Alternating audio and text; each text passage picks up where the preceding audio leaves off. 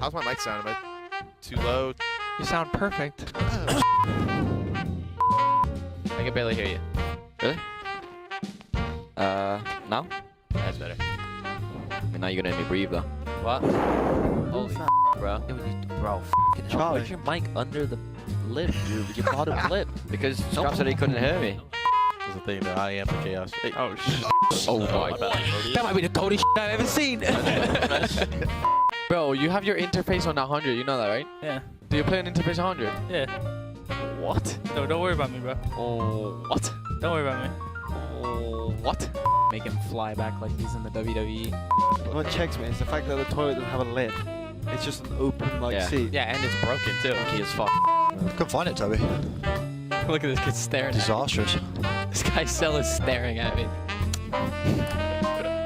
He's not blowing me a kiss back. Who? So. Oh, that's a long smooch. That's a good old long smooch right there. Yeah, this kid's so fucking psychopath. He's just staring at you the whole time. Staring at me the whole time. Blow him a kiss. I'll check him. I keep blowing him kisses. Dude. Dixie and Nate said I was a smooch. Wow, you guys are good teammates over there. Like apples and banana. You ever hear that song? I never heard I think a Boy Scouts campfire song. CAMPFRSONG song. Huh? Never heard that song? What? CAMPFRSONG song. You don't help if you just sing along. Dun, dun, Some Phineas and Ferb. It's SpongeBob. It's SpongeBob. You just spelled campfire wrong, bro. CAMPFIRE. CAMPFIRE. what the hell are you even saying there, bub? Tonight, that today's gonna be a good day. That today's gonna be a good day.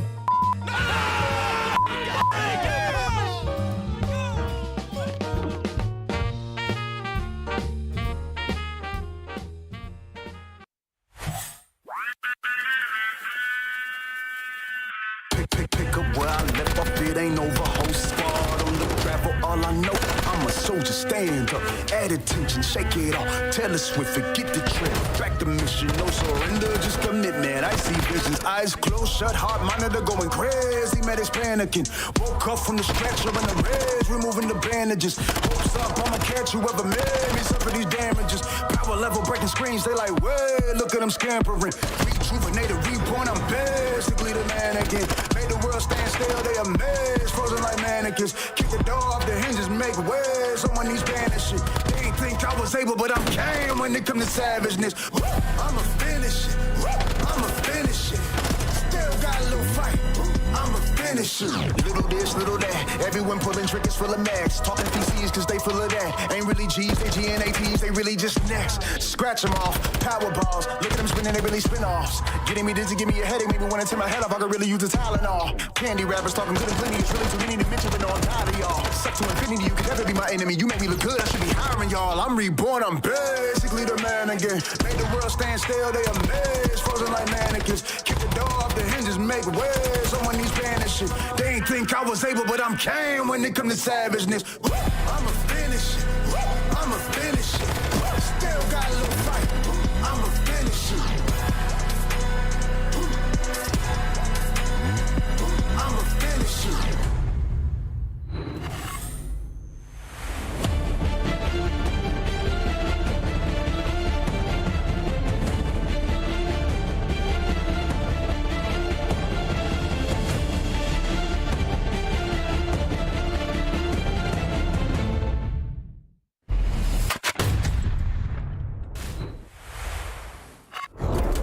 Exciting events of all time. They ain't ready for you. They ain't ready for you.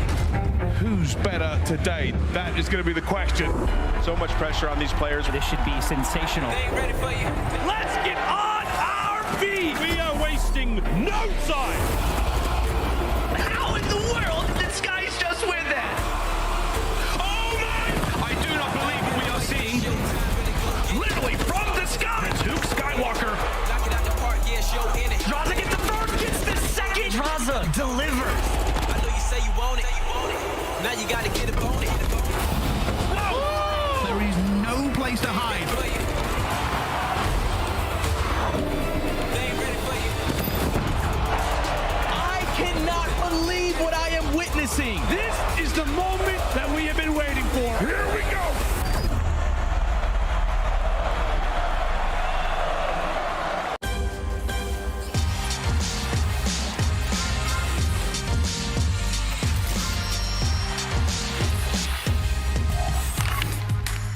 Headquarters are open. What's up, everybody? Welcome in. Puckett alongside Alley Cat and Nameless, and we have just 8 online days remaining. 2 tournaments before 2023 is over here at the Call of Duty League. That's insane. I say it every day now. I'm like, hey guys, we only have like 8 more days left, 9 more days left. But the fact that we're actually here, it's a little melancholy, but I'm excited for Major 5. Yeah, today is going to be a special day, especially if you are a Minnesota Røkkr fan, because once again, the Røkkr are hosting a home series, and they have a doubleheader for everyone who is heading out to St. Paul, Minnesota. Let's take a look at what's going down live right now. We've got the London Royal Ravens gearing up on stage to take on the Røkkr in our first matchup of the day. Everyone's starting to file in there to the facility. Yeah, this is going to be an epic day. I mean, you talk about this Minnesota Røkkr team. They're doing some of the best activations across our CDL franchises. They have a live event atmosphere right now. We got Miles over there. It's pretty lit. The fans are loading on in, and the Royal Ravens are ready to go. And why is this an important day for Minnesota? Well, you are currently holding the door at 8th place. Only the top 8 will be playing for the Call of Duty Championship in June. They are fending off Legion by 2 games right now, and both teams are in action tonight. Let's take a live look, though, at Minnesota and what is going down with this squad. Nameless, if you haven't been tuning in to the Røkkr, what do the fans need to know about this squad? Yeah, so this is a squad that made a roster change. They bring in a Challengers player named Fame in for a world champion in Attach. Attach is now on the bench, and what that has done for this team has been great so far. We saw they had a decent online split, winning both their matches in front of their home crowd. Then they go to LAN, and they pull off a couple of big wins, especially that reverse sweep versus the Seattle Surge. I feel like that was the match where now they're confident to continue and improve. Their game's looking a lot better. It's going to be a fun game. Number 1 against London Royal Ravens. You smoked them the last time you matched up. The second series, though, for Minnesota could get a little bit difficult because they have to play against Boston Breach, the team that is 1 spot ahead of them in the standings. Let's talk about the land buff, though. Do you think it's in their favor again tonight, Allie? Absolutely. And, you know, and I hate that we have to kind of compare the home series to online qualifiers, because I will say it did help them as well during Major 4 when they pulled off the ultimate reverse sweep against Seattle Surge. So this is obviously a team that does better on local area network.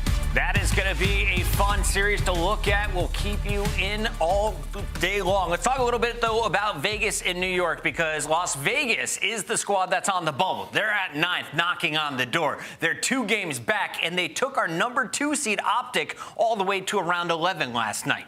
So Vegas, are they a real threat against the Subliners today, Allie? I think they're definitely a real threat. The thing is, though, with Vegas Legion going up against the New York Subliners, they have also slowly been getting better and back to form. I feel like at Major 4, they took us all by surprise, placing top 4, fighting their way through, and their first matchup was against the Vegas Legion. So this is maybe a little bit of a redemption match for them, because they got 3-0 smoked when these 2 teams matched up.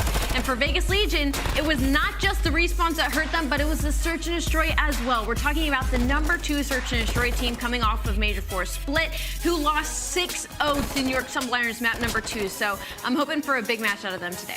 Yeah, you know, all season long, this has been a very tough matchup for the Vegas Legion. Their 0-3 series count. Temp has been getting smoked against them. I talked to him a little bit about it. Something about the AR matchup against these guys. You know, New York always gives them problems, and I think it's because of the map set. Both these guys like to play the same exact hard points. I mean, you're talking about Mercado, Embassy, Hotel. These are maps that New York are extremely comfortable on, especially going up against the Vegas Legion. So they have the edge there. And when you think about control, they have to play a CeeLo, right? Because Expo is going to get thrown out of the window. And now New York is comfortable there, and they just 3-0'd Vegas on that map. So map pool-wise, New York has the edge. We're just going to need to see some crazy performances individually on the side of the Vegas Legion. Now, last matchup was 420. This is now almost 2 weeks, 3 weeks later. Is it a different Vegas squad today? Is it the same maps? Is it the same series? Because I have a feeling we're going to see a similar performance from the ARs from the Subliners. I think it made a great point, the fact that we're probably going to see some of the more similar map sets. I think the biggest problem when it comes to this matchup is just kind of the player caliber on either sides. I mean, we're talking about the New York Subliners. I mean, it's a bit of a team diff. I mean, star-studded roster. They have one of the best SMGs in the game on HyDra.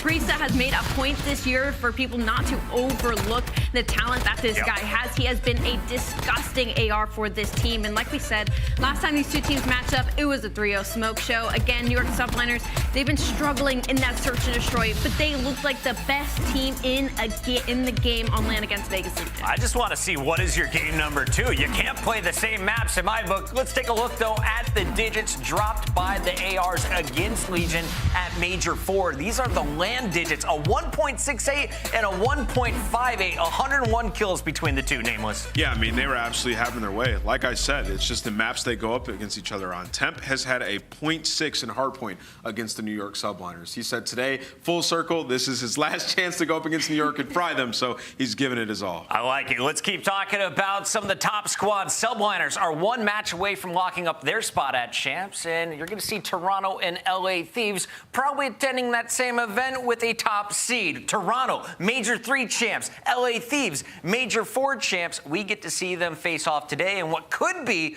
a preview of our winter final or maybe even grand final up in Toronto, Allie. I completely agree with you. This is going to be a banger of the matchup to end out the day. Toronto Ultra, again, they had a very, very struggling qualifier. They started in that elimination bracket, aren't able to pull it all the way through, but they're going up against the LA Thieves, our most recent champions, our world champs, defending still, heading in after Major number 5. So when it comes to Toronto Ultra, I think this is kind of a prove-it point for them. We saw them yesterday go up against the Seattle Surge, and it was just dominance across the board, right? It's the Toronto Ultra that we expected to see after their Major 3 wins. So I think they're trying to hit form here, heading into their home Major. They kind of have to. Yeah, I mean, this series, these are 2 of the top 3 hardcore teams that we have in the game. And when you talk about Toronto Ultra versus LA Thieves, matchup-wise, like, LA Thieves have been playing a lot of HyDra, right? And they've been dominating on the map. I think it's like 8 in a row that they've won now. I think Toronto's comfortable taking them there, right? So this could be a very highly contested series back and forth. The edge right now, obviously you're going to give it to the champs, which is the LA Thieves. But I will say, from the Toronto Ultra, the search and destroy that I saw yesterday, how good they looked in that game mode, and the dominance from the ARs, I have Toronto taking the series. Woo!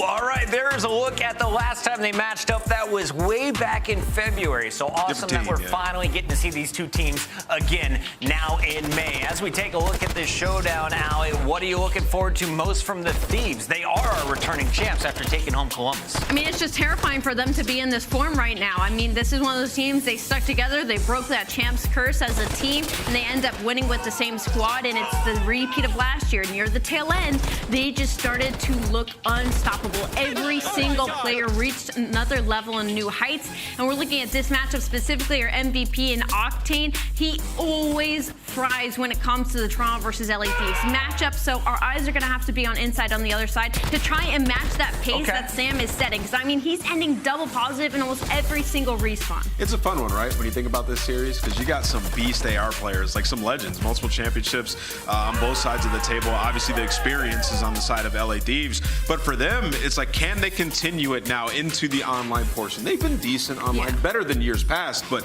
going up against Toronto and the performance they put on yesterday, it's a tall task. There you see them raising the trophy. That was just 2 weeks ago. They took down Røkkr, Atlanta FaZe, and OpTic twice on their way to the Major 4 title. Tonight, they start off their first match of the Major 5 qualifiers against our Major 3 champs. Taking a look at the schedule for the day, 4 matches. Allie, I'm looking at that 6 o'clock. You got number 8 versus number 7 with Røkkr taking on Breach. What else are you excited for today? I was going to echo you in the fact that that's definitely the most exciting of the day, but I don't think we should sleep on that Vegas Legion New York match either. There you go. Big matches all day long, and it starts right now. If you haven't already, smash that follow button and subscribe. We are live, and match number 1 is kicking off from St. Paul, Minnesota. It's Røkkr taking on the London Royal Ravens when we come back.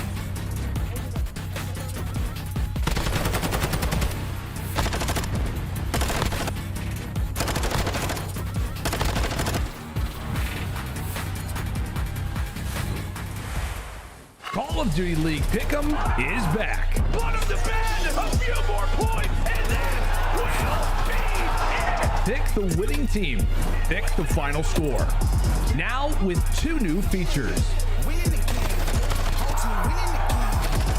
Fan Insights are here to give you real-time intel. Feeling good about a pick? We now have double boost points and point matches. Bonus picks, extra points to rank you up on the leaderboard. So as you get hyped for the weekend, pick, watch, win. Ooh, it's getting good.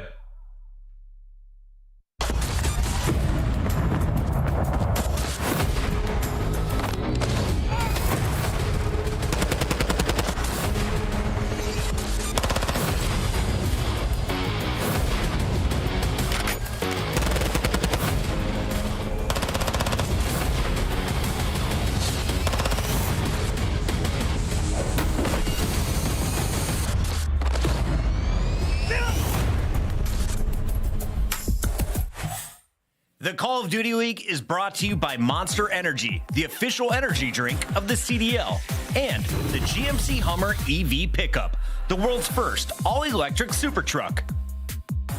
Upgrade your game with the Scuff, the official controller of the Call of Duty League.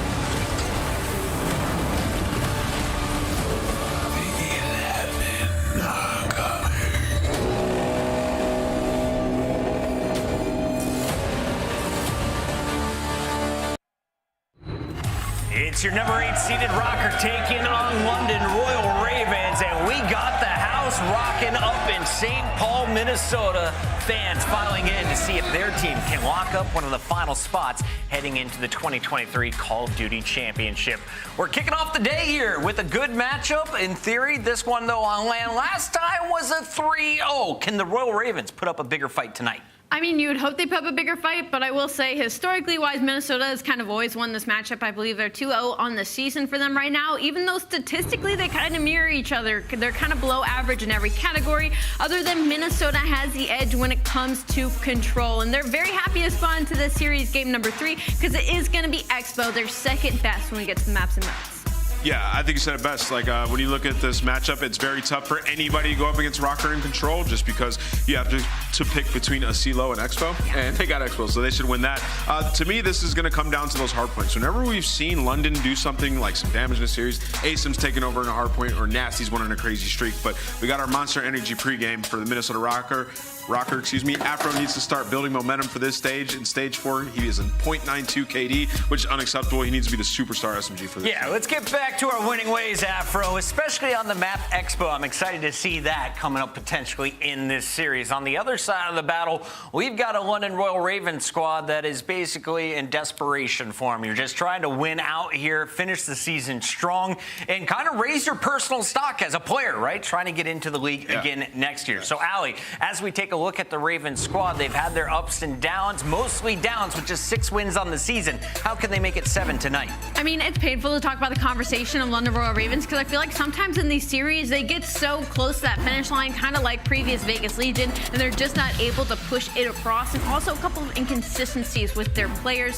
When it comes to the series against Minnesota, I think they just need to capitalize early in the series once we do get to those maps and modes. But first, the Monster Energy pre-games that we got to get through. I mean, find some rhythm on land, their own 5 in land matches this year, and help each other get kills. They're the lowest team KD in the stage at 0.89. I think what that kind of comes off of is they lack more selfish players outside of Asim. I feel like this is a very slow team overall. A lot of posted up players, while Asim is kind of just going rogue, trying to relieve pressure on the map. Well, I don't know if you guys all follow Scrapz or not, but after the event, he let out a tweet saying people weren't trying in practice, they weren't giving it their best effort, and basically like, don't talk trash to the coaches because the team wasn't even trying. So I hope they fix that issue, right? Because that's a bad one. If you guys aren't even getting on it and trying in your practice, you're not going to find success. So I guess we'll learn right away by the vibes after this map 1. Vibes could be riding high for one of these teams at the end of this series, and I have a feeling that the home crowd might help the purple team pull off the first W of the night. We've got Røkkr here kicking things off here in just a moment. Let's go live over to St. Paul and see what's going down inside the venue. I mean, I want to know if I can take that home. I mean, that is dope. That huge thing there in the middle of the stage is the Minnesota Røkkr logo, but I guess They're Here they walking come. them out? Here's Cammy. Okay. Sure. Next up, he's a rookie guess we're looking to talking make a through this. statement. You know his name. Give it up for FaZe.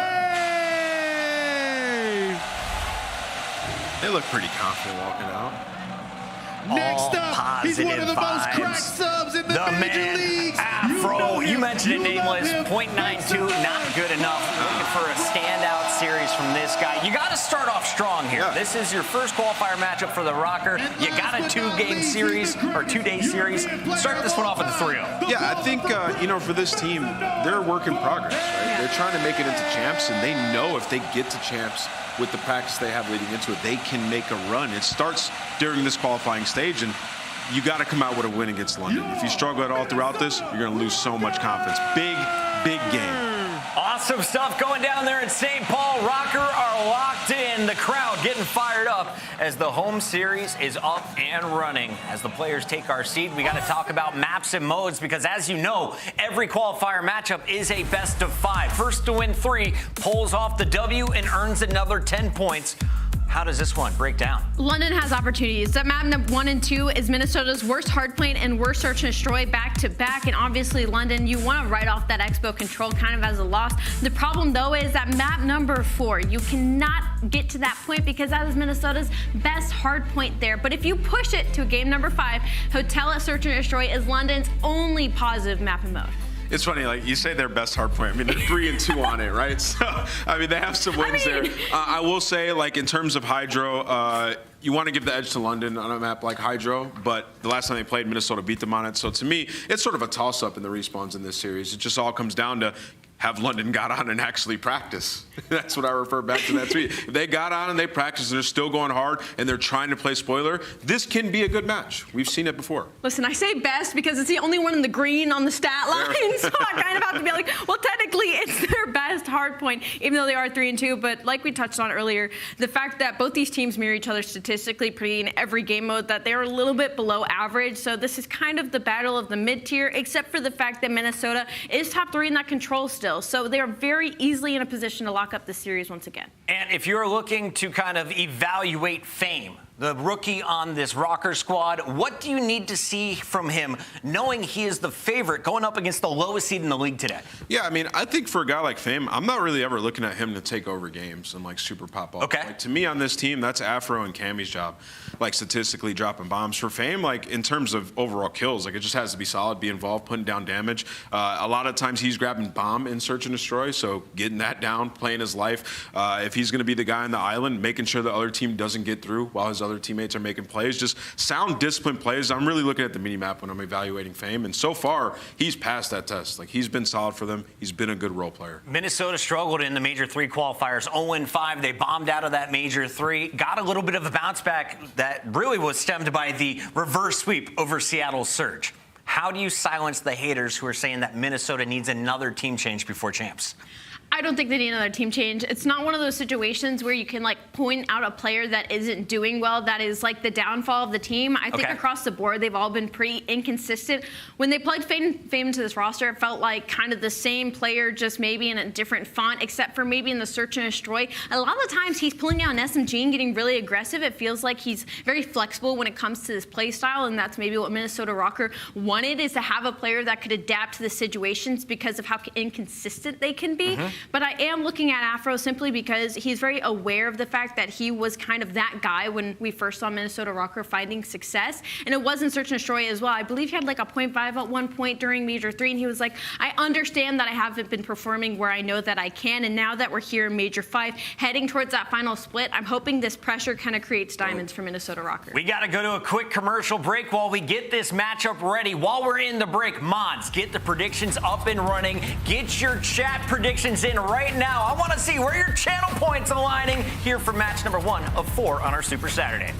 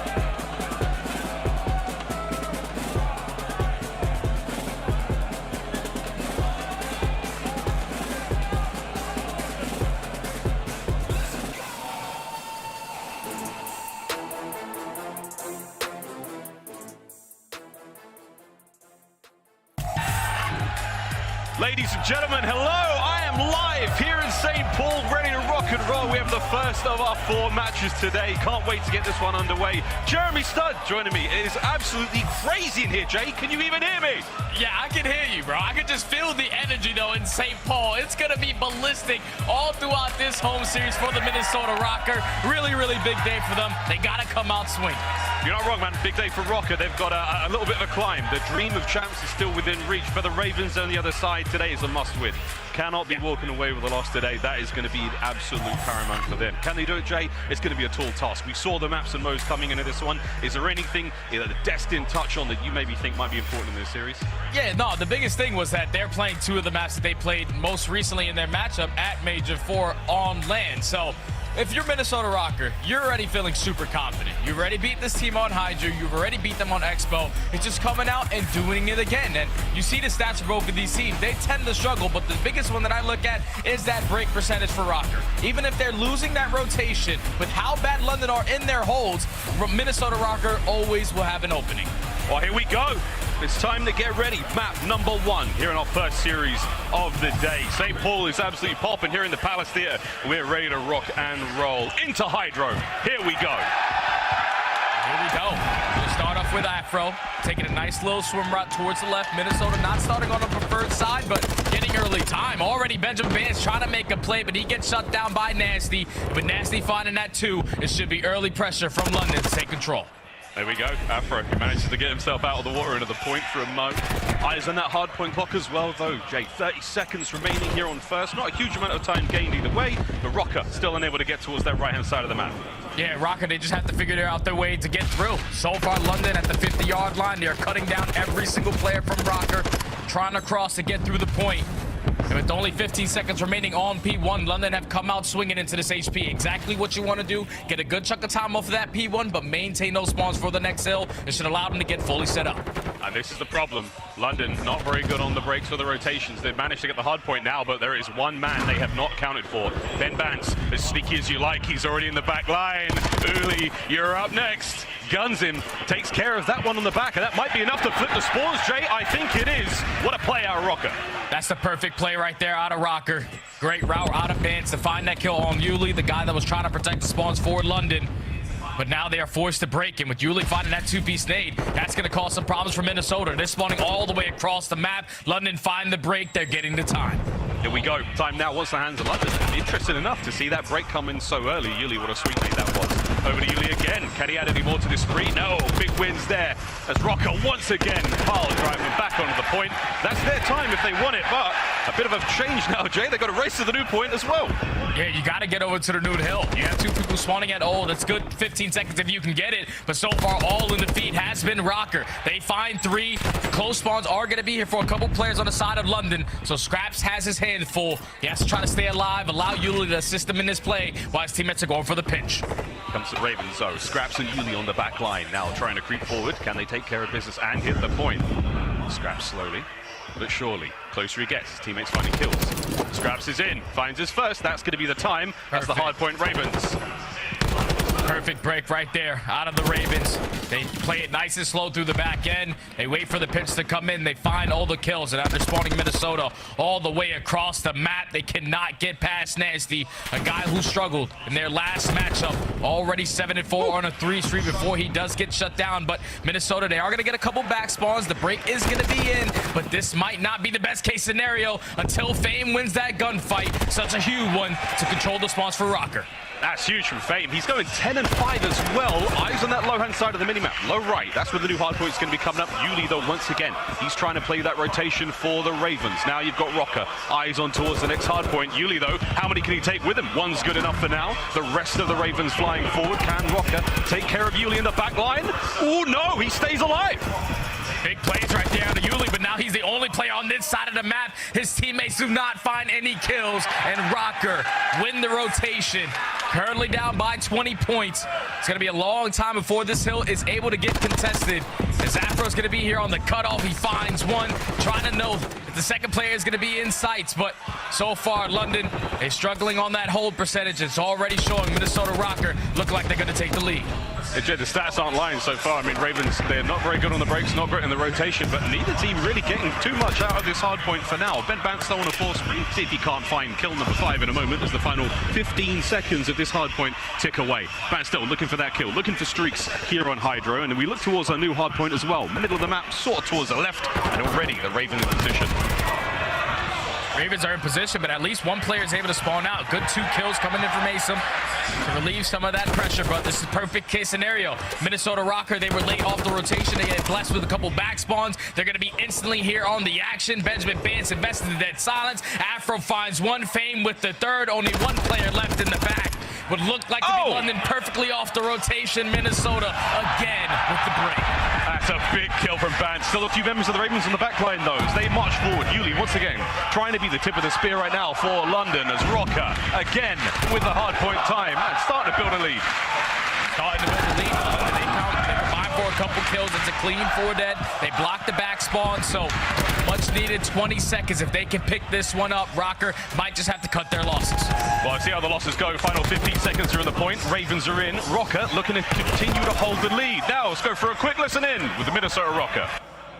Last guy Yuli, right? I don't see anything new. They were good, they were good. One more, we get on time. I got hold. I'm playing on time. Nice, good shit, Ben. Nice, Ben. One guy should be playing P5 on me. One guy should be playing P5 on me. Last guy's out of pipes. Last guy out of pipes. Yeah, one guy deep. Nastie's God Rock. P5 God Rock. Going into large. Cam. I ran in low P3, boys. Low P3, Yuli. Go on top P3 window, I think, or low door. Nastie dead. It's Asim. No, so Yuli. Hold on. Yeah, clip on me. And one guy top. I got the whole boys. Top. I'll get time. I'm still in mid, boys. Yeah, one shot, Cam. He's got hit middle. I'm giving up left. Cam. Yeah, he's close side. Get off the spawn, please. I'm 1 shot at time. I got naded. It's Asim. Yeah, he's had war. He's mid-cut war, sir, okay? Asim and Nastie. One guy sandbags. For Nastie. Yeah, I'm spawning P2. He's back sandbags on all. Yeah. Yo, home right. Who's done home right? P2 water. Home right. One's on all. Yeah. Left side all, on the barrel. What you mean, like front side time on me? Yeah. Okay, keep on right. The top blue got me. Look for Asim. One's out on me, Cam. Oh, now. Let's see, load them open. Yeah. I spawned out. Absolute, bro. They go back. Two at the back. Play in front. And then one mid-cut cutting. Mid-cut, he's going to be stacked blue. Yeah. Fantastic energy there from Minnesota Røkkr in the listening. This time round, JP1 all good. Looking towards that P2 side as well. And your boy Cammy holding it down. The Ravens with the back spawns though. This so far might be the turning point in the game. Minnesota Røkkr were in control of P1 the entire time. They're getting about 30 seconds already at P2, and with London spawning towards the back, they have to find a break because they're not going to win that rotation towards next. And Minnesota, they still have bodies here. They still know where the pressure is, as Cammy's able to find 2. Afro with the third, all 4 down. No way! How did he pick up those 2? The Ravens still in the back. They are trapped. Can Cammy do it again? Will Lightning strike twice? Asim can't stop him! The time's still going as Røkkr firmly in control here on HyDra. And this is the turning point of the game.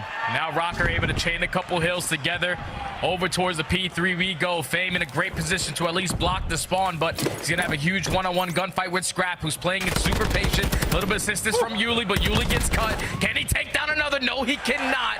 So with 3 dead in the feed, only 1 player left in the point, Bance has to try to make plays because his teammates are all the way across the map. Hold it down. But he knew what Cammy did a moment ago. No, here come the Ravens. Nastie finds himself 2. They've got themselves the hard point. London need this sorely. 30+ seconds remaining here on the inside of pipes. The Ravens have got it. Looking towards that low right-hand side of the minimap as well, though. If they can get that rotation, they've set themselves up to really get back into this one start. It's going to be a tough, difficult march across HyDra. Yeah, definitely is going to be a tough, difficult situation, but Minnesota, with a couple players dropping, you get a couple players to spawn a wall all the way across the map, so London might have found an opportunity. Scrapz in a great position to at least open up a lane, but he gets shut down by Fame. So Røkkr, they decide to chalk up 30 seconds. They're going to be able to set up properly for this P4. Currently a 40-point game, so they're going to grow because London are nowhere close to the hill. Yeah, they're going to still. That journey is not over yet. Afro winning a big one from down low. As the crowd here in St. Paul loving every minute of this Røkkr lead, and they've still got it. And Scrapz finding him from upstairs. Now he comes to ruins.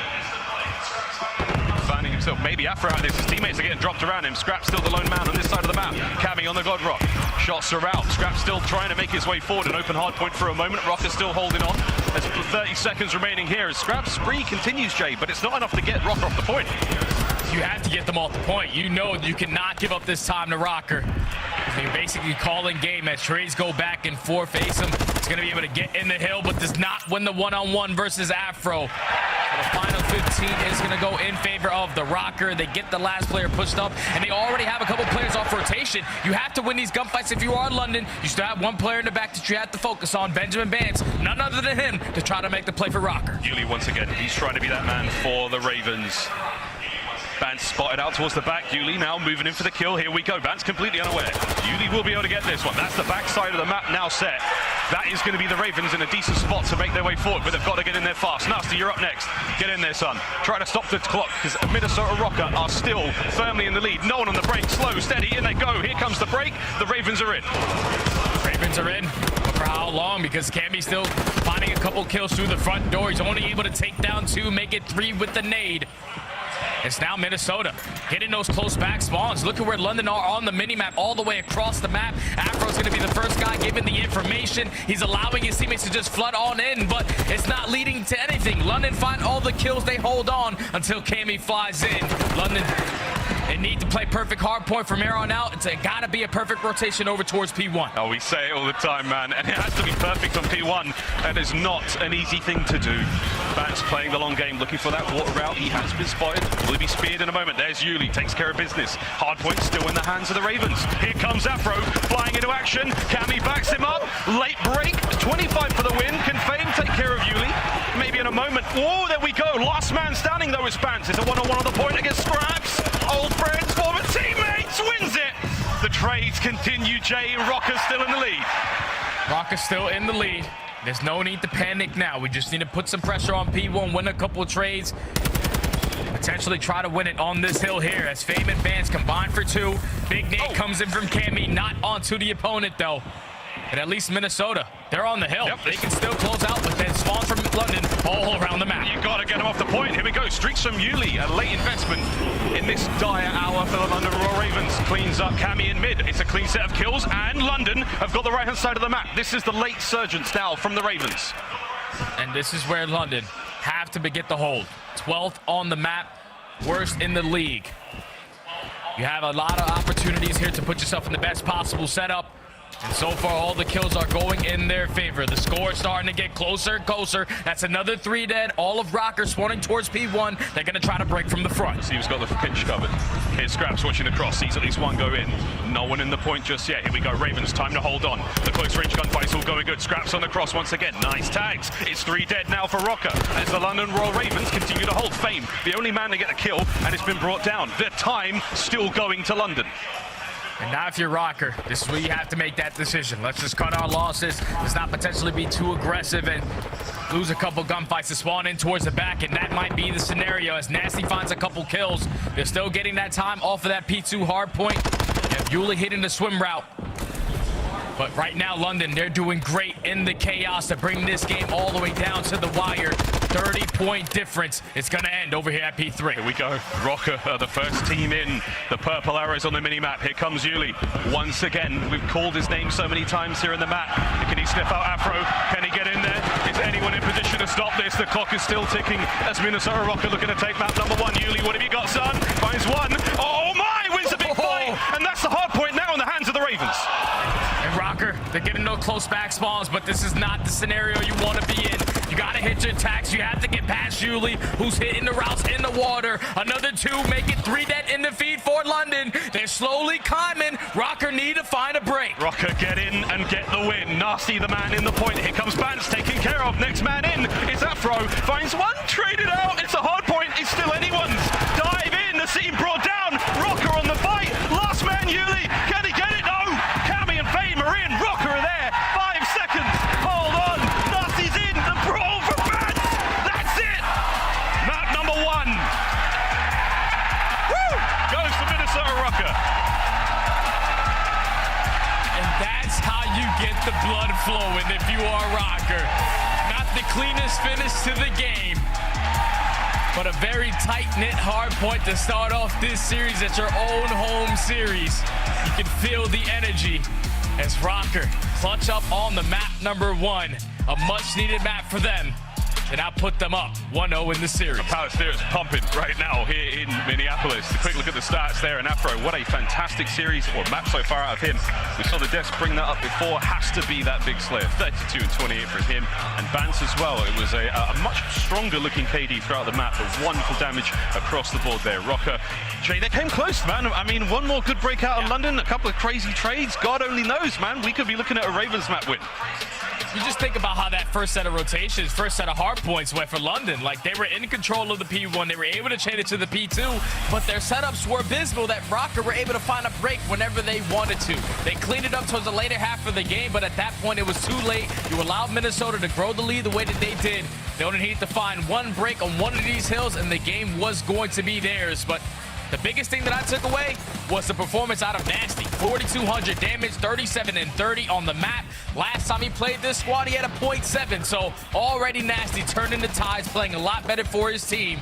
And it showed in that map number 1, even though they didn't pull out the W. Yeah, great looks individually. We'll see if you can translate that to some success in the Search and Destroy coming up in just a moment. But these highlights, though, a lot of fun. Those battles, Jay, towards the sort of the backside. We call it the spawns here on HyDra. How important that is to fight over. It was Yuli, it was Bance, those guys going toe-to-toe so many times, man. Those incredibly important 1v1s. Yeah, those are the biggest 1v1s. You usually don't find yourself in a position with an SMG to be the guy sitting back God Rock. Like, because you're usually not going to find yourself winning a couple of those gunfights because all those gunfights are usually ARs. But when you have the playmakers on both squads, Yuli doing it with the SMG, Bance obviously doing it with whatever the hell he has in his hand, those are the battles that are going to be able to win your games. And with Bance winning a couple more of those one-on-one engagements, that eventually is released to the map 1 victory. Well, there we go. We saw a tale of two teams there. The nervous tension from Afro. Relief that they managed to walk away with the win there. 250, 227 there on HyDra, map number 1. We now go to Search and Destroy on Mercado Las Almas. And Jay, that Expo control as well. We will see that no matter what. The last time these two teams went up against each other, it was a blowout from Røkkr. Surely not the same again, right? I mean, you run it back against a team, you learn a lot. Everything goes differently, right? Yeah, it has to, right? Like, you knew exactly what you did wrong last time, and you got outslayed by 17, and you just went 4 dead a couple times, and once you go 4 dead in control, all you got to do is stack the point, and the round is basically yours. So Minnesota came up with the perfect game plan in that control. But that's all the way game number 3. Now the focus is on the game 2, where London have to respond by taking this Search and Destroy. The biggest thing when it comes to Minnesota Røkkr in S&D specifically is whenever they usually get first blooded, they are terrible at winning in the 3v4 situation. So that's something that you have to try to capitalize on if you are the Ravens. We'll see if London can pull out a much-needed equalizer here in the series. We are still playing for a run to champs. Not going to be an easy thing to do for the Ravens. They basically have to win every single series and the next major outright, but it is not impossible. It'd be something to watch. Here we go, though. Almost ready to rock and roll into our Mercado. Before we do that, though, we're going to get some tweets out. And what do you know? Attach, the co-stream is live. He is here in the Palace Theatre with us. Lugnuts made it to the Røkkr Home Series. Wim's here. Oh, it's me! That's weird. Oh, there he is. Exciting stuff, though. So we've got a lot of love here, of course. Epiphany here, having a good time as well. Tweets are on screen. We hope you're enjoying yourselves back home, because I tell you what, here in Minnesota, it is rocking. Pun intended. Can't even imagine the energy right now in that building. Got the home team in front of you. The crowd is full. A very close map, number 1 hard point. I'm excited to, because remember, Røkkr got 2 matches today. That was only map 1, and the energy's out of this world. I can hear it through Miles' mic. It's time to get into this game 2, Search and Destroy. Mercado S&D. It's not really a good one for either one of these squads, but at least for the Minnesota Røkkr squad, ever since the roster changed with Fame, they are 1-1 on this map. I was going to say, if it's not great for the team, that just means it's going to be great for us to watch. These two teams are going to be slugging at one another. Also, shout out to the one guy in the crowd wearing the New York Subliner jersey. We can see you so clearly on broadcast. I love it. That matchup coming on later today against the Las Vegas Legion. More on that as we get to it. But here we go now to map number 2, Search and Destroy. The nades are out. Here come the... Whoa, wait a minute. That was close. Yeah, that was almost a 4-piece right off the rip. Shout out to the OpTic van, but Everyone has flak. Everybody's able to stay alive, slow and steady on the attacking ground for London. You know that they don't have any trophy systems to work with, but they allowed Minnesota to take so much map control. London are basically still in their spawn. You have to get some kind of info. 2 snipes on either side. Oh, and I do think we're going to pump the brakes here, guys. We're going to restart this one. I would have loved to have seen, Jay, if that van had killed everyone on Røkkr, we would have called it what? The Raven van? Like the London van or the London car or something? Wow. That'd have been a first. Probably the Røkkr van, bro. Like, Ravens didn't really do anything in that situation. I'm pretty sure someone all spawned right there for Røkkr, hit Cammy in the back of the head with a frag, and unfortunately it bounced back and hit the van. But thankfully, we did not have to end up on Twitter nice and early into the search and destroy. Gonna hit the reset, and it really threw me off. I knew there was something off about that round number 1, because when you're the attacking team, no trophies to work with, you instantly are pushing towards green. That wasn't the case, so let's hit the reset. Let's hit the quick reset. And the crowds enjoyed themselves here. We thank you all for coming. What a fun time this has been already. We're only 1 map down in this series. As the Ravens looking to make a bounce back here. A slight issue on stage is getting resolved ASAP. In the meantime, we are in a sea of purple. I'm still looking. I can see the Subliners guy. Yeah. Just keeping it. There he is. There's the Subliners guy. Guy standing out. I love that. Almost ready to get back into map number 2 here. As yeah, it really is amazing. Amazing time out here in St. Paul. This Palace Theatre is popping. Let's go back to the search and destroy for the folks at home who aren't reveling in the energy. It's going to be a tough one, man. Maybe the team too good at this. Search and destroy. I mean, late in the year, we're seeing a lot of change in strategy. We're seeing weird nade spots, different bomb plant positions. Are you expecting anything now? We're going to save that for the major. I think you definitely save that for the major, but for a team like London, you have to come out and try to get every win that you possibly can. So it might be time to go for a couple of those weird wall bangs. Hopefully some spots that we have yet to see. But I think if you are London in this situation, when it comes to search and destroy versus Røkkr, the people that you need to shut down is the SMGs, the playmakers. Because last time it was Bance and Afro with both 1.5s in the S&D just absolutely took over. So Asim, a guy who can do it for the Ravens, he's going to have his hands full with both of those guys on Røkkr. Here we go. Take number 2. Ladies and gentlemen, into the search and destroy we go. Now don't forget, Major 5 tickets are still on sale over in Toronto. It's going to be a good time, May 25th to the 28th. Major 5. Last time we were in Toronto, it was one hell of a show, and I have no doubt this one will be very, very exciting as well. Eyes on those teams later today. Toronto, of course, will be playing a little bit later on. But until then, time to get through Røkkr versus Ravens. Map number 2. Here we go. Back to the same strat. Hopefully, Røkkr don't hit Cammy in the back of the head with a nade. Oh! They line them all up. Oh! Marcus both for both the snipers, and still going to be a battle, but that's going to be FaZe getting that first blood, letting a whole lot of pressure towards A. Oh, and can Bance get one of these? Asim guns him all down to Cammy, and the round is over. What a weird opening gambit with the snipes, man. I mean, I think, what, 4 shots were fired, 2 hit, loads of hit markers? Woo, crazy start. Back and forth hit markers, even with London getting first blooded. Asim, the playmaker, super aggressive through mid-tunnel. He's able to find 3 on the round and secure the first one for the Ravens. Play call now as we swap sides. Røkkr will be attacking this time round. Let's see if the Ravens can pull up the same kind of magic on defense. Bance with bomb in hand. Cammy still with that snipe. Eyes towards mid. I don't think anyone's going to be home this time. No one's going to be in the line of sights for Cammy. The rest of his teammates are going to be super aggressive towards green, but it's going to be a 3-on-3 battle. This left side of your mini-map. Asim with another first blood. Already finds second on the round. 3 down. Last player up is Cammy, 1v2. What are these rounds? Asim has cut Røkkr in half again. Can Cammy find anything with the snipe, though? That's the question. We've been in tougher spots than this in 1v2. Scrapz, he's shown his position. Cammy spotted him out. Will Asim be able to get streaks on the round, Jay? What a crazy Mikado already. Super fast rounds, but still in a manageable position. If you are Cammy, you were able to pick up that bomb from mid-tunnel. Both the players from London all the way across the map. 1v2 with dead silence in his back pocket. Scrapz and Asim. It's got to be 2v1 chow. It's aggressive. It's aggressive. And it's done. Asim catches him out, and that is going to be it. That bomb will be defused, the dead silence will be wasted, and Asim gets himself his 6th kill in a row. What a start from the young phenom there on the Ravens. 2-0. 2 back-to-back rounds, finding 3. He does it in the first with the Vazdev, does it in the second with the TAC. Makes the adjustments early on to earn himself that cruise missile. Now, if you are Røkkr, strategy has to be completely different. Can't play over towards hedges. Gotta make sure you play tight. It's all about shutting down this pressure over towards green, because so far that's where Asim has been able to shut it down. Dude, he is just unkillable. He has found 6-2. Oh, no way! It's 3 for Bance. You don't see it often. I can't believe it. All down to Nastie. All down to Nastie. 1v4. Another nade, making a car bomb. Everyone dies to explosions that round. We got a replay. Minnesota's on his feet. Oh no, they were shoulder to shoulder, and here comes a gift. The trophy was a fraction of a second too late. Wow.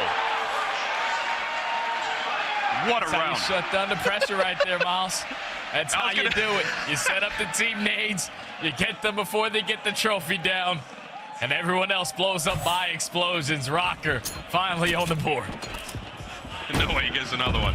Just enough though for Minnesota to get on the board like that. Røkkr attacking again, and it looks like a heavier hit. Afro, first man in. Damage dealt, not enough to get the kill, and there's Yuli. Brilliant work out of the Ravens. A nice 1-2 hit, they take first blood. Now, Bance the only guy. Minnesota potentially make a play, but Cammy's able to find one through the middle of the map, and already the play call is in. I have the cross. Everyone else is on the left side of the map. Let's rotate over towards B and try to get this bomb down. As Cammy's getting all the information, so it's going to be a battle in towards 10. Got the blood pumping, baby. The snake's flowing there through mid. He's got a lot of info. 50 seconds now to go. That bomb. Closer and closer we go to the side for Scrapz. It's here! Catches him out. That's going to be killed him before, and we're there for Bance. Takes down Scrap. Down to 3v2. You know someone is waiting to strike. You still have that dead silence halfway. The nade comes in. You get him one shot. Bomb does not get planted. But at least Asim is able to find one. Yuli left into 1v2. The very best he possibly could now to Yuli. Can he pick up what a seam left off for him? Bomb planted. Yuli's got to go big. No dead silence now as he creeps his way forward. Røkkr playing this very, very tight indeed. Ah, yes, the sneakiest of door plants. 35 seconds on the clock. No way. Yuli hits the ninja on this one. He has to kill both those players and defuse the bomb. Good luck, mate. He's clearing a lot of ground, though. Trying to get the information on how they're setting up, but not an easy gunfight to challenge towards bottom 10. As Cammy's able to clutch up on the round. Gets all the info for his team to hit the rotation. And eventually they get it down to clutch up in the 2v1. Tie the game up at 2. Minnesota Røkkr already showing the adjustments in the S&D. And you called it. They had to bring a different look. We saw that, you know, a couple of nades out towards A. You run over to B straight away. Lovely adaptations there from Røkkr. Now over to Ravens once again. First 2 rounds were so decisive. Again, Asim being the man there. 7-2 overall. He was the deciding factor. Oh dear, Nastie Steve manages to slip the net, takes care of Afro. Oh, Scrapz lands a peach as well. Everyone is throwing rocks tonight. All down to Bance in the 1v4. And it's all done. It's all done. Another explosive round. This time it goes in favor of London.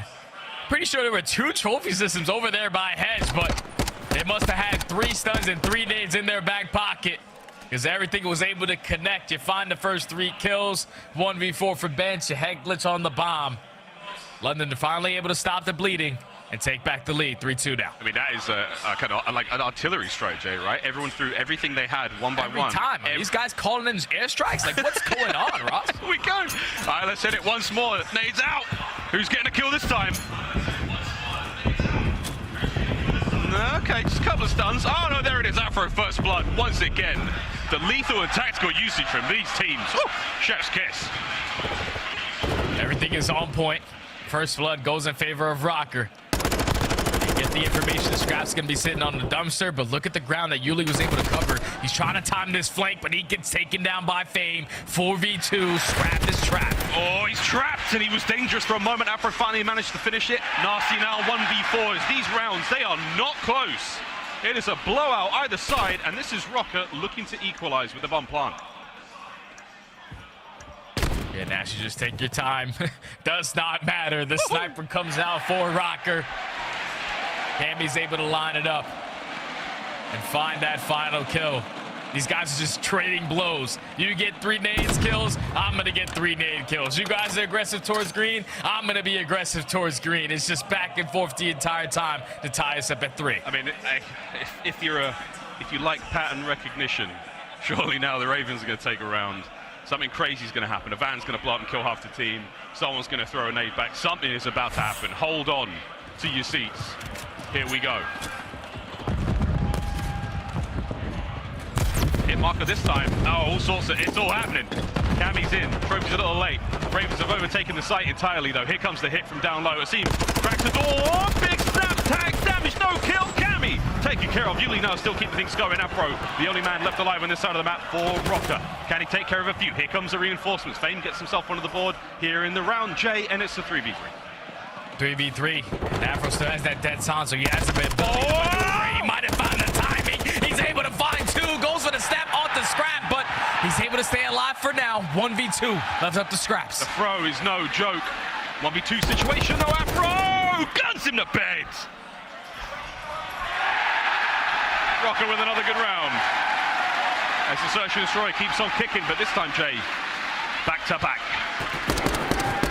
It wasn't on the nades, it wasn't on the stuns, it was all on the gunny that round.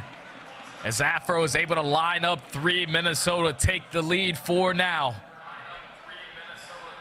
And now with them playing the way that they are, I think you go back to that strategy. With Cammy watching over the map, you probably send a couple players through tunnel, but try to play over towards B, because London every single round so far have been stacking over towards Hedge.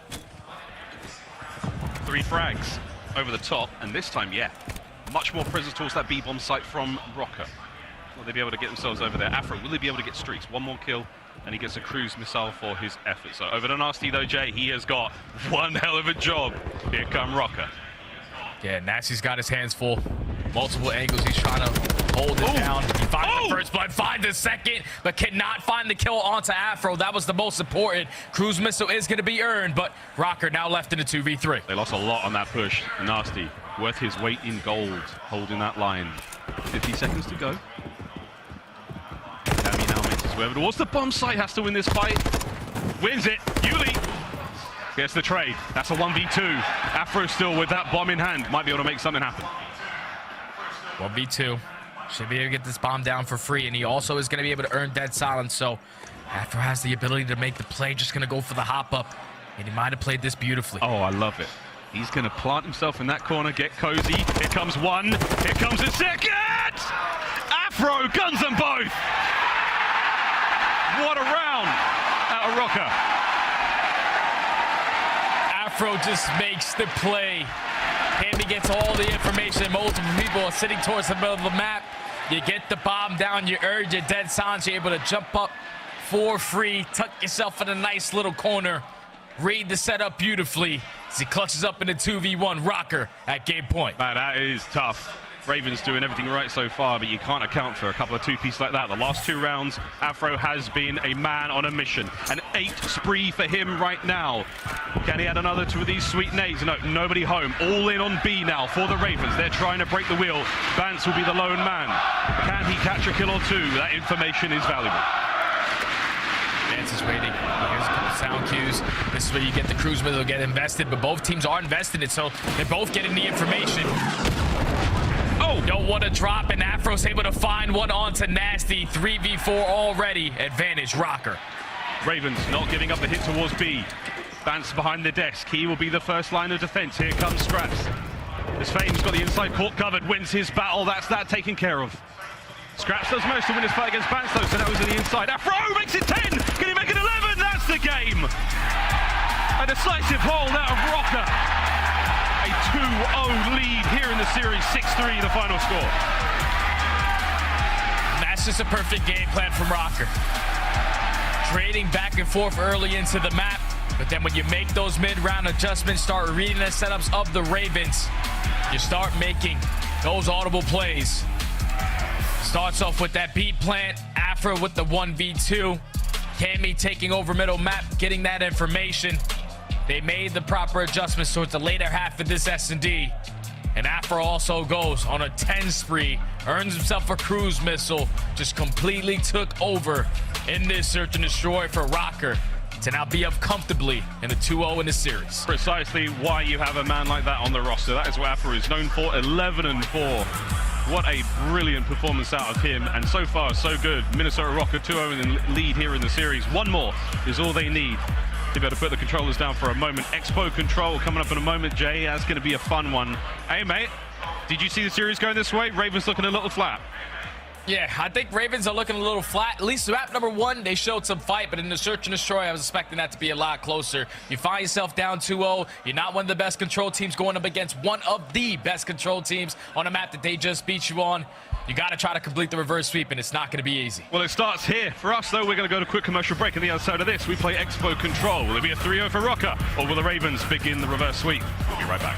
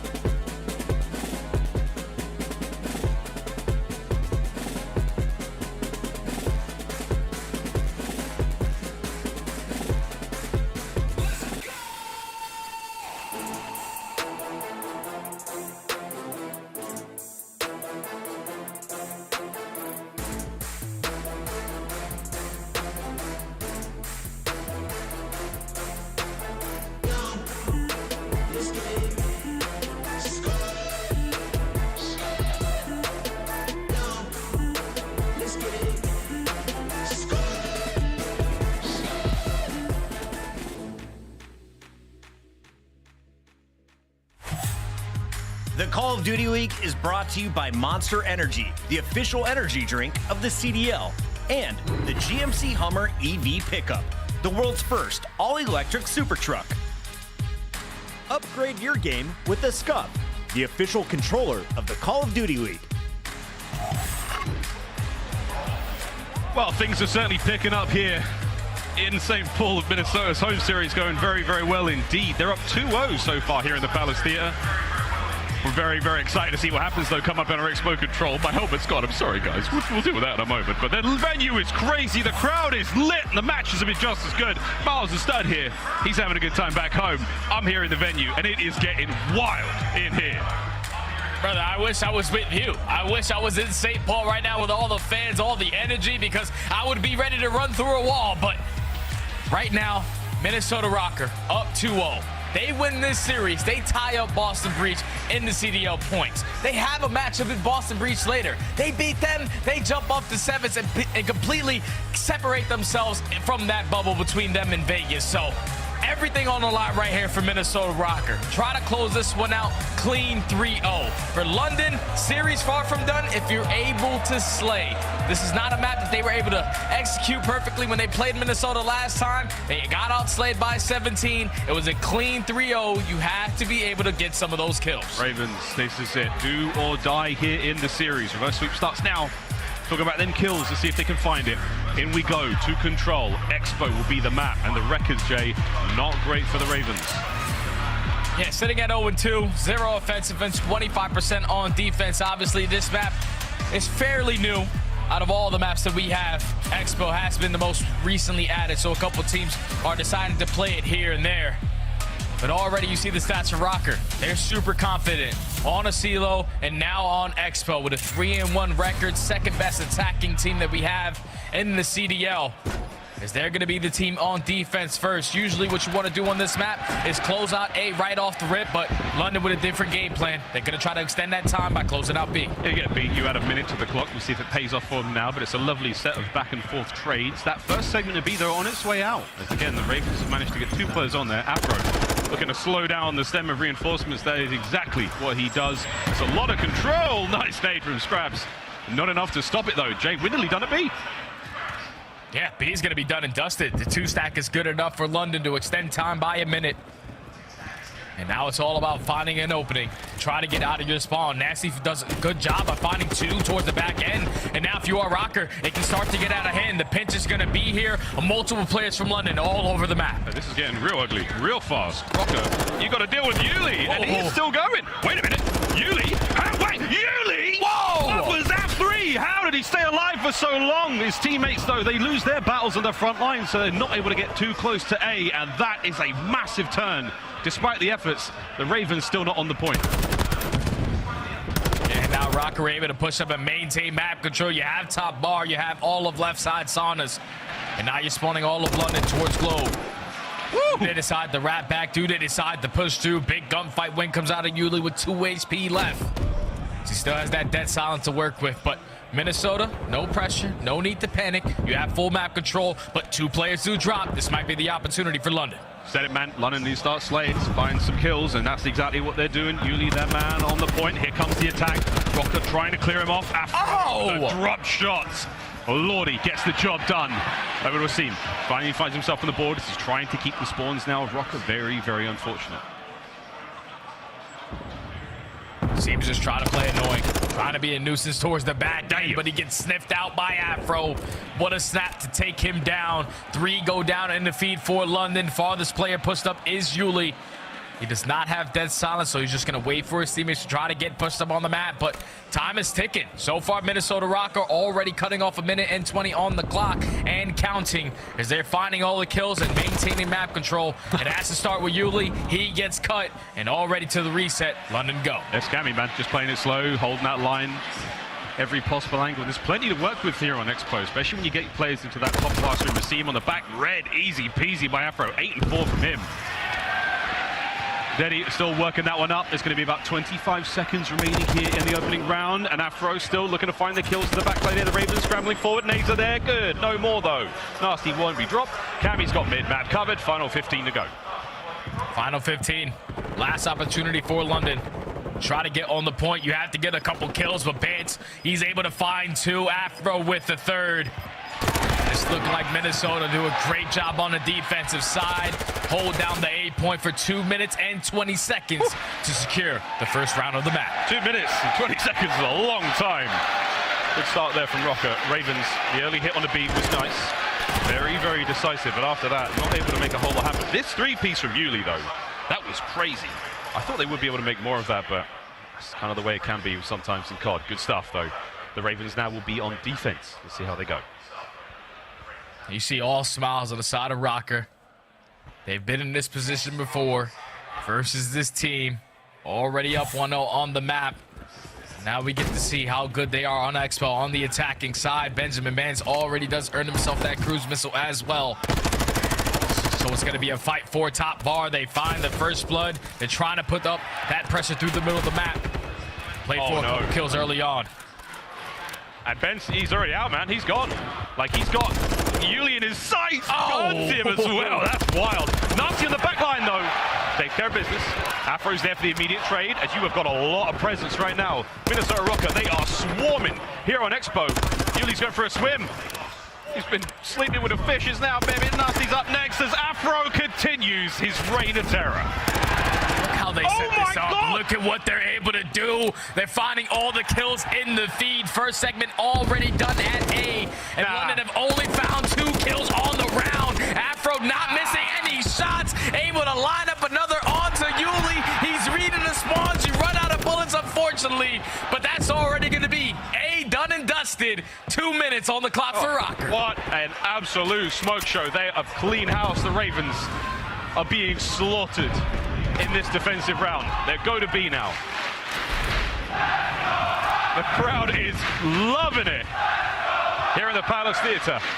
Will they love this attacking hit, though, as the Ravens, 1 man left on the stage, and it's Scrapz. Nastie with a nice win on the inside. This point is still very, very safe, unless Afro can find another set of insane kills.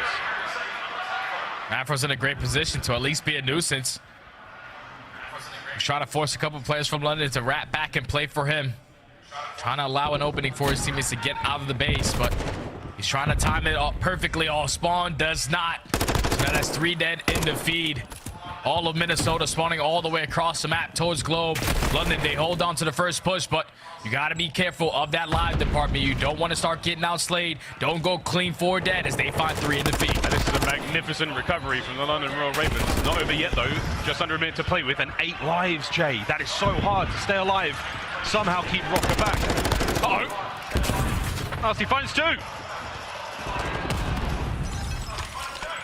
Nastie with a 3-piece as well, and somehow, Jay, the life difference is closing slowly. Yeah, it's getting bad for Røkkr, but at least they find a couple kills. Scrap is able to be the equalizer. He finds 2 of his own, so 30 seconds left on the clock. Røkkr have to spin all the way across the map. And if they can find a couple kills, no more respawns is exactly what they want to do. But so far, London, they're trading efficient. They're in the powerful positions. They're maintaining map control. This round potentially is looking like it's going to go their way. But that's 2 dead in the feed. Røkkr, this is the opportunity. Nastie's got to play this one perfectly. He has to get at least 2 out of this. Eyes on Cammy. Takes care of 1. That's huge. Final few seconds. Anyone able to get towards B? Here comes the hit. Røkkr. Last chance here. Tags in from Nastie. That might be it. 3 seconds to go. No one's there to dive on it. It was Bance. Yuli reads it. And what an unbelievable recovery from the Ravens in a round that was not looking good from the start. Yeah, that's an unbelievable round right there out of London. To be getting outslayed heavily early into the round. To hold down B for 2 minutes, that's usually not easy to do, but the SMGs are just staying alive in certain positions, finding the timings, getting 3 dead in defeat, spawning them all the way across the map. It's exactly what you want to do on the defensive side as London are able to tie it up at 1. First of 3 here in control. Now we get to see Røkkr on defense again. 19 and 12 out of Afro. He wasn't as hot in that last one, Jay, after the opening sort of like 8 spree or whatever it was finished. But here we go, back to basics for the London Royal Ravens. We're on B. Røkkr make the perfect read though. There are 2 of them backstage. They are about to spring on Asim. Yeah, they're taking their time. Oh, wait a minute. Oh, wait a minute. Last time, but Asim reads it. And that's 3, make it all 4 dead in the feed. They're like, screw B, we're just going to transition over towards A. And Røkkr, They're not in a position trying to slow this one down. You have to try to invest this cruise missile. It's coming in from Bance, but the trophy system shuts it down. That's already 2 segments in. Make it 3 down in the feed. They can hit the perfect rotation. London might be in an opportunity to close this at this round nice and early. Oh, wait. No, Nastie. That would have been the most insane pinch. The timing was great. Over towards BB now. Go. Asim right back at it. Finds the kills once again. Plenty of time. Loads of lives to get this job done. Now looking for the stack. Anyone there from the Ravens to get on point with him? No. Afro finds one. Scrapz now tags in. There's the help there from Yuli. Wonderful work. Got a couple of members still alive and kicking. 3-man stack. The Ravens are in. This is not a good look for Røkkr. They have got to get on the defense faster and faster. The segments are closing out. This could be the round. No one is there. The contest the kills. Scrapz on a 5. What a round, London. And that's how you want to do it. You find the initial 4 kills right off the rip of the map. You set screw B, you transition over towards A, which is a lot more difficult to capture. Then all it takes is 1 set of kills. Because they put all the pressure on through the auditorium. They're able to get all the kills of the players dropping down towards backstage. The 3 stack comes in, and that's a super fast round right there for London on the attack. To now go up 2-1. A crazy 2-piece from Asim as well. Start things off. Unbelievable. Scrapz is 1 off of the cruise now on 5. We saw the cruise missiles used from both sides in that last round, but Ravens, map point. If they can hold on for a minute-ish, 20, this round, this map is theirs. All you need to do is hold your setups, maintain map control, and Asim and Nastie already combined for 2. Make it 3 dead. Now Bance is off the spawn, but with Scrapz in the position that he's currently in, he's blocking those back left spawns. He's forcing Minnesota to either rat back or push through the tunnel. So far, they haven't been able to find a majority of these kills. London are just outslaying them heavily right now. Oh, I was going to say, as soon as those kills came through, the Ravens right back to spawn they go. Onto the B zone we go for a moment now for Minnesota Røkkr. Afro still keeping the kills column very, very healthy for his team. That's a slow capture. Only FaZe getting the job done. Can Asim stop it? No, FaZe. He's holding that stage admirably. Yuli's on the back line now from the backstage position, trying to get himself in there. The stack now there for Røkkr. They should be able to capture this a little quicker. Yeah, the B point's going to be done. You have 1 player in Nastie going for a super late flank. He might try to play for a couple exit kills. The time is now going to be extended by a minute. The contestants come in, but not for long as Minnesota are able to combine for 2. This is where they can potentially hit that rotation quickly over towards A, but Asim staying alive and towards the back of the base.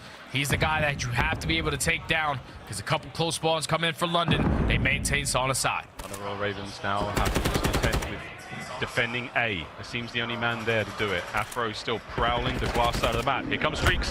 This is mostly for information. He does get taken care of on that side of the map. So I'm going to call these players out on London. Maybe get a kill if he's lucky.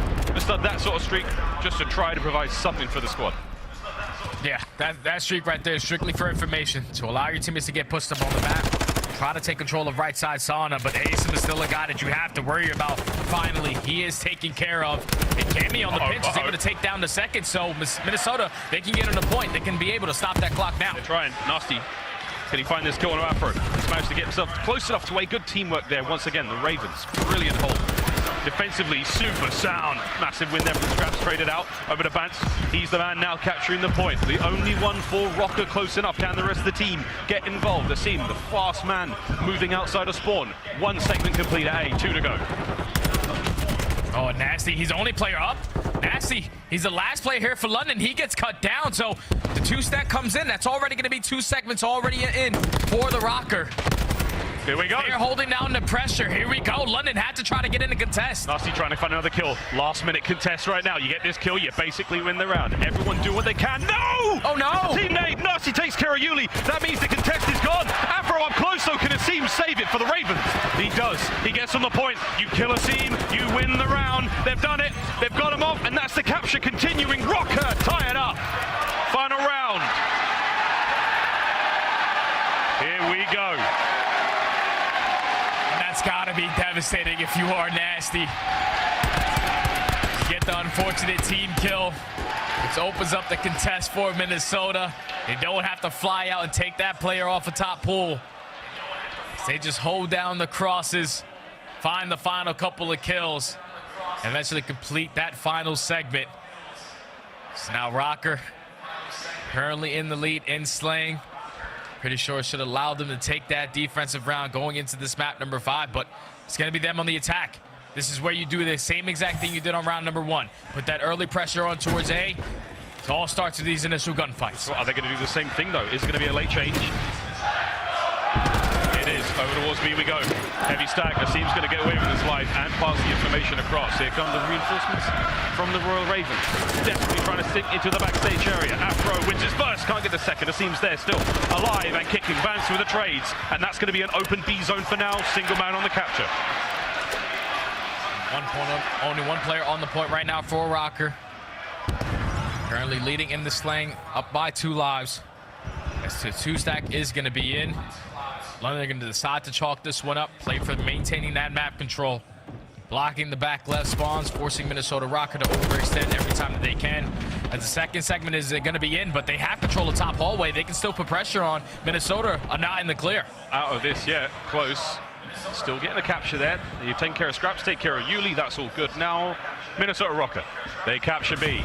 All down to A. 2 minutes to play. A lot of time to work with.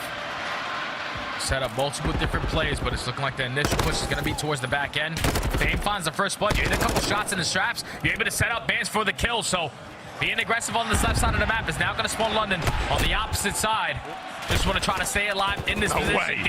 Bance with the movement. He's dancing right now. Oh, he's dancing. Cammy, he's got his back. His dance partner keeps him alive. He somehow gets under the A zone. It's a one-man capture for now. Afro, he's in your spawn, and he's causing problems. Oh, my word.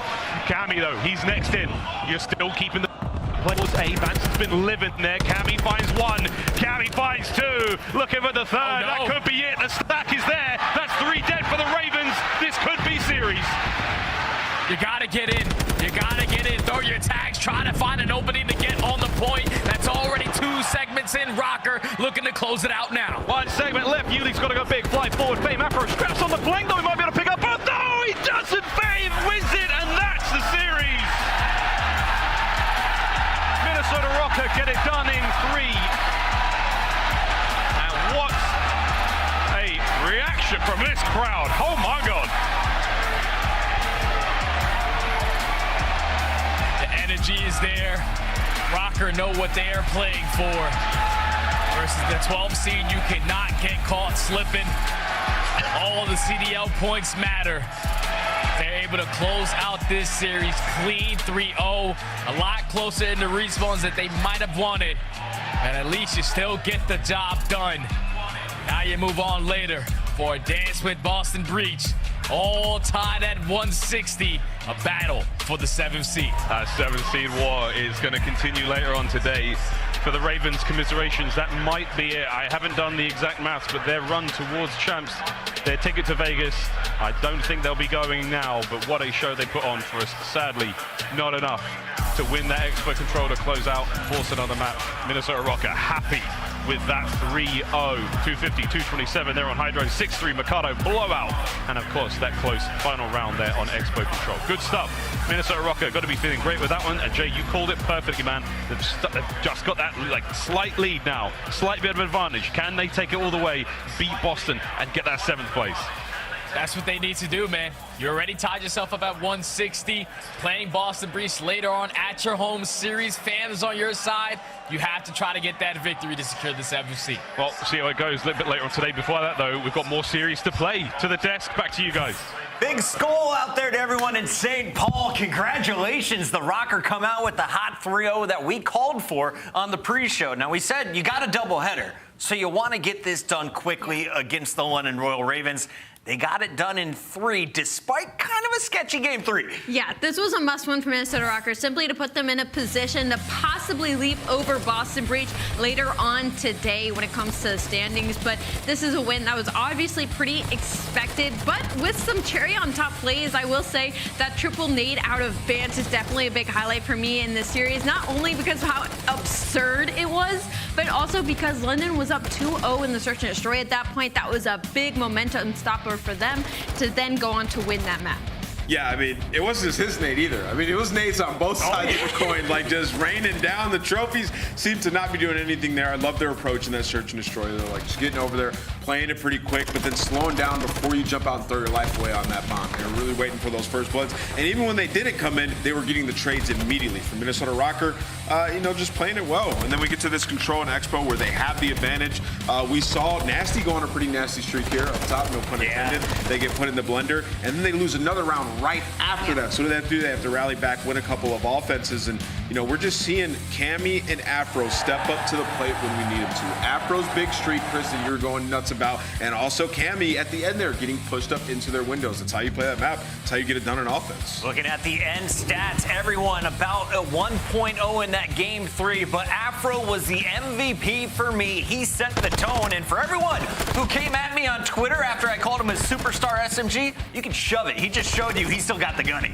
Yeah, and I mean, since the beginning of the season, Afro was the player we talked about in Minnesota Røkkr being that superstar, and it was a question of if he can continue it on LAN, and he has continued to do so. And not only that, he's a heads-up player who realizes when he's underperforming, and we talked about it and touched on the fact that it needed to be him and Cammy to step up to the plate when it came to this matchup, and they absolutely came to do it today. Afro on the map number 1, 32 and 28, followed up by the 10 spree and the search and destroys, and 11 and 4, and then everybody putting into work to make sure not to choke out that map number 3 expo and close this series out in a 3-0. Heartbreaking loss here for Minnesota. You were for London Royal Ravens. You were within 25 in the hard point, and then the final seconds there in control. But we have our scuff play of the game coming from the hard point. This is Cammy. We talked about a man needing to take over. Well, Cammy, he made some serious plays here on P2.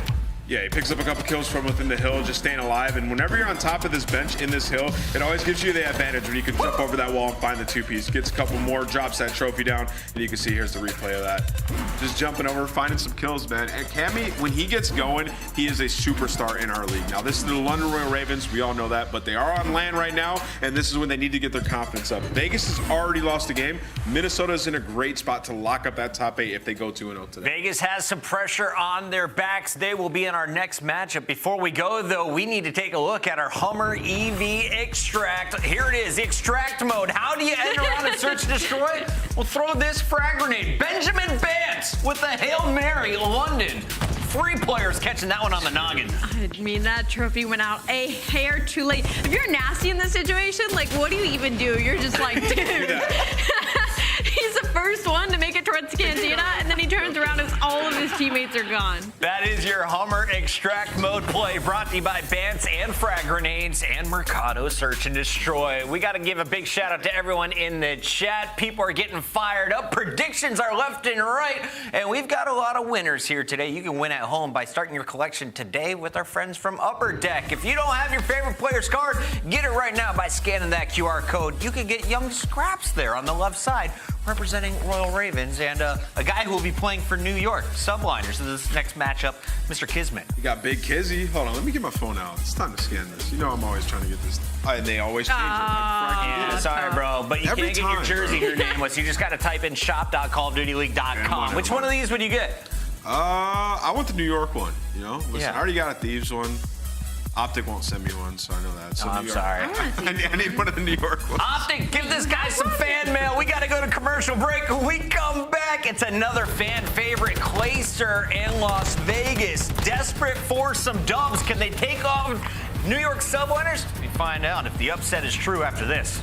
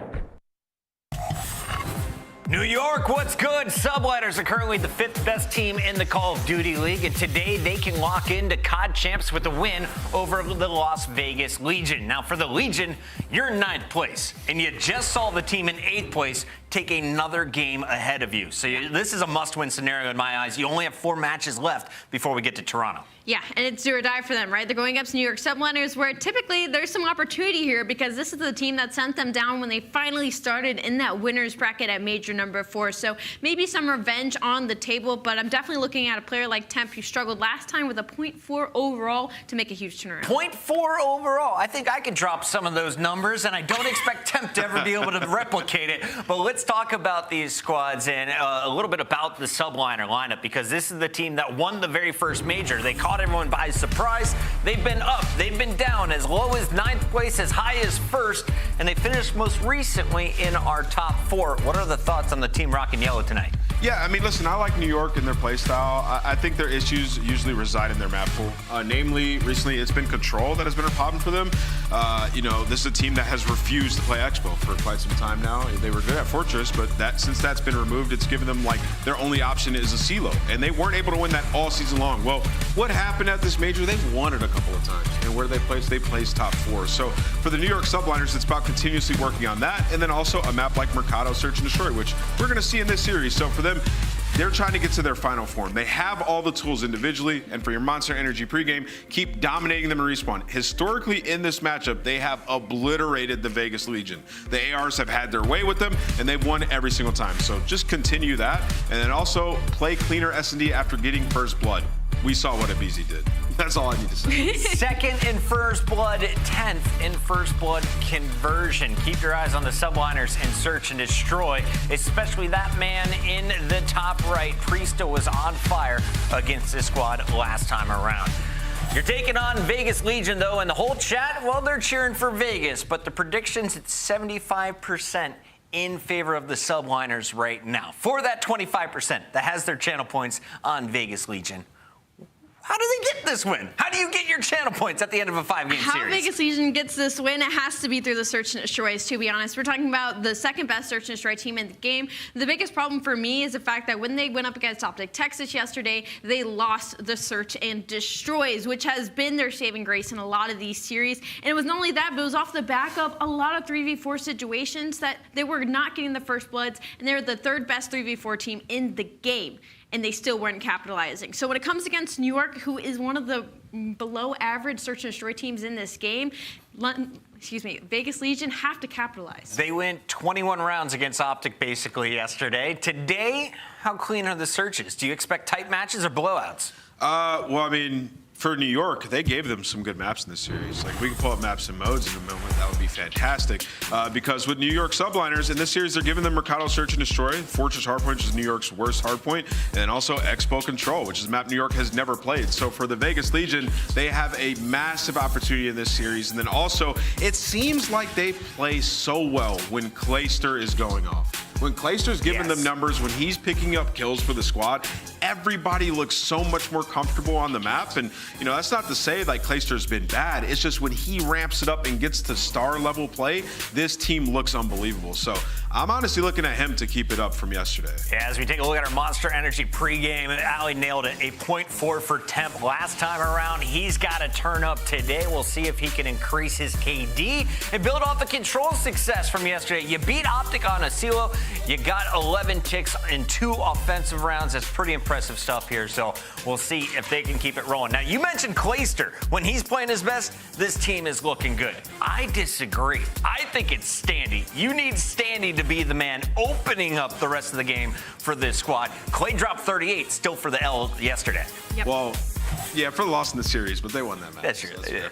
But I think, you know, it's just tough because, like, Standy, I mean, in a role of the Vaznov, like, he's going out there, he's going to find some kills, he's going to be a nuisance, but he needs his ARs to play well. And we just talked about it. The matchup, the ARs in this series have gotten cooked in the past matches. So I'm looking at Temp and Clay both to have a big one. Let's take a look here at your maps and modes. Ali, I know you got some numbers here. Who do these maps favor before we get to Hotel Search and Destroy? I mean, it kind of leans either way. New York got their worst and best hardpoints in this series, and Vegas, well, they don't really have any good hardpoint maps, to be fair. And then it's a bit of an S&D battle, but I will say Vegas got that Expo Control. That is where their biggest opportunity is going to be. They're 2-1 on it right now, and we have not seen New York load into that map yet.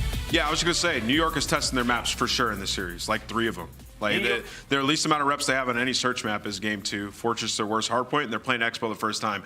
So I look at this, I'm like, New York's giving Vegas a win right here. If they don't win this, it's going to be bad. All right, Vegas, it is time to shine. Subliners could lock in for champs. Vegas need this victory to stay in the running for champs. We got our casters ready to rock. Welcome back to the show. We got I Hold Shift and Mr. Proper. Thank you, friends. Appreciate that so much. And I think the last points that were just made by both Ali and Ant are right on the head here when it comes down to what this series looks like. New York, they have been tested when it comes to longer series, not having the greatest map flexibility. So go into this Vegas matchup, give a chance for Expo, and then on top of that, try to flex into some other of your probably lower played maps overall. Whereas for Vegas, I mean, the stakes are high. And I think the only thing about these hard points is that these are not the worst hard point maps overall here, Proper. No, it hasn't. And even historically, as the desk was talking about, Vegas have always struggled versus New York, even in those ever so wanted search and destroy maps. Even for this Fortress, 2-4 for Vegas, 5-6 for New York. And well, you can just see why New York are so good. 3rd overall for rotation and break percentage when it comes down to Fortress. For me, when it comes down to Vegas, I'll agree with Ali. It's got to be in the search and destroys, and that Expo is almost given. Now New York want to strengthen their map set ahead of champs in Toronto. Lots of things to learn here, but for New York, it's win and you're in. For Vegas, you win, you stay alive. Fortress, map number 1. Let's get it home.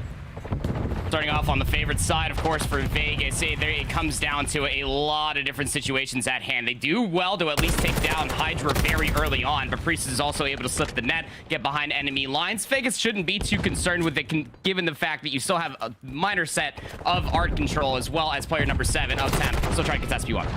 Oh, nice little read there, Priestahh dropping from the high ground. So even though Las Vegas will not quite have an opportunity to stay on the hill, a chance to still contest for that left side of the mini-map. Clayster trying to keep his life. HyDra on pursuit, but can't quite finish off the elimination. And with kills coming from the push from the front, now Las Vegas will have a really solid position, not just for the scrap, but they have numbers that try to get Priestahh out from the back. New York still spawning all the way on the other side of the map, and Priestahh's going to get surprised here. Nice moment for the Legion on rotation. Priestahh might have thought that he might have been able to anchor a couple spawns, but you saw New York all effectively spawning in over by P3, so that's been a great little pushback for Vegas off the opening rip. They'll be setting themselves up pretty comfortably here as far as P2 is concerned. Clayster, a lot to do here inside Art 4 in a row. A lot of space given, though, from the front. No one was even looking over towards the archway, and KiSMET just strolls on in for a double. Temp does allow an opportunity for Legion to still spawn relatively close to the back. New York very aware of this, though. Priestahh and KiSMET both at the ready. They clear out the interior of this inside munitions area, leaving Nastie as one of the only players left, but him and KiSMET in a little 2v4. They clean up the scrap time, and with 25 seconds, Vegas is also already focused on Fountain. And it's massive for Nastie. Finds a 6 kill. Both him and KiSMET have a combined 12 and 4 through 2 hard points, more or less. Still a lot of time left to be fought over here when it comes down to it. A lot of players for New York for Nastie to try to take down. Goes for the challenge, gets cut down. You're still okay with this if you are Vegas. I mean, contested time over by P2 is good. And you got to set yourself up for the Fortress of Solitude for a full 60 at 3. Ooh, but look at the spawn. Second hard point still active. Kills for New York are on the way in. And that's going to push Vegas out from this position at Fountain almost completely. Last one left is KiSMET off the reload, waiting for assistance through mid-map, but New York is very privy to the pinch play that's coming from behind. Now they've got numbers to flood. They should also at least be able to block spawns here on this break attempt. KiSMET holding the backside of Fountain, gets the first, turns his attention maybe for more. How about this all of a sudden for Vegas? Cleanup secured, and with that time now being earned. It's just coming so different right now is why you see him getting electric as far as his comms are concerned on yet another spree. Gets overwhelmed from HyDra, at least through the big arch. No trades to really speak of. Priestahh is going to at least gift one trade over towards Vegas, but they're not going to spawn in any position to try to contest this back 20 seconds. Very scrappy are the opening set here on Fortress so far, but Vegas walking away with a good chunk of time there at P3 and now set themselves up mid-map for the rotation to 4.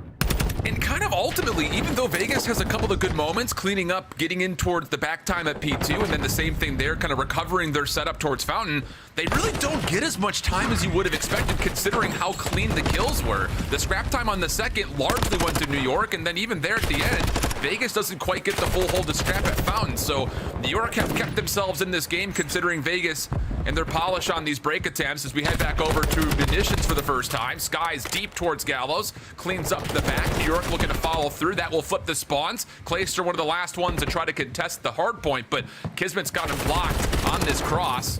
Nice awareness though from Clay as he does take the elimination. Now Vegas have a chance to break. Oh, big kill to take down HyDra. Just got him worried about Priestahh. He's up inside top rails. Can't let this guy get too much work done.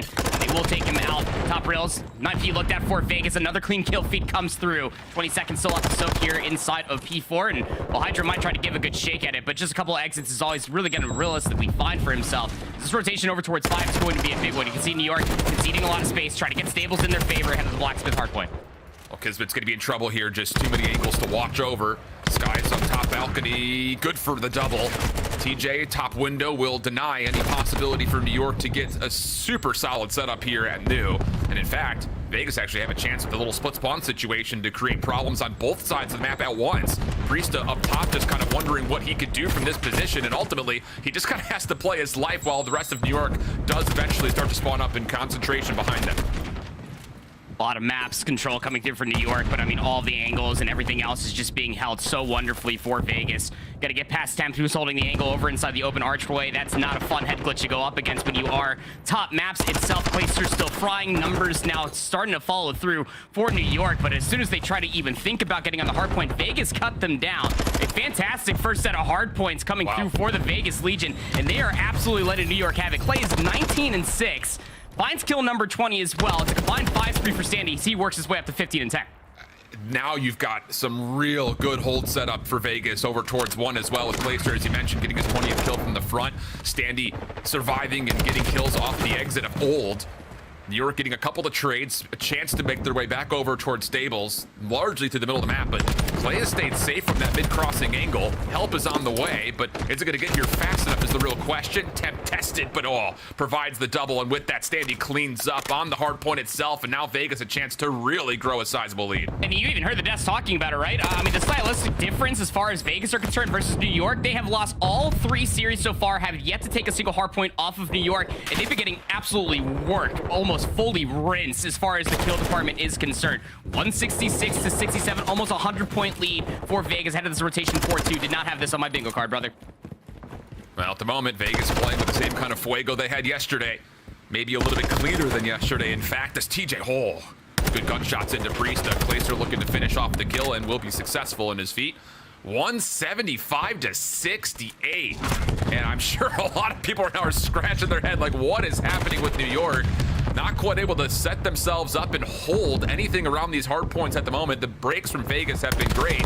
And as they still control some spawns, now Clayster starts to make his move on in. Hardpoint goes neutral. Sky's the only one to really contest at the moment. Standy, though, caught trying to pinch the play, and with that, the Subliners will get an opportunity to fight for the back 40 of this hill. I mean, Clay for the entry. I mean, the guy's 24-8. Let this guy take as many gunfights as possible. If you are Vegas, let's go ahead and listen to how they sound with the Vegas Legion. Listen in. Each front arm. Back. You can push. They're gonna have to this. This is a good ass time. Yeah, cannon box, HyDra. Read 4 P1. One just spawn. Bottom row window and 3 gate. P1 and 2 gate. Yep, P1. Priestahh P1. He might stay out. Close dead. I got him. I'm going back to boat. Might stay out P1. Heard. KiSMET's gonna spawn out right. Go. Right for this guy. I'm gonna stun P1. He's got a trophy P1. I took 2 ticks off it. 2 ticks off. I didn't stun P1. Might be in the truck. I took 2 ticks off. I don't know what the fuck he is. He's on me. Top map. Top map. HyDra. Skyz, show me bitch. I'm working maps. I should block gate. I think I block gate. Yeah, one front, hitting front. Big guard dead. I'm stunning a native time. I'm flying this guy. I stuck him. One hitting big arch. Back hill. Did you get him? No, he's back hill still. Finessing. I'm one shot. In the back dead. No one front on you, Nick. We're good. Let's see kids. Front dead. I'm one shot. Yeah, I'm putting big arch for you. I got a big arch. Nice. Get hill. Trying to get time. I got native hook. They're all spawning out. Front dead. Nice, just shit. Big arch. Dope statue. Statue. HyDra. I'm all front. Statue and bottom art. I'm all front. Green box. Play together. 14. Vegas, unbelievably disciplined when it comes to finishing off the scrap at 2, and then you heard the electricity as soon as they realized there was an opening to get into Fountain, and with that break, a chance to put this game to rest here quickly if they can just find one more break in towards munitions. I mean, it's almost just picture perfect, damn near flawless coming through for Vegas. One good break is all they need. 227 to 111. New York need to hold on. They are getting put on skates in this series so far. Clayster's pushing the side door. You also found assistance through front single. Vegas looking to break. TJ from the front, off the regen, deals with Priestahh. Bounces out, knows he doesn't have help immediately here to try to hit this. Help is on the way though from the outside of the map. TJ may just do it all himself. No, Skyz up top. Gets 2. HyDra there to assist as New York will still stay into the hard point. Temp turned around and Priestahh's kill may lead to an opportunity for New York to continue to fight for this, but he actually dives forward. The spawns got flipped in the meantime of all that chaos. So with that, Vegas spawn in force from behind the hill. They walk into the hard point, take the eliminations they need, and New York are not really in a position to fully hit this to try to stop them from getting about 2 points away from victory. Can only realistically give up 1 second. You want to talk about flawless hardpoint, you can only allow 1 single segment. 1 good break, quite literally, is all Vegas need, and they will put this to rest. HyDra's going to be able to at least find 3. He gets traded out, space being provided. Look at where New York are spawning. They're going to be able to get this mid lane control, but Vegas looking to flank through P3. Have to get a read on this if you're the Subliners. First shot's good. That's TJ from behind. It actually spins KiSMET to being off the point. Has to get this win. Doesn't finish the kill. TJ's still alive in the back line. Clayster's going to help Temp get through, and with that, Legion will touch, and Clay lets him know that was a 2.0 KD performance from the young man. From the young man, indeed. Clay came to play today. Oh my God. I mean, like, again, like he was entering a lot of these engagements with an AR in hand. Clay looking like he's 18 and cracked once more out here on Fortress Hardpoint. Because, I mean, it was very handshaky going back and forth. Very scrappy was the first set of hardpoints. And then we get in and around P4 towards P5. And then you start seeing a lot of the decision-making coming through was confirmed through the listen-in. Vegas are absolutely twisted on the day. They know it's a must-needed match win. 34-16 out of Clayster with 3,300 damage. My heavens. I mean, if we just bring up and talk about the stats, what they look like across the entire year, and you look at what Vegas just did versus New York in this opening map number 1, you would call us just a bunch of dirty liars that are looking at crazy numbers. And think about it too, we kind of heard about it from Temp talking about stylistically, this is a really tough matchup for them. The spread of hill time across all 4 members is nearly dead even for Vegas. So maybe the conversation point here is, let's not force ourselves into rigid ways where we're expecting players like TJ just to stand in the hill, everyone else just kind of watches over him, Standy can go rogue. Like, if you're nearby, get into the hard point. Don't make it difficult for us to still play off of the objective. And initially, I was a little bit worried in that first set of rotations between the second and the third hill, because even though Vegas had a nice little clear enough for scrap time at 2. They really didn't get much time after that clean wipe, and then the same thing almost happened at Fountain for the first time. But I will say, as we got into our second set of hills, Vegas looked really polished, and the concentration was absolutely there through that listening. Yeah, the listening just speaks so many volumes. I mean, when we ended up having ourselves in that middle of the listening, you got to see a really coordinated break, and I mean a very coordinated break. When you were in that listening, you heard everybody talking about, I'm blocking knee spawns. Okay, I'm in this position. Now we can start pressing forward towards the hill. The help was immaculate from the AR lineup to keep Standy and TJ in such annoying positions that it never allowed New York to really kind of dictate the pace of the middle of the map. It's almost something that we've come to expect from New York, especially in their hard points. But I mean, even right here, you got to see Clay at the very end just letting them have it. He knew that all of Vegas Legion turned up when it mattered the most here in a very integral map 1. Yeah, huge map number 1 without question. Mercado Search and Destroy now awaits us. This is Vegas's choice. And we already heard from Ali in the desk how good Vegas has been in Search. One of the best in the CDL, which is surprising considering the circumstances around their potentially missing out on playoffs. But taking away map number 1 opens up so many pathways for them to get into a position to take this series, especially if you can find your way to go up 2-0, especially on top of that, New York, we have not seen them on an Expo control, so a lot of question marks still wait for us, pending things, of course, continue forward with Vegas looking this strong. Vibes, smiles across the faces of Vegas Legion. It does need to be said, I mean, there is a certain asterisk on the side for New York Subliners, the same thing that we were talking about for OpTic Texas yesterday versus Vegas Legion. This is crunch time to try to buffer up your map set, but it's by no stretch of the imagination do they want to just lose this and give Vegas Legion an opportunity to work their way back inside of a champ's contention. A lot more things have to go through, but this would be a big one for Vegas, and it becomes even more concerning when we talk about the Search and Destroy. Here's some more for stats when it came down towards that Fortress hardpoint, map number 1. And again, I mean, just the help was all there. Clayster with a 2.13 with an AR in hand. He's looking different. Yeah, I'll say, wow, that is a lot of great stat lines across the board, especially considering the matchups that these two teams have had in the past. I mean, HyDra has had his way with this Vegas team. Priestahh as well continues to find tons of success with AR, but here and now, things looking really solid for Vegas, and the vibe still high across the board as we look in towards this Mercado Search and Destroy. Statistically speaking, again, if you're Vegas, you gotta be feeling really good about your chances of going 2-0 up here. Well, it gives you the buffer, right? Because, I mean, historically, Search and Destroy is good for Vegas. We've always sung the praises about how their maps 2 and 5 have always been really good, if not always close, and winning them out. But against New York, not so much. As you can see, the S&D Mercado this season between the two teams, the only time that Vegas have been able to not only just win a map, barring that Fortress map number 1 we just saw, was the Fortress Search and Destroy back in stage 1 when they were still playing with Prologue. You gotta have the Search and Destroy here. Make a statement if you're Vegas. And hopefully, I think for a lot of people out there, just reduce the mistakes when things get tight. That's fair.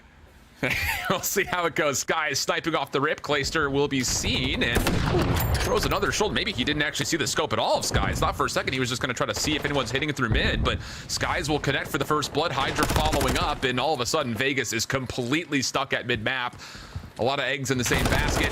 Temp trying to push through, but no. Priest is there to meet him, and New York will take a very quick opening search. I mean, it's Mercado Lasama Search and Destroy, baby. Round 1 at that. You don't want to try to kind of what happened, especially by way of Bance's day that we saw there in the first series versus London.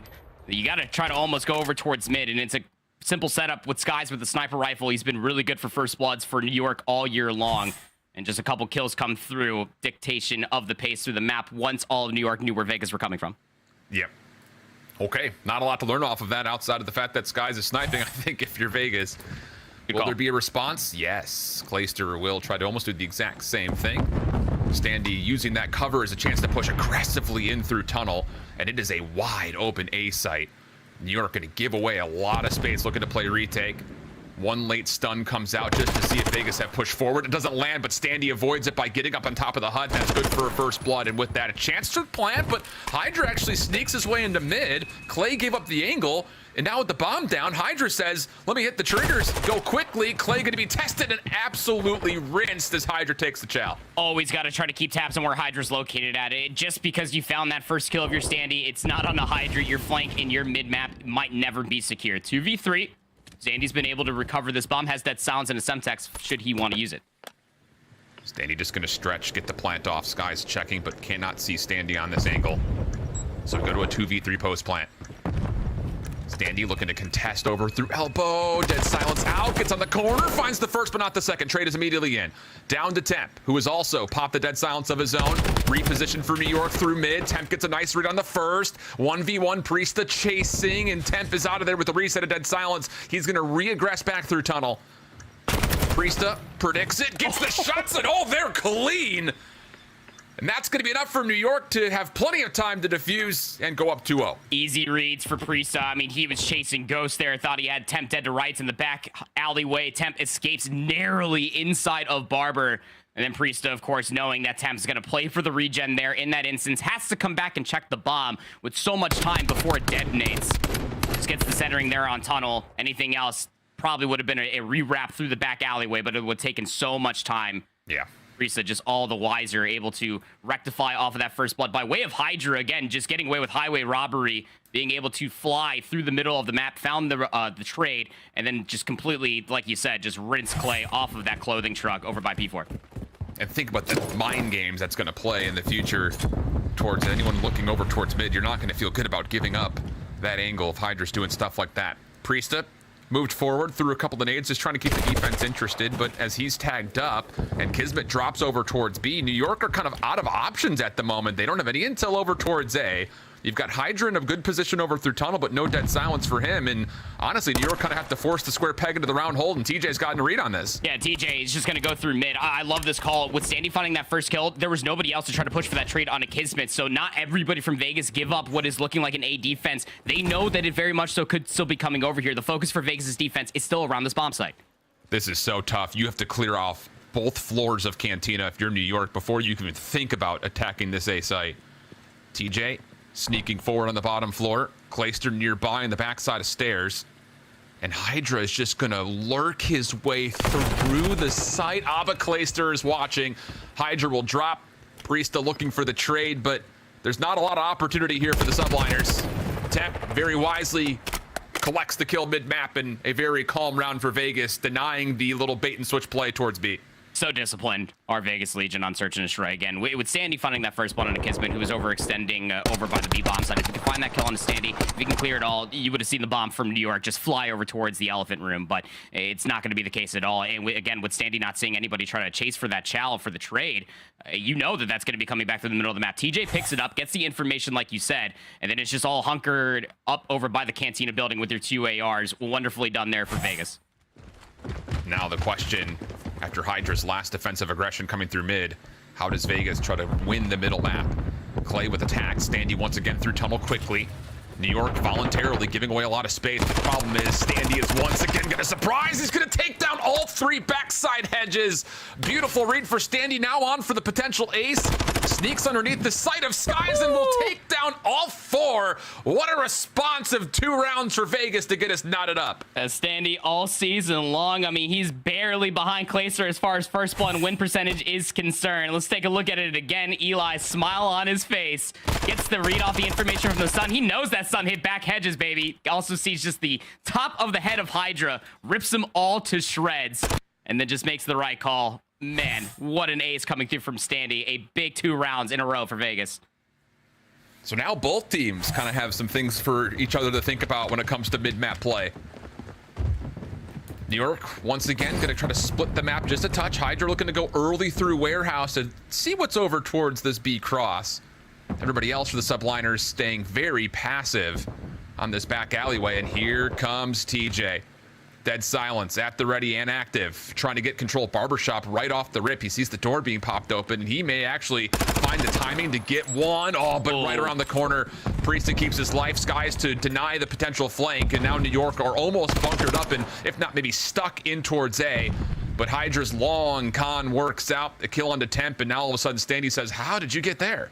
He popped dead silence to get there, Alan. And he's able to come through cuts. Temp was unaware of it. Now Standy looking to reflank this. I don't know if HyDra should be aware that Standy's still over here, but he might just be gifted the timing. Nice shots on a TJ. Numbers dwindling for Vegas. So now HyDra has become a huge problem. Isolation just not there. Standy ready for the gunfight though. Semtex out and HyDra says, I'm out of here. Come find me if you want to. My teammates are planning. And this 4v2 post plant the longer HyDra stays alive, the more unlikely Vegas are to get this reclaim of the A site. Everyone's still just looking, worried about when HyDra's going to try to pinch. But without any contact on the site itself, this round very well may just be chalked, and it seems like that's going to be the case. Standy not really in a position to do too much from back here. He wants that 6th kill, which is why he was very focused on finding where HyDra was located at. He might get the gunfight, Chow. That's not an easy one. Still trying to take the gunfight. He's being swarmed. Look at the yellow arrows on the minimap. Standy, he's going to be able to find 2 in a row. His 7th spree stays alive. The bomb's about to detonate. I thought we were about to have back-to-back aces for kills. New York, we're going to win the round regardless, but, I mean, Standy, that boy's shooting right now in the search. Say 7 in a row is where it ends. Cruise missile earned. And what so far has been a very tight game of tug-of-war between both of these two teams. That could be the edge in this particular map. What's the calm here, though? I think if you're Vegas coming into this next offense, I mean, we've seen a little bit of everything outside of a hard commit over towards B. Would this maybe be the round to think about trying to do something crazy early? No, it's not. All 4 members going back alley, looking to maybe just kind of overwhelm the A site, and they're going to get full Cantina control again as New York just continue to voluntarily give away space over towards A, looking for retake through mid. We saw this early from New York. The difference, the adaptation, stun that mid lane. Do not allow HyDra to cross back over here for free. Temp's going to find first blood. Skyz is sniping back Banana. The bomb's not comfortable enough to try to lay down right now, but Vegas with a man advantage. This is all Vegas saying. They have to still contest this some way. Just wait. They're going to have to check. And that will allow Temp his 2nd elimination in the round.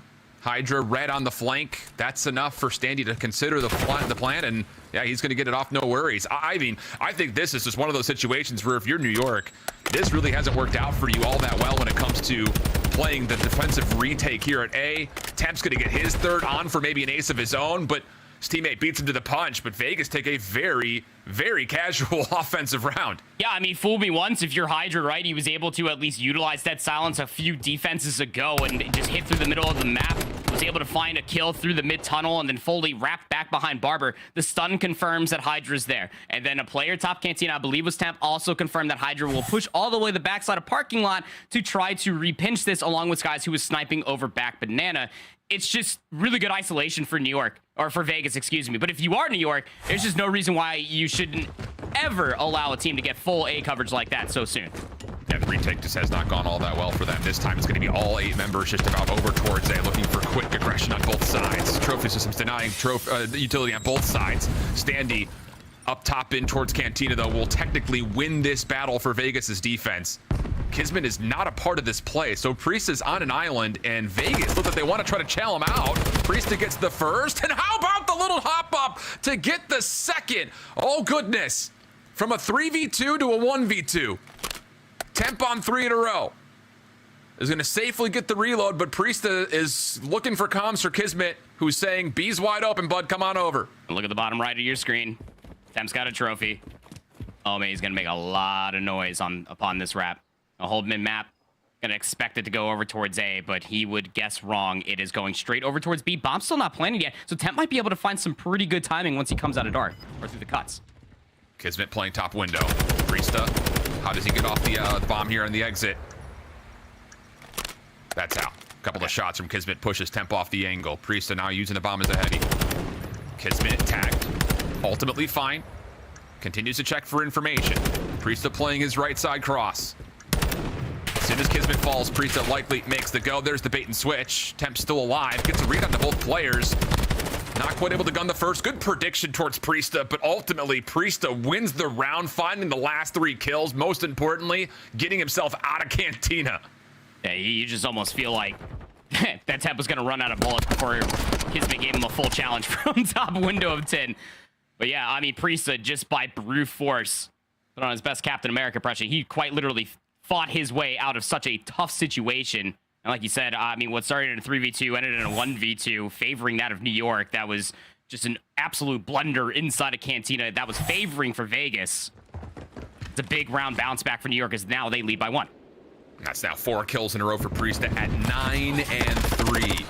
Stuns landing for New York as they try to fight for the lower side of Cantina right off the rip. Nades up top, also allowing HyDra to push on forward with Priestahh next to him. And New York will come out convincingly in favor of this opening duel. Bomb dropped for Vegas in a very terrible position, trying to fight it back with Clay and Temp in the 2v4. Yeah, they both have ARs, right? Temp's going to give away his position by closing the door. Priesthah's just got to sub. He just got to play this angle. Would be able to get himself a cruise missile to match that standings. Temp right up top. Glacier working on the first floor. HyDra shots. Keep this very, very much so at bay for Vegas. Temp trying something heroic. Not going to work out. Second attempt. Nope, Skyz just playing with his food. And for New York, I love it. Just play the crossfire. Don't give anything up. Don't give him a chance at this. Priestahh, good for... No, actually, it's HyDra who gets the 2 kills. So Priestahh does get shut down from the cruise missile, but ultimately New York put themselves on map point. Yeah, I was about to say, I mean, you're quite frankly okay. You see Priestahh give himself a little chuckle there. Albeit did not get himself the cruise missile. The damage is done so early. And we talked about the adaptations, even defensively for New York, who, again, have been throwing a lot of focus in the middle of the map. Maybe HyDra hits a long wrap all the way through Forklift, making the very longest wrap possible. But they recognize that Vegas have been getting inside Cantina. A lot of their focus is always inside Cantina. Just beat them there, get some good stuns and nades inside of the windows, and then you can contest it with 2 submachine guns. Wonderfully adapted there for New York. Skyz re-wrapping back through mid. HyDra here with him. Sniper rifle to take away that long cross through Van. Standy playing over towards Dark.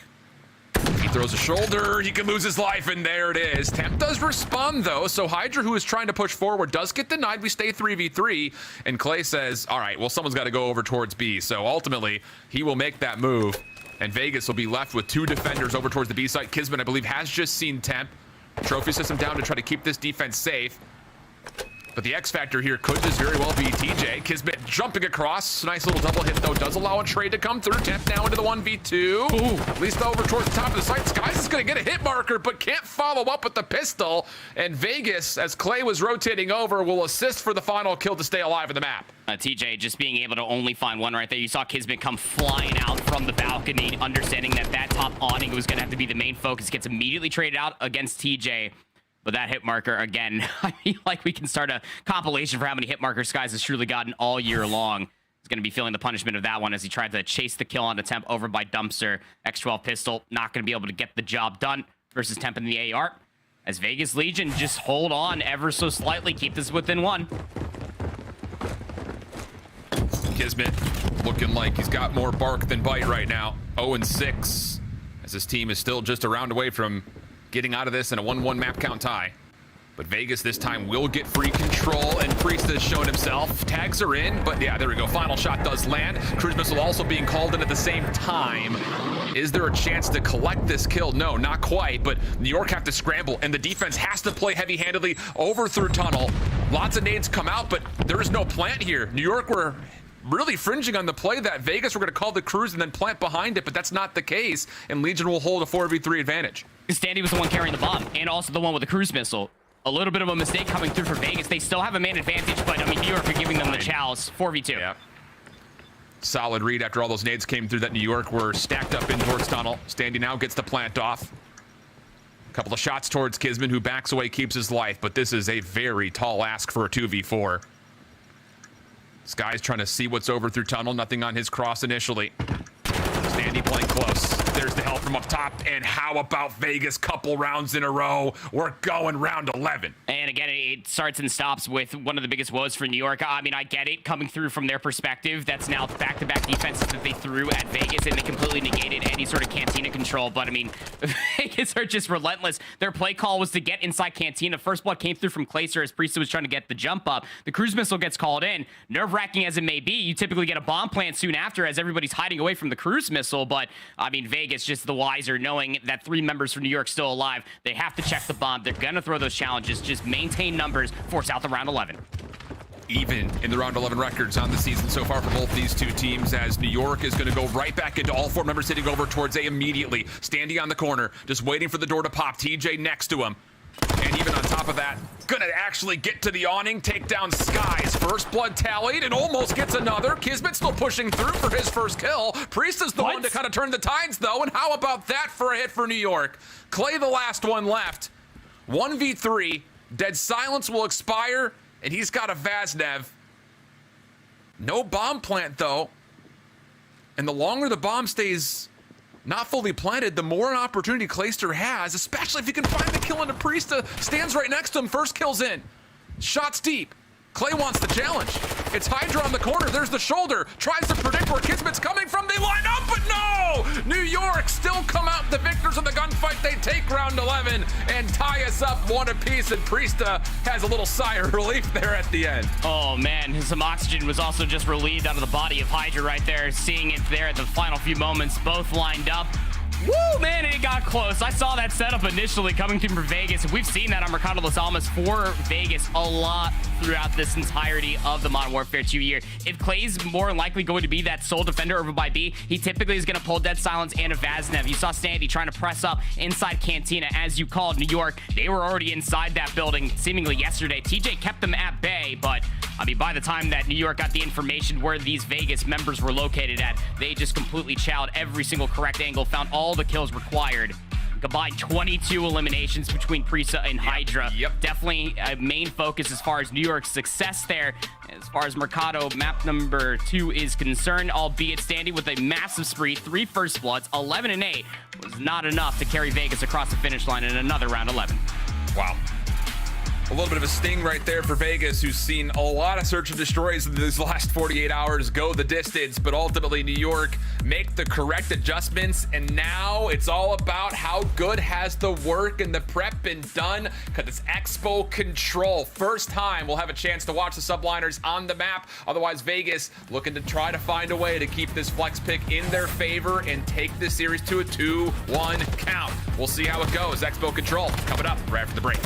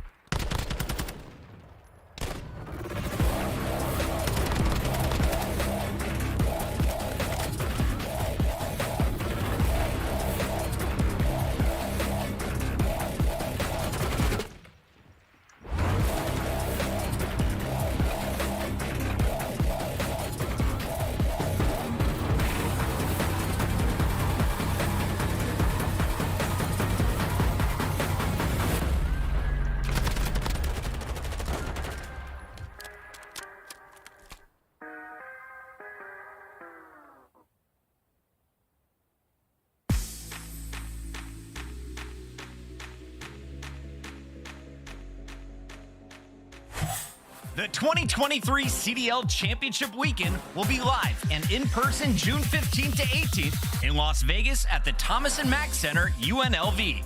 You don't want to miss this bigger-than-life weekend, and we're almost sold out, so don't wait. Scan the QR code and get your tickets today. Upgrade your game with the SCUF, the official controller of the Call of Duty League. Welcome back, friends, family, all you COD fanatics. I hold shift here with Proper as we find ourselves locked into a 1-1 count. And a little look behind the scenes as the boys in Columbus are working hard to make sure that everything in Minnesota is still looking good, as well as all of our normal matches. But as we continue to look towards the Expo coming up, have to still have a second to praise the SCUF play of the game coming out of Priestahh. This was arguably a series-winning play from him, being stuck up top by himself, little hop up, getting 3 in the round, and then eventually finding a way to get the bomb planted here at B. That was all with TJ finding first blood. Keep in mind, Priestahh literally had to fight his way out of a corner. You never want to stick an animal in a cage, and his name is Priestahh. That guy came a little diffy as far as that round 6 is concerned, man. And you're going to need a little bit of that and some more going in towards this map number 3 out, especially out of the big dog of Priestahh. Absolutely the case. Big question marks here for New York. Again, we kind of heard it from the desk, and it's very accurate to say that the Fortress Control was one of their bread and butter map mode combos across the entire best of 5 series. But without that being there, we have yet to see the Subliners play on Expo. And I think the end all be all is you can't just rely that Hotel's going to make it through the veto process. You need to have at least 2 good control maps, and it just comes down to what will we get from them on this map they have yet to touch. They vetoed it 6 times, Alan, ever since it's come out. Gotta take a main focus on the Standy, though. I mean, albeit in a loss, this guy was coming just crazy in the past 2 maps for Vegas Legion. 1.25 KD on Expo control. 19 kills per 10 minutes? Come on, Eli. Let's calm down a little bit. Gotta be feeling right at home when it comes down to a map like Expo, when you have so many different alleyways and fixtures that he can manipulate. I was just about to say, it's one of those things that his play style really does feel like it's going to go like peanut butter and jelly here on this map. So we'll see if that can actually come through. Otherwise, for New York, it's just going to be kind of a learning, educational moment for us as they start on the offense. Early eyes towards getting on in towards the meeting hall and getting some progress done over towards B. And wouldn't you know it, it is Standy that is the one trusted to defend this. KiSMET stun will land, and Standy will not have a chance to take the gunfight. New York looking good for the first tick of progress already here at B. Oh no. Contempt. I mean, he's actually in a position to be able to at least find 2, but you still have players that are lurking around this B control zone. KiSMET's still trying to work out that segment of progression. The first one just about to be locked back up. I mean, all off the trades, New York don't exactly have a lot of space covered around the backside of this zone. Yeah, looking like this is going to be a second tick for sure. TJ thinking about the challenge, though, and with the pinch from Clayster, that will lead to an opportunity for Vegas to actually get this retake on the way. Long-range shots, well floored by Clayster. Priestahh will drop, and with that, New York will be empty from a chance to continue to play over towards B. So off spawn, it's all about making sure you don't get trapped and maybe start to get some work done over towards the A side. But once again, Vegas is in position waiting for this. It's a great trap to set up for yourself. Standy's going to be lurking around diner halls. TJ's looking to at least keep that pinch in for effect. 2 kills come through for Vegas, and map positioning will remain pristine. Skyz is really the only person that can really get behind enemy lines, but you got to be careful that the rest of your teammates don't get caught in a spawn trap. This is all taking time too, by the way. TJ only getting 1 though, so a 4-for-1 exchange leading to the Subliners getting out of spawn and actually allowing HyDra to get over towards the B zone, but he doesn't commit to actually looking for the extra 60 seconds immediately. Instead wants to play for kills forward, while the rest of their teammates are just kind of focused on trying to get A. This is a bold call for New York, but the kills do allow them a chance to continue to kind of keep playing for it. Nice shots from Temp. Leads to a chance for a contest to come through just as the first tick is locked. KiSMET with the first turning, expecting Temp on the cross, but not able to quite get the regen in time to take a healthy gunfight. And with that, now New York are kind of up a creek without a paddle. They just don't have much space to work with. TJ's watching players moving on in towards the protection room, but I don't know. This is one of those that just feels a little desperate in nature from New York, and as Las Vegas continue to find a way to get the kills, it's really just on to HyDra to make this final play, and as he's turned away, Priestahh looking to touch for something dramatic at the A zone, and if TJ gets dropped, actually hold on, a chance for maybe a stack to come through. Yep, Priestah's gonna be able to stay alive. You have no Vegas players inside of Diner. So the majority of this hit is actually gonna be coming through the globe hallways. Player number 6 is gonna be Standy. He pushes up, zone contested. New York still holding off the backside. Long range shots from Clayster, deals with KiSMET. Priestahh on the inside, about to be tested by this Vegas defense, and there's the kills needed. Wow, it definitely felt like New York just were kind of caught for a moment there, maybe trying to get a little bit too cute playing between both the two zones at the same time. Desperate times are going to call for desperate measures when you're down to 20 seconds here on Expo for control, and realistically, you're going to spawn immediately parallel over towards the B zone. You're just going to be funneling yourself through these very narrow choke points in towards the waiting hands of both Standy and Temp inside of said projector room. But I mean, it was almost just a full, flawless break through the opening break, excuse me, out from New York. They, again, just could not find any positioning to get past backstage, to get through the middle of the map, to deny Vegas to recontest the B zone as quickly as they did. Well, here we go. What does New York have for us on the defense? 3-1 split. A lot of focus over towards B early. Temp up top taking his time on 4. There's kill number 5. Great start from Temp. And as TJ takes down Priestahh back behind the backstage, that leads to a chance now for Vegas to control mid-map and also stop the clock at a minute 17 seconds. And they're expecting a pinch to come around from top glow, but it's not going to be the case at all. Vegas have a really good setup, and they're also having Temp top glass to at least watch the entrance that is going to be their flank. They're finding transitional gunfights as well, Al, and they're going to leave TJ behind over by the B zone. Mid-map's going to be contested by KiSMET, and they're going to try to win the battle on 2 different fronts with Standy still alive down here. Yeah, really great off the break here from Vegas. Number of players getting close to score streaks, or of course Temp being able to earn it. TJ still on the zone, going to get this 3rd ticket progress. Clayster just wants to make sure there is no contest for it. So an extra 60 seconds, very early added on. 2 minutes, 13 seconds to play, and Vegas are looking to take away the defensive side of the map. Everything that we've been talking about with Standy, how his play style, that's tough for KiSMET, or for Clayster, excuse me. But just as soon as we were talking about Standy, how his playstyle actually really kind of panders to the map that is Expo, you feel like that HyDra should be feeling right at home as well. He's double -4 and 8. Kind of feeling maybe his boots are stuck inside of the snow. Elsewhere, Standy's still creating a little bit of chaos down here over by the lounge. Bites off more than he can chew. Tries to help out his teammates, maybe try to get past these bar steps. Yeah. But New York have a commanding pace in the middle of the map right now. Great positioning is being held. And you can see KiSMET on the minimap is still looking for TJ. They know that he's missing. Just comes down to where is he missing. TJ says, I'm just going to go back over towards A. No need to get too cute, because the problem is HyDra, number 4 in yellow, is just reaping kills off of respawn right now, putting Vegas in a little bit of a blender here from their offensive side. And as TJ is eventually sniffed out, everything will kind of reset just a touch here. Vegas trying to desperately get on, pull the defense to actually respond to this A hit. And with the eliminations, this will actually offer an opportunity for Vegas to just completely overwhelm New York's defense. It's a huge stack, 3 members large on towards A. New York scrambling, just trying to get out of spawn to see if they can even contest this zone in any form. And HyDra walks in and gets a double.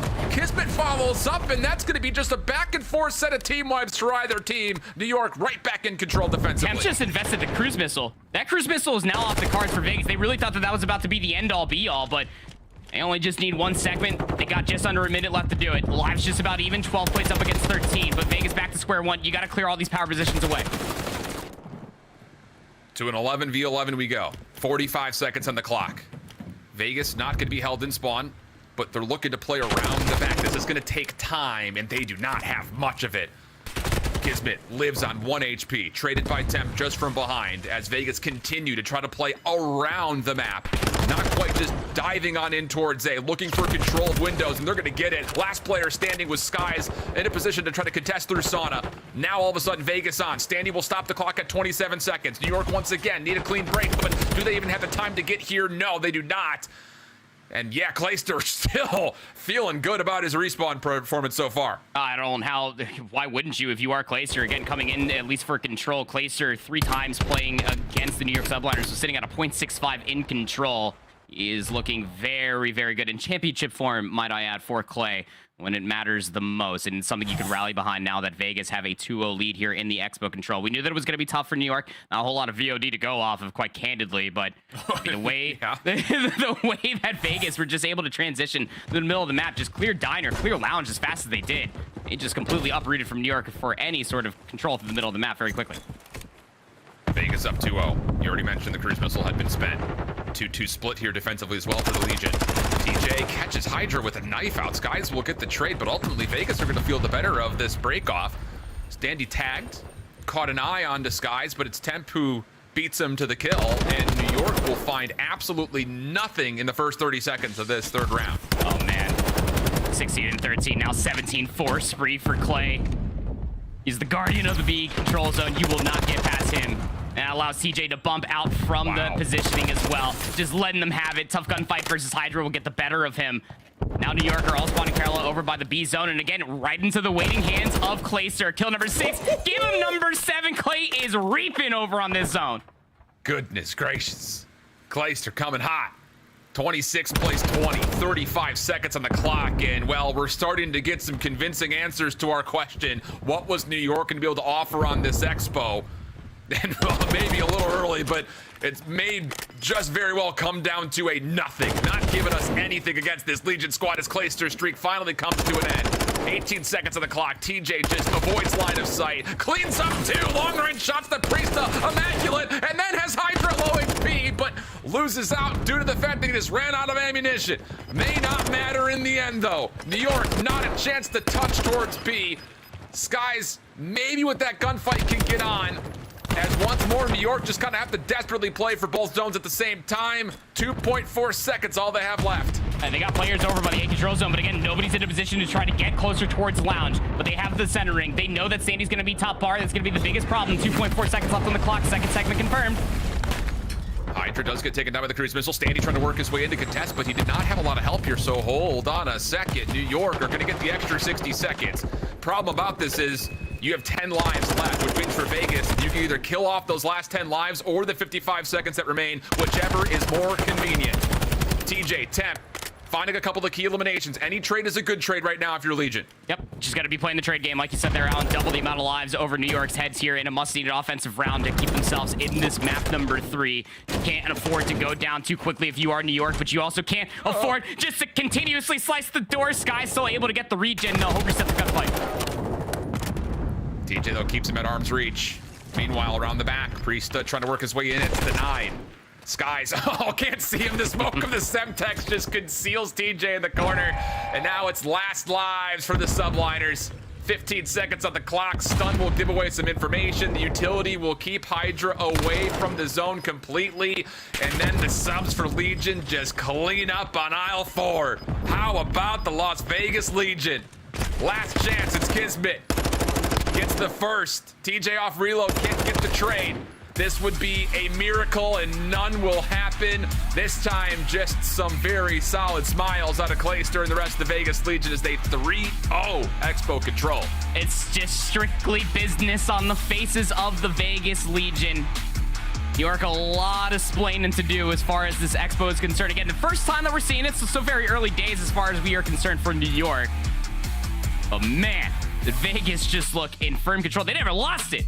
I mean, for 2 different times, they've played a hotel versus New York, lost them both times. They played an LCO, lost that as well. Yeah, just give Vegas Expo every single time. I think we know what people are going to be looking to veto when it comes down to control versus this Legion roster. 24-18 from Clayster, again, putting on another Herculean performance. The same as what we saw from that Fortress Hardpoint map number 1 for Clay with 2,700 damage to boot. TJ was also right there as well. The 24-14 with 2,500 damage. It just always felt like the ham and egg that was Clay and TJ. Just never allowed New York Subliners to continuously dictate the pace in the middle of the map. Dude, the non-traded kill percentage across the board for Vegas in this map, unbelievable. I think Clay had 20 of his 24 non-traded. Give me a break. Casual. I mean, the respawn stats in general so far through the opening hardpoint and this control are going to look immaculate for Vegas comparatively, especially in the head-to-head history between these two teams. I mean, just looking at the overalls going into this series, it's just like Vegas have not put up a fight against New York up until right here, right now. And again, just to kind of speak to the Subliner side, there is a little bit of this map flexibility, trying to be more fluid across the board and different controls, things like that. But ultimately, you have to walk away pretty impressed with Vegas, what they're doing, especially considering that their backs are kind of up against the wall here points-wise. Yeah, I mean, again, this is a much-needed series. When you heard Pocket talk about it on the desk for Vegas, you win this series, you stay alive for potential contention going in towards champs. If New York win this, they confirm their trip to champs. So a lot more riding on this for Vegas. Again, they kind of squandered that win versus OpTic yesterday, who more or less were trying to do the same thing. They are not playing with their food here, barring maybe some round 11 unfortunates in the past 3 for Vegas. Regardless, the respawns looking good for Vegas Legion as they set themselves up for a HyDra map number 4. tough ask, I think, just across, like, where does Vegas want to play their hard points? Not really a good answer anywhere. But the thing about it is, if they can continue to find kill participation like this, with Clay nearly inching towards 2.0 KDs every single time, and then you've got, you know, Standy in the first map was great. TJ here in the second was unbelievable, obviously, the 1.7. But if you can just find that same level of consistency across one of your ARs and one of your subs, going into a HyDra hardpoint where their average point differential is just -4, I think you feel pretty decent about your chances of walking away with this series in 4. And I think the biggest thing, too, about this is the fact that it's not just Clayster. Temp has also played super, super solid, and that's the first time that we have a chance to really say that in this particular head-to-head. I mean, we got to talk about just the elephant in the room for Temp. Even you heard just this morning, if you turn on the timeline, you heard Ant talk about it on the desk. Both Study and Nameless talk to Temp, and it's been a real stylistic, unfortunate disaster as far as Temp is concerned. This is his stats as far as what's compared versus New York versus everybody else. And you just almost feel like that Temp gets nervous versus New York, the way that some of these stats end up looking, but it's a real stylistic difference, a little bit of a wake-up, maybe for Temp, the way that both Priestahh and Skyz approach the AR matchup versus both Temp and Clayster. But in this series alone, he is coming out with a certain amount of heat, definitely leaning towards that versus others, rather than what we're seeing versus New York in the past. Clayster still fired up. Temp has played just as good as you could ever expect him to, in an effort where Vegas need a win to keep the gap tight between them and the top 8, trying to get to champs. There is the head-to-head record. New York has been great here, of course. I mean, their hard point really has been pretty darn solid across the board. But ultimately, this is not a bad map for Vegas. And it does ultimately lend us to also mention the fact that this was Vegas's selection for the hard point. Can they get it done here in 4, trying to avoid a hotel search, which is waiting for us if we need a 5th? Yeah, again, Vegas's map pick for map number 4 here. They were able to take New York's map pick there, Fortress map number 1. But, I mean, you saw there in the stats, Vegas, I mean, you better hope that you get to the rotation first, because they are 8th overall in CDL for breaking hills here on HyDra Electric. This series very much so could end here in this map number 4. Let's get it on. Vegas looking to actually make an early route with Standy hitting around the backside of Ruins. The rest of New York, though, on screen just in a really solid position to win the gunfights over the top of the bridge, turn that into what was hopefully maybe a little bit more early time. Skyz was waiting for TJ to float back up. And, well, the timing of this, well, okay, TJ's going to walk away with 2. I was going to say, not necessarily exquisite for TJ, but he's the one to get to the double. Priestahh has to turn tail and run for a moment. But ultimately, New York hold the preferred side of the map, and now with 15 seconds of scrap, have a chance to start earning some time. Big kill here for KiSMET and Priestahh to be able to find some good shots. Negate further, middle of the map positioning. KiSMET's going to shotgun Temp before you can even get through Ruins. And yeah, this is a great opening rip for New York. Say what you will about the time. Most importantly, they make sure that nobody can slip past the middle of the map. DJ does have his flippies on, though. He's trying to at least get behind enemy lines, but it should be looked at here for KiSMET in a few seconds. He needs to find this kill, though, because this position from TJ could block spawns if Las Vegas start finding kills from the front. And yeah, KiSMET very aware. There he goes. Tracks down TJ. Big win. Now for Vegas. Have to essentially break this right down middle. Clayster's actually way out of bounds here, so to speak. I mean, he's not even close to hitting over through Dome, and New York is going to benefit this with 30 seconds of essentially free time. Again, New York, 6-2 on HyDra. They are 2nd out of 12 teams in the CDL, 75% hold percentage when they are the first ones inside the hardpoint, and I think this P2 is kind of explaining why. TJ's still trying to give a good old tussle for the old time there versus HyDra. Man. Spawns will flip at the utmost unfortunate time. New York playing for the future, already cut past the middle of the map. You can take those 7 seconds if you want, Vegas. New York have the rotation to do. This is just sheer perfection in terms of setup from the New York Subliners. An absolute masterclass so far of how to stretch the map and force Vegas to be in the worst possible positions at all times. TJ trying to change that, working all the way around the backside of control, and his teammates will spawn with him. Temp still trying to exit, will not be a part of this play at the moment, but Vegas starts to find some crucial kills. HyDra, oh my goodness, what a start for him. The Semtex collects 1, goes to the drop shot for another, then off regen, TJ has no contest. HyDra looking fierce to start off to a 12-1 go. Not exactly an easy map to find a lot of value with when it comes down to HyDra's playstyle, but he is making it work. Positive 12-4. goodness me. Spawns a flip, but I mean, if you can tell by the camera in my voice, I don't even know if Vegas want to be back here. It could potentially be a spawn trap, but TJ will at least find two, inevitably traded by Priestahh, who tries to shift his focus back over towards the spawn trap. Player number 6 is Standy, actually cut through the middle of the map. That'll force a north to south spawn to occur on the west side of the map, but the rotation towards B4 has more yellow members than white there on the minimap. Yeah, 3 and 17 combined start for Temp and Standy. Have to have something from those two if you want to try to turn the trends around, because at the moment New York is just dominating in every fashion.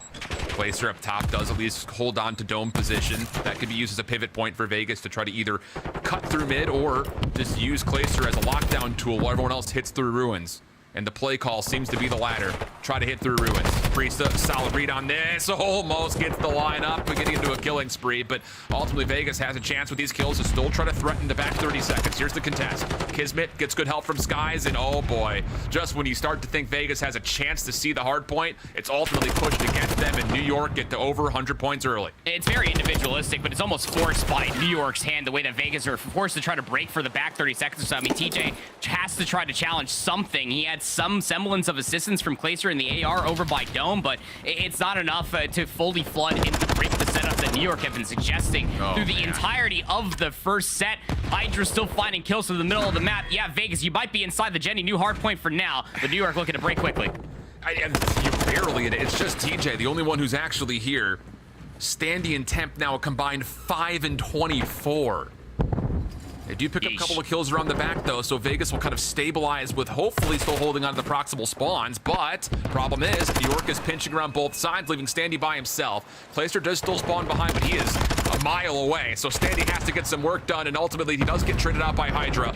Placer up top trying to contest. Pinstrike goes the kill feed, 1v1 for the time. Skyz goes the drop shot. But Clay does take a chance for the dub. 23 seconds to play. Vegas, they need this time, and they need it badly, and that last gunfight will secure it. Every single second is going to feel like a drop of water in the middle of the Sahara Desert if you are Vegas at this point in time. I mean, what a great first set coming through from New York, just completely negating any presence throughout the entirety of the map. It started over by P1, and it continued all the way over towards the end of P5, where Vegas finally get themselves on the board. I'm sure it's all cool, calm, collective with New York, with a double amount of point score over Vegas Legion. But let's hear how the comms sound with the New York. Listen in. Watch out, mid cut. Okay, I killed him. Okay, bro. Counterblock. Get time. I'm blocking. You're good. He's blocking. Alright. I'm gonna tell him. Every window. I got my low. Yo, CJ, you might want to hold left. They can go my left. Yeah, hold it. I have your top window. He's already low left. He's arches. Cross water, dead. One right now. He might be pipes weak. Mid cover pushing through behind you. Mid, top red. Almost left, guys. Stop it. We're good. Alright, we're good. I'm counterblocking. Oh my fucking god. I got left. One more bottom. I'll bump the hill. Plus, you keep frying, bro. Yeah, bottom, dead. Keep frying, bro. You're good. Yeah, I'm gonna I have my window. Look my low. I have my window, Preston. What's left? I have arches. Yo, arches. Yeah, arches shot me. Say, procedure. Maybe get out. Yeah, they're gonna be on you. Play the first guy left. Broken mid. Nice. I'm still no for you. You can be mid hut P1. Alright. There's 2 P1. I'm not even controlling. They're both right. Last guy level 2. I got no time. Mid hut. I have time. Okay. I'm near your top dome. One is P1 on you, right? He's native P1. Nice. Almost shot. One's arches. Arches in mid shed. Yo, can you get hooked from the back? Mid shed. Alright. Johnny's dome. Bro, I'm on your close up. I'm right in the back, bro. Yeah, that's one of the back. I have your dome cross. I have your water hub. You on water. Yeah. My back. Oh shit, he's on dome. Top dome, dead. Nice pressing, good shit. Front door. One shot, Standy, absolute time. Dead. Nice, top dome, I got time. No, I killed him. Back with P1 water. Dead. Shot, nice. I'm taking a route. What a freaking map from Priestahh. If it moves, it dies right now. He's on 5-24 and 7. Talk about a bounce back hard point after his 13 and 27.48 KD on Fortress. New York dominating. I think that's certainly one word that you could use. 24 and 8 for Priestahh, 23 and 13 for HyDra. He's going to call in that cruise missile. And that is just going to be so damning when you're looking at it from Vegas' perspective. Placer doesn't have a trophy system, can't keep himself over by the God Rock. Vegas might have themselves inside of P3, and they're actually proactively looking towards the back. New York responding in. Oh, and HyDra just taking gunfights at mid-range without any concern whatsoever. Oh my goodness. Wow. It's all subliners. Everywhere you look, it's all yellow. New York looking to put this one away quickly. Get him to a map 5 is what they want. TJ turned away. Priestahh just holding the front line with the AR, just finessing, but ultimately not able to take more than just the first. Skyz now next one up, and he's good for the double. New York stay in the hill. It's just chef's kiss everywhere you look. Last players for Vegas. You feel like you have to challenge the time, but at the moment, it's all New York. I just don't even know what to say at this point. I mean, Vegas have been somehow scrapping away with getting maybe 12, 15 seconds here or there of initial time. And then New York break them up. They get some scrap time, all of like 5 seconds, and New York already have the rotation towards New, and it's the latter of the two this time around. Again, New York have the rotation towards 4. Vegas might have a couple players that could threaten maybe a gunfight or 2, but middle of the map, again, it is all New York. Just so much control. Everywhere Vegas try to go, they're being contested. And now getting isolated is TJ. Oh, at some point you just start to tap out. Mercy. KiSMET denied. Standy. Chance now with a couple of kills for Vegas to work their way on, but boy, they need a lot of things to go perfect if they even want to have a chance at us even talking about a comeback. As someone short throwing the white towel almost on. Man, this is brutal. 14 seconds still left to fight over, and New York are just going to continuously put daggers into the side of Vegas, continuously put nails in the coffin that is this map 4. New York want a map 5. They are barely losing gunfights right now, Alan. I mean, Skyz, he's only got 28 engagements. So easy to do, and HyDra's 31 and 16, Priestahh 29 and 11. Again, Vegas in for the initial time. New York looking to break. Dude, just okay, come on. Send it. Yep, I'd say so. I was just about to say, I mean, we talked about the average score differentials. Maybe this was one of Vegas's better hard points. Maybe not. New York, I mean, giggles all around. Are you kidding me? PU, what just happened in that map number 4? You can see a little cheeky smile from HyDra. You can try to hide from that camera. We see you, Paco, having yourself a good time there in that map number 4. Early days especially, and then Priestahh just feasted off the top of it as well. We are going to a map number 5. New York are forcing it out from the Vegas Legion, who again desperately need this win, and they barely even showed up in the kill department when it came down to this HyDra. I mean, the only player that was really leading anything, I mean, Clayster 18-26, almost 3K damage. Nobody had 2K damage at all for Vegas. On the other side, New York were absolutely feasting. It felt like they were frolicking throughout the entirety of Zarqwa Hydroelectric, if that's even a destination to do that at. But 31 and 12 for Priestahh with 3,500 damage. Like, come on! This guy was everywhere. Yeah. Are you kidding? Wow. That is as convincing as we've seen in a long time there, friends. So with that, we quickly transition to a hotel search and destroy. Lots on the line here, more so maybe for Vegas than for New York. We already talked about this as maybe just a map fluency test for the side of the Subliners, but still a win locks them in for champs. Otherwise, for Vegas, need to have it to keep the gap tight and try to find your way into that 8th position. We'll send things away to a quick break. When we come back, it's map number 5 between the Las Vegas Legion and the New York Subliners on the backside of the break.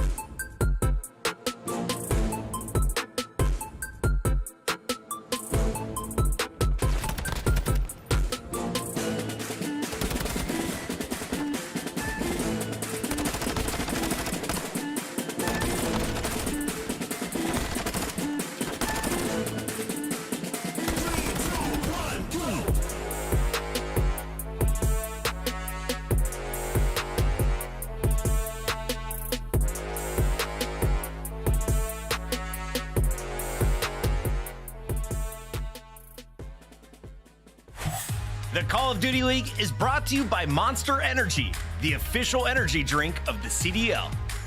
Look like the pros, play like the pros with the new CDL team packs. We've got it all. Home and away, male and female versions, weapon camos, emblems, and calling cards for your favorite squads. And stay in the loop by signing up for the Call of Duty League newsletter. Keep up with breaking news, event discounts, and more. Scan the QR code on screen for more information.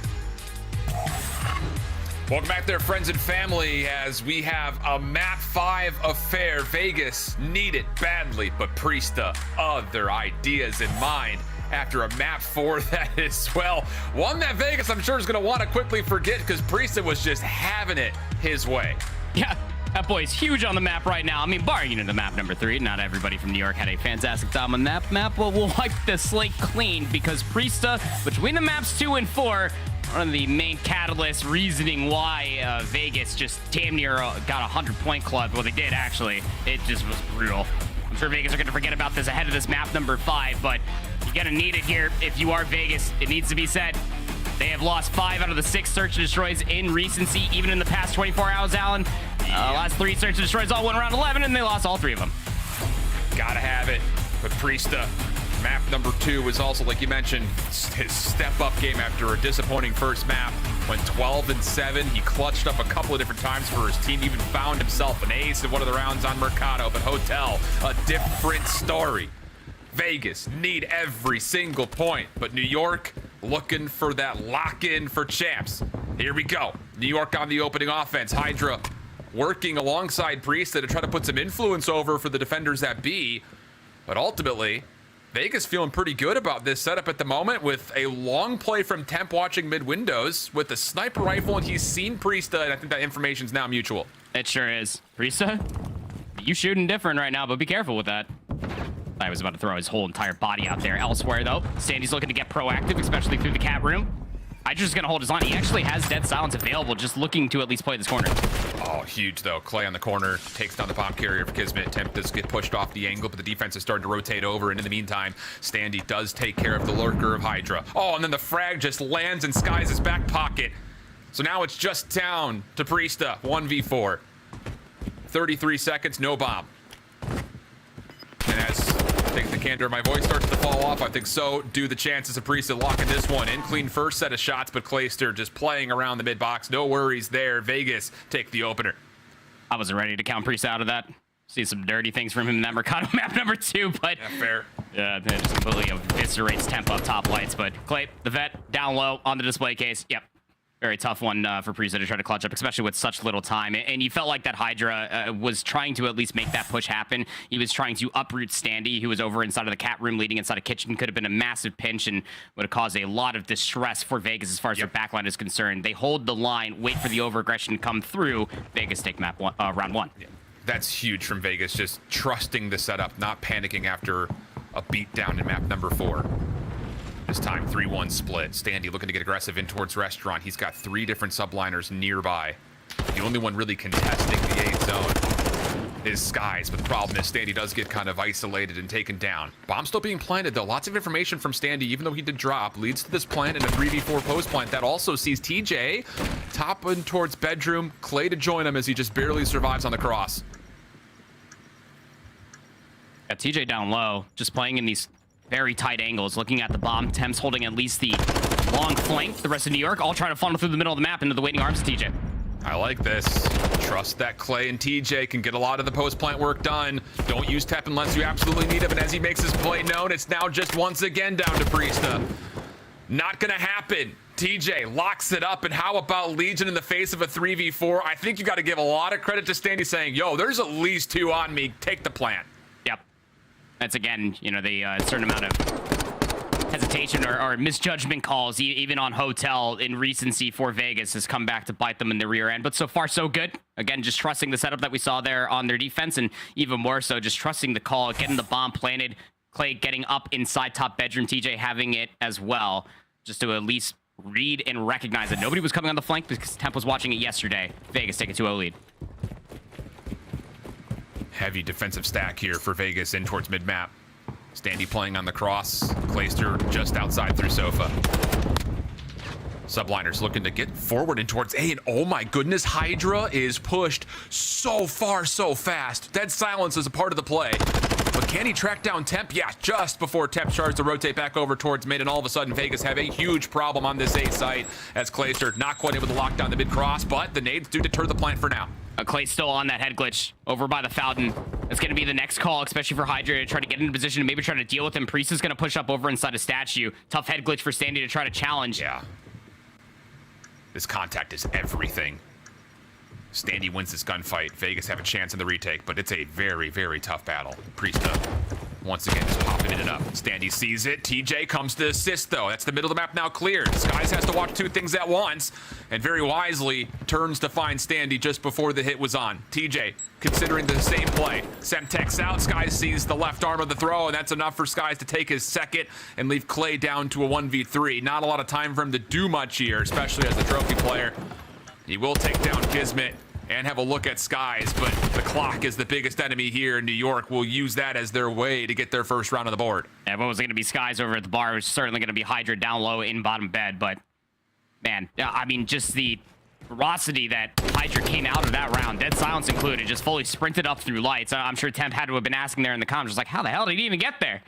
Man, just popped dead silence, ran up straight through top luggage stairs, and he was behind enemy lines. Scot-free almost. I don't think that anybody, Clayster, was in that position over by the fountain. Nobody over by the cuts that leads towards restaurant was in a position to at least watch that cross happen. HyDra just making all of Vegas feel rather trapped on their side of the map. Gets New York on the board. Vegas looking for a three-man stack in towards Rugs. Trophy system to enforce this play over towards Arches. But New York have already kind of taken an aggressive stance of their own. Quick hit from HyDra. Oh boy, and he gets two. No trades to be found, and well, round number 4 is going to come to a pretty swift and convincing close unless Temp can do something here stuck at mid-map. HyDra's going to hold the angle. Knows that the challenge has to come through. It's two New York players down yonder, and HyDra again. Fast, aggressive hit. Has some assistance coming through the double arches, and we get to see that once again. Look, if it's not Skyz, who has a 56.2% first blood win percentage, it's got to be HyDra just making such annoying plays like this. I mean, TJ barely even had the time to react. And even if HyDra goes down right there, the trade was going to be immediately followed.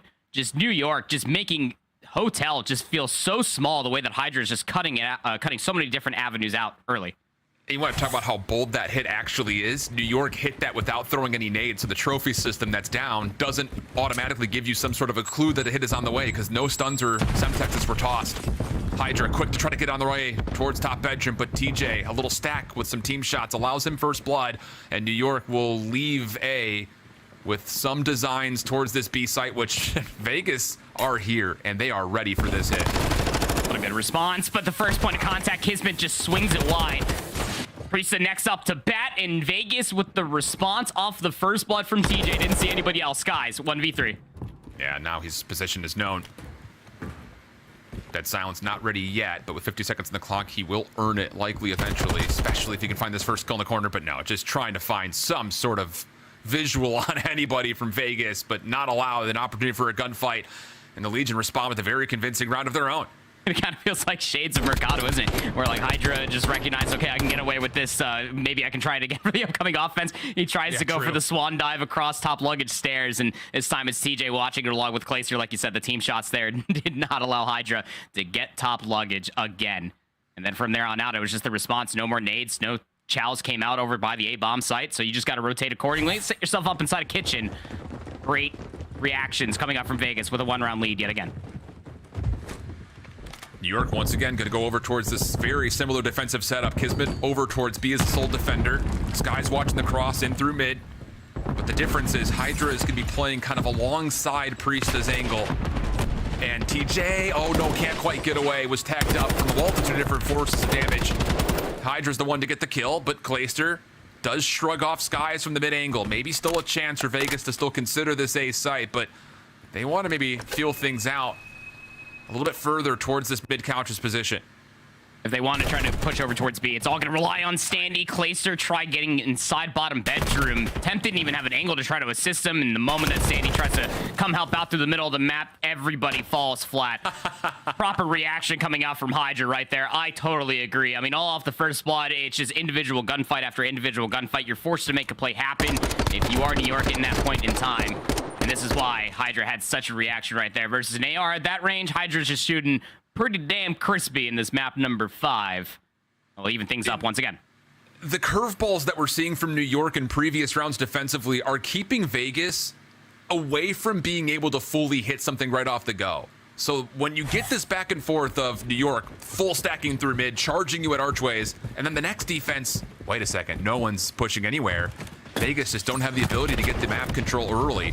HyDra, very similarly, going to make his play right across. This time he does survive. Clayster, though, still tallies first blood, plus one more behind it. HyDra would need to double up here. He does get away from the second contestant and then flies his way back to bottom bar. This leads to a 2v2. How does HyDra able to get himself inside of info just so scot-free? I mean, the one thing working for Vegas is that Clay found that first blood plus an extra.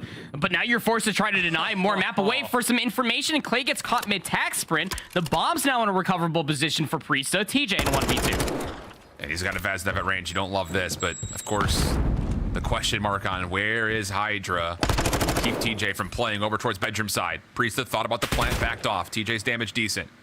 A little cheeky jump up from Priestahh, trying to at least get some damage into play. TJ looking for the tack, gets it, backs away. 30 seconds on the clock. Priestahh back on for the plant. Regen in for TJ. Does he get the exit? Does he get the toe tags? He stops him from planting. 1v1 now with HyDra, who collects the bomb, but does not play for the immediate plant.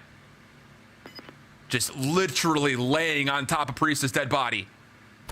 Here comes TJ. The check. Shots decent. HyDra stays alive, but no, can't quite find the gunfight, and TJ clutches a 1v2. You can always count on TJ showing up in the search and destroy. Everybody popping off for TJ there. You saw Temp and Standy just gassing it up, even in the cameras. That is just so wonderfully played right there. And I honestly felt like that HyDra was about to immediately collect and immediately plant. Would probably put himself in a really good condition to try to win out that round. But TJ just does not budge. He doesn't try to rewrap through statue, which HyDra was expecting the challenge to come through the waterfall side. Doesn't happen. And TJ just playing along with the clock, checks it at the utmost perfect time. Catches HyDra mid-plant attempt. Vegas with a 1-round lead once more.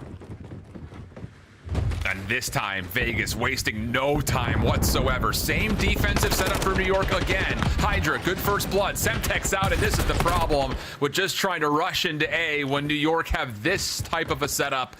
Clean kills lead us to a very early 3v2 for New York. Bombs collected. TJ's on the site. He's trying to plant it. Priestahh didn't see him. He's covered by the display case. Skyz, the wallbang shots through the door of luggage. Not going to collect any damage on the TJ. Bomb laid down. TJ's thinking about making the cross. Was he scouted? Priestahh was on rotation. He may not have seen TJ.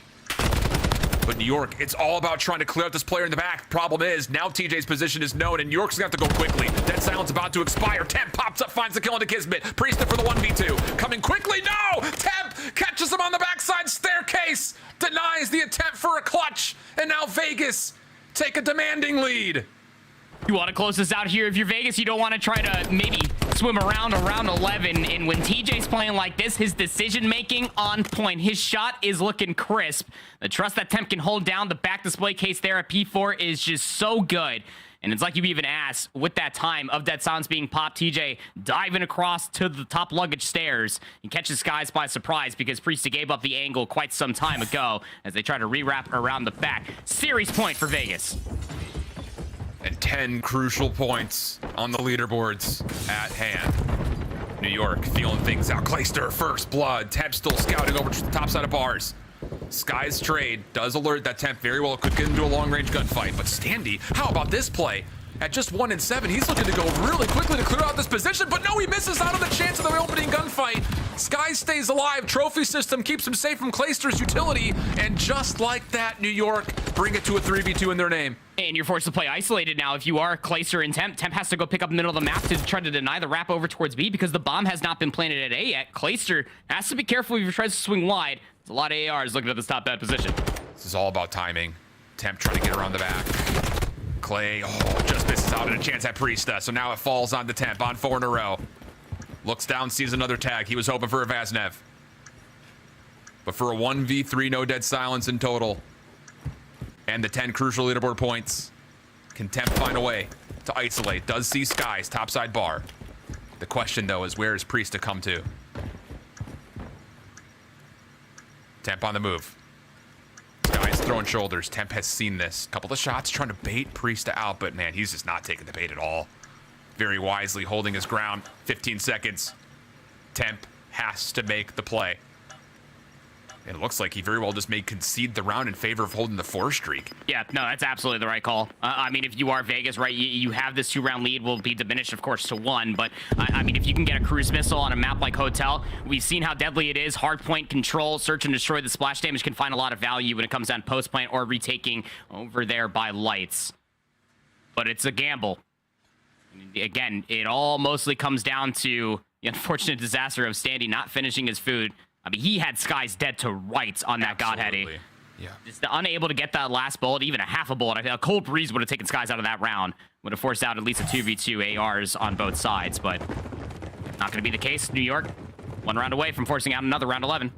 Different setup this time for New York. They're not going to play aggressive in towards couches. They're going to double stack in and around bedroom to watch the cross towards A. Vegas, can you get the information on this? Guy's tagged up. Temp just windshield wipers his way to a kill, but HyDra down low takes down 2. HyDra's isolated, and that does lead to an opportunity for TJ to secure the trade, but in a 2v2, KiSMET's looking to go quickly. Temp has picked this up, though. The timing of this read is exquisite. KiSMET does get out, realizes that his plan has been foiled, and Vegas, with those tags, will look for a plan on A. It's redemption time. You covered space. Get the bomb planted today. You know that KiSMET might try to flirt with the flank. They just don't know where Priestahh might be located at. TJ opts to stay on the bomb, though. Dead silence out. TJ does get across. We stay 2v2. Priestahh through the bottom. Temp takes shots.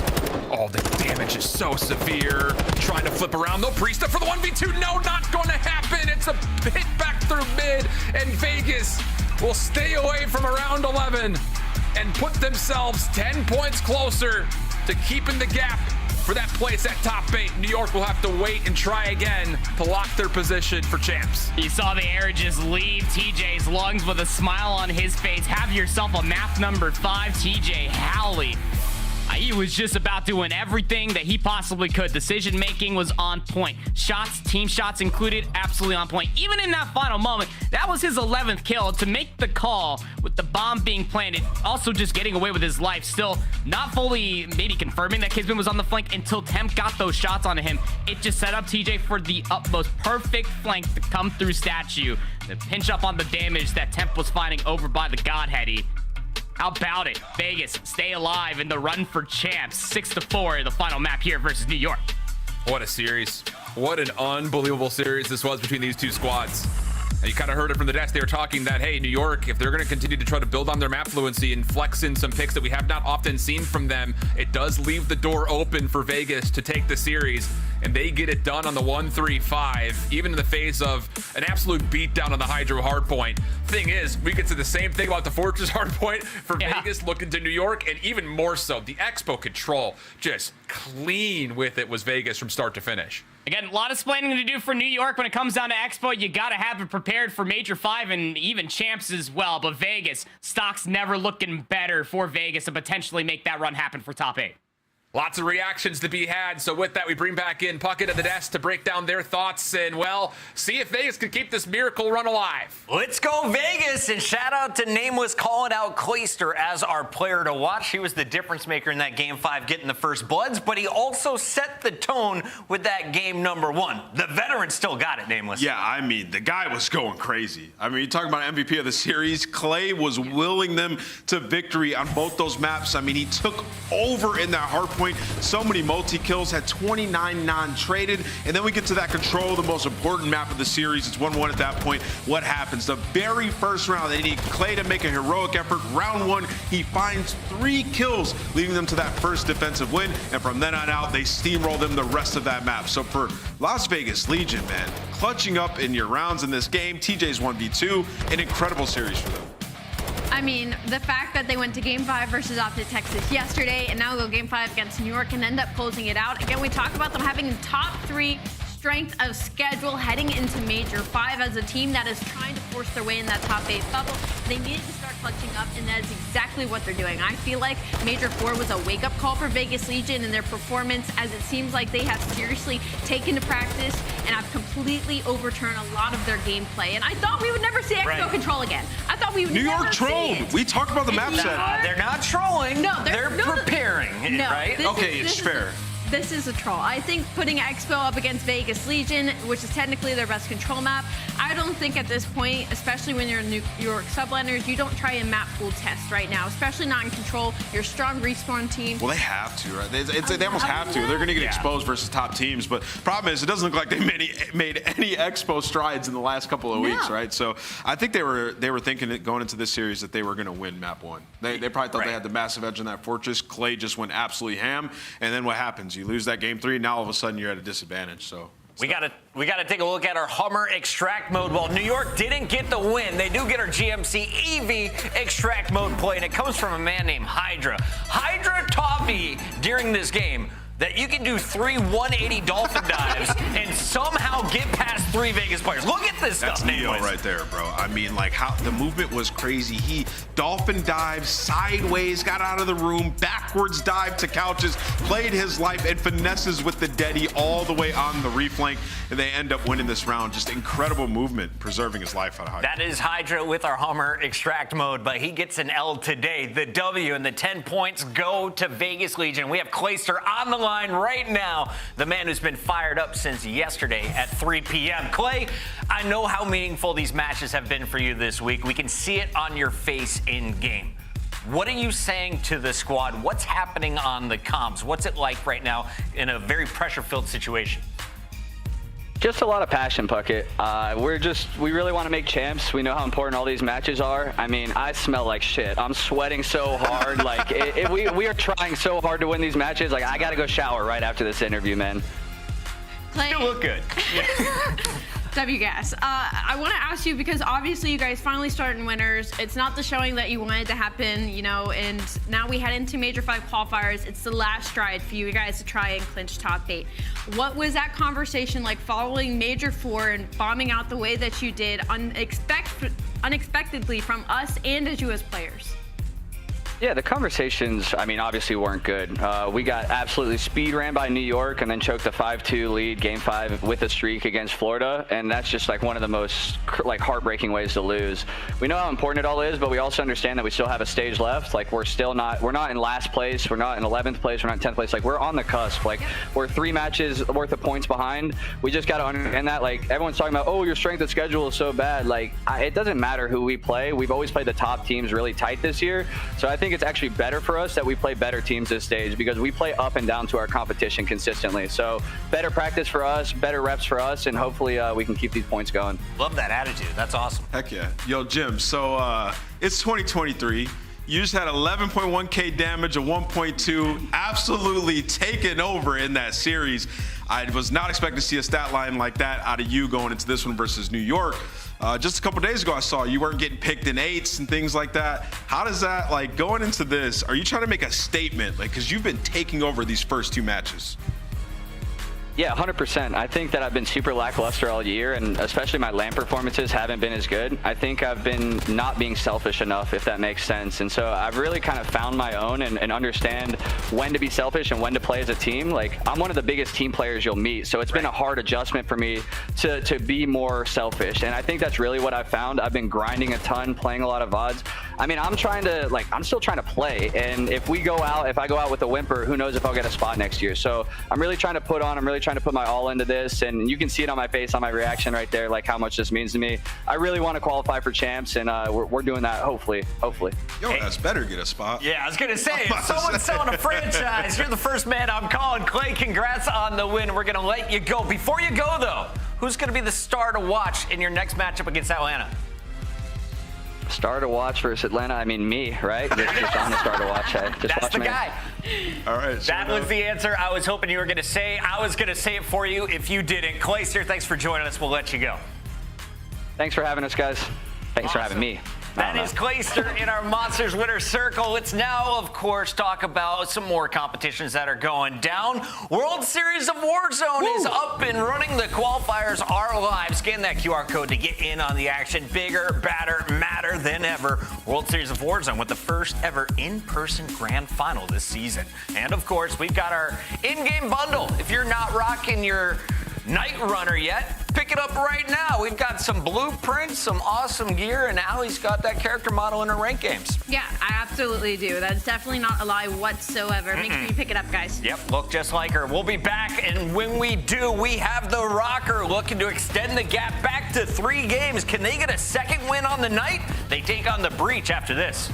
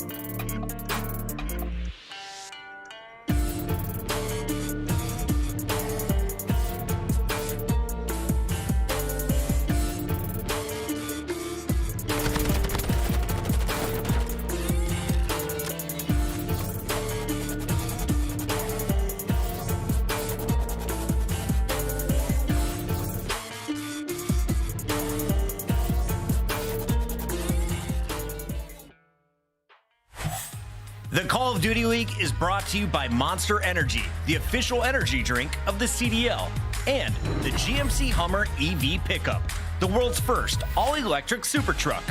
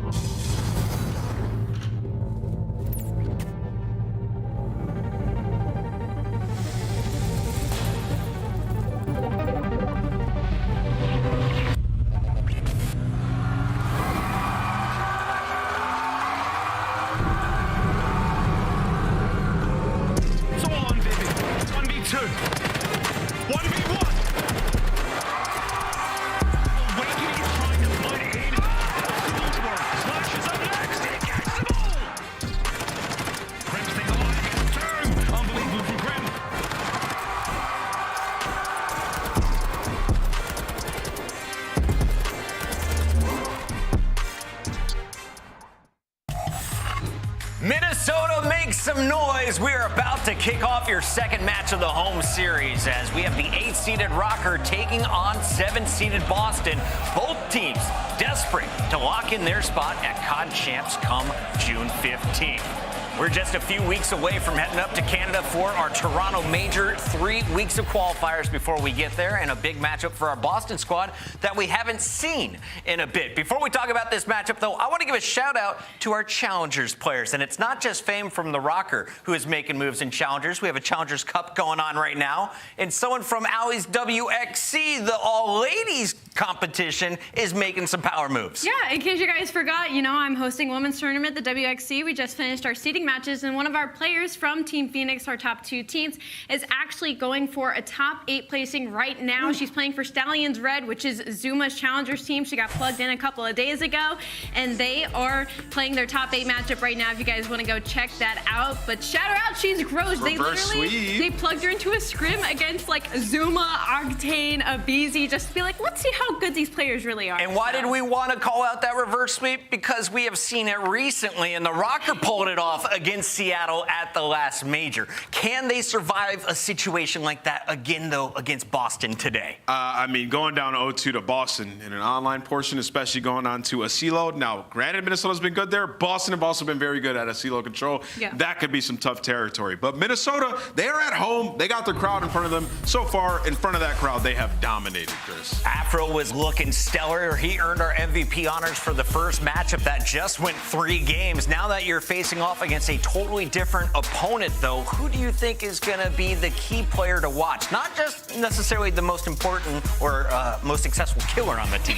Who is the key player to watch in this match? Not the most successful player on the team. So what I'm saying is I'm not allowed to call out Afro and Cammy from that situation. Honestly, I want to call out Bance. You know, one of the most heads-up players on Minnesota Rockers. When he is feeling comfortable on the map, it's when they're winning the most comfortably. But when it comes to the Monster Energy pre-game, Afro obviously continue his domination from the day. This guy has been a Lanimal, a 1.26 overall versus London, and do a better job on your holds and hardpoint. They were broken 5 times in the series earlier today, and that's been kind of a slip up for the Minnesota Røkkr throughout this entire season. And they're going up against a Boston Breach that is really solid in respawn. I just want to see what nade spots they have lined up for game 2. Keep your eyes on Bance. We, of course, have to take our eyes over to Boston Breach, though, because they are making some big moves. You saw Vivid put on the bench for Major 4. They bring Kremp in from the Challengers scene, and the team doesn't get the success they were looking for. Now they put Nero on the bench, put Vivid back in the starting lineup. So as we take a look at our Monster Energy pregame,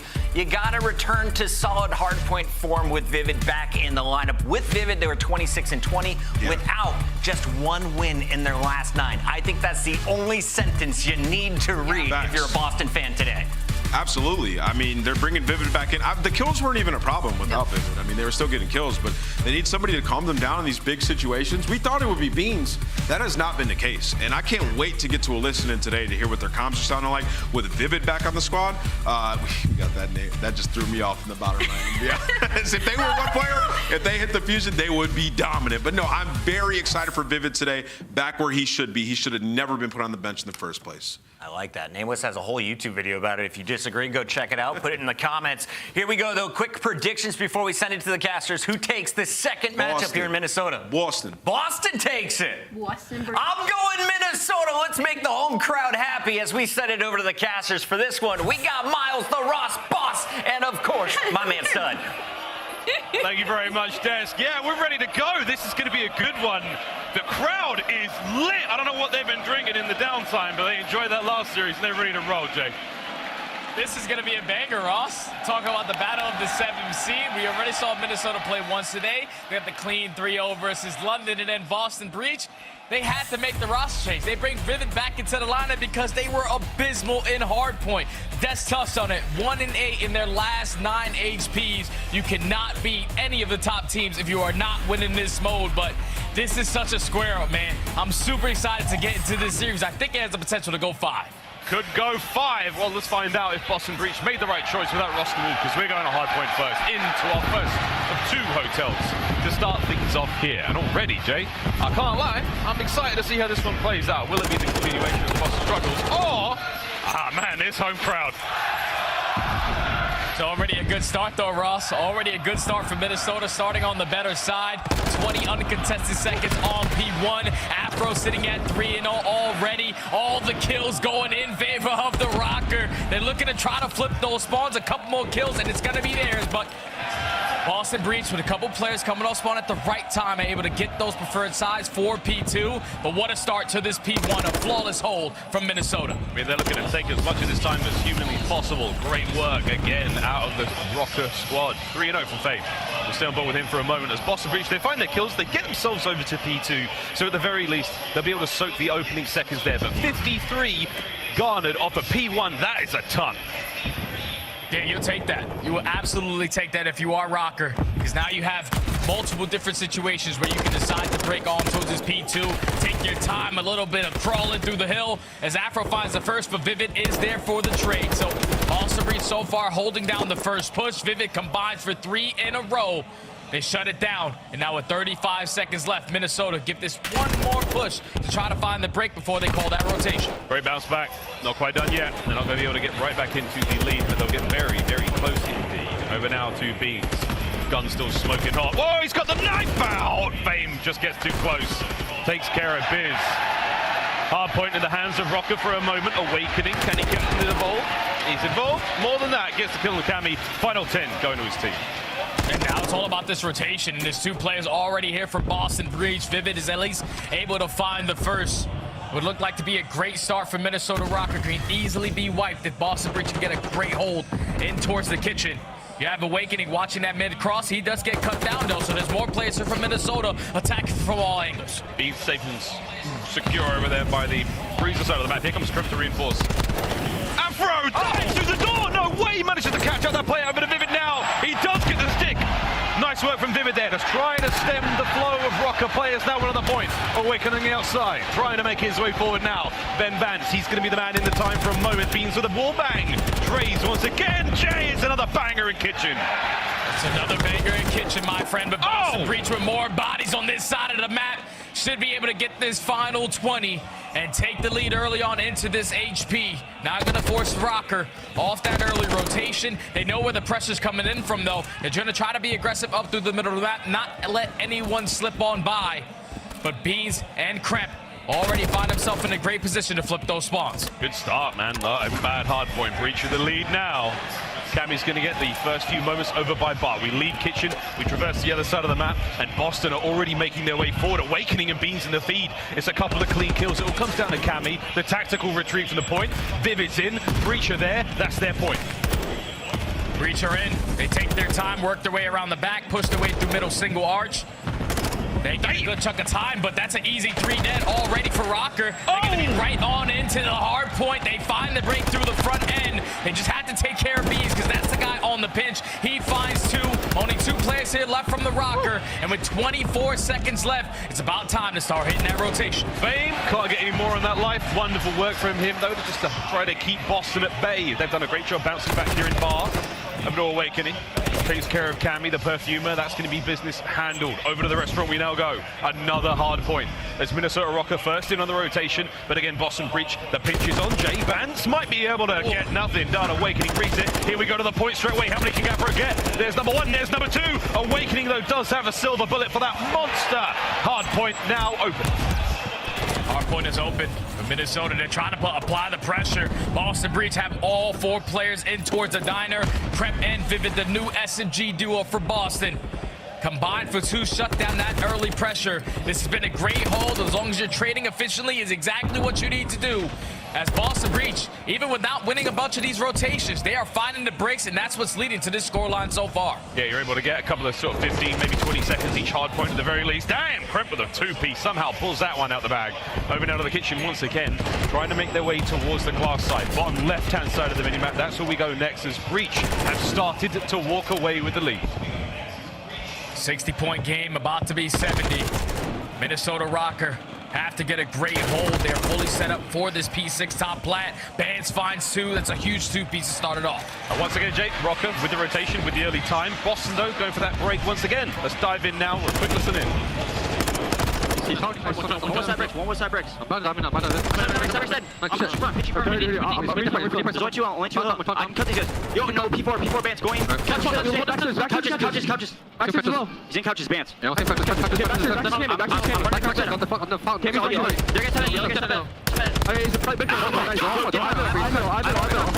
shot pain, top head. One shot pain in the corner. He's in the corner.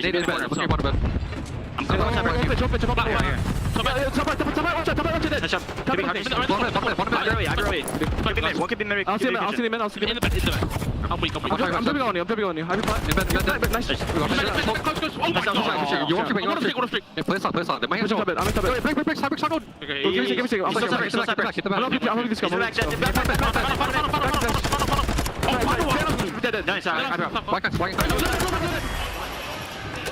Start Boston, they are spitting fire in the comms, man, and they're running up the score as well.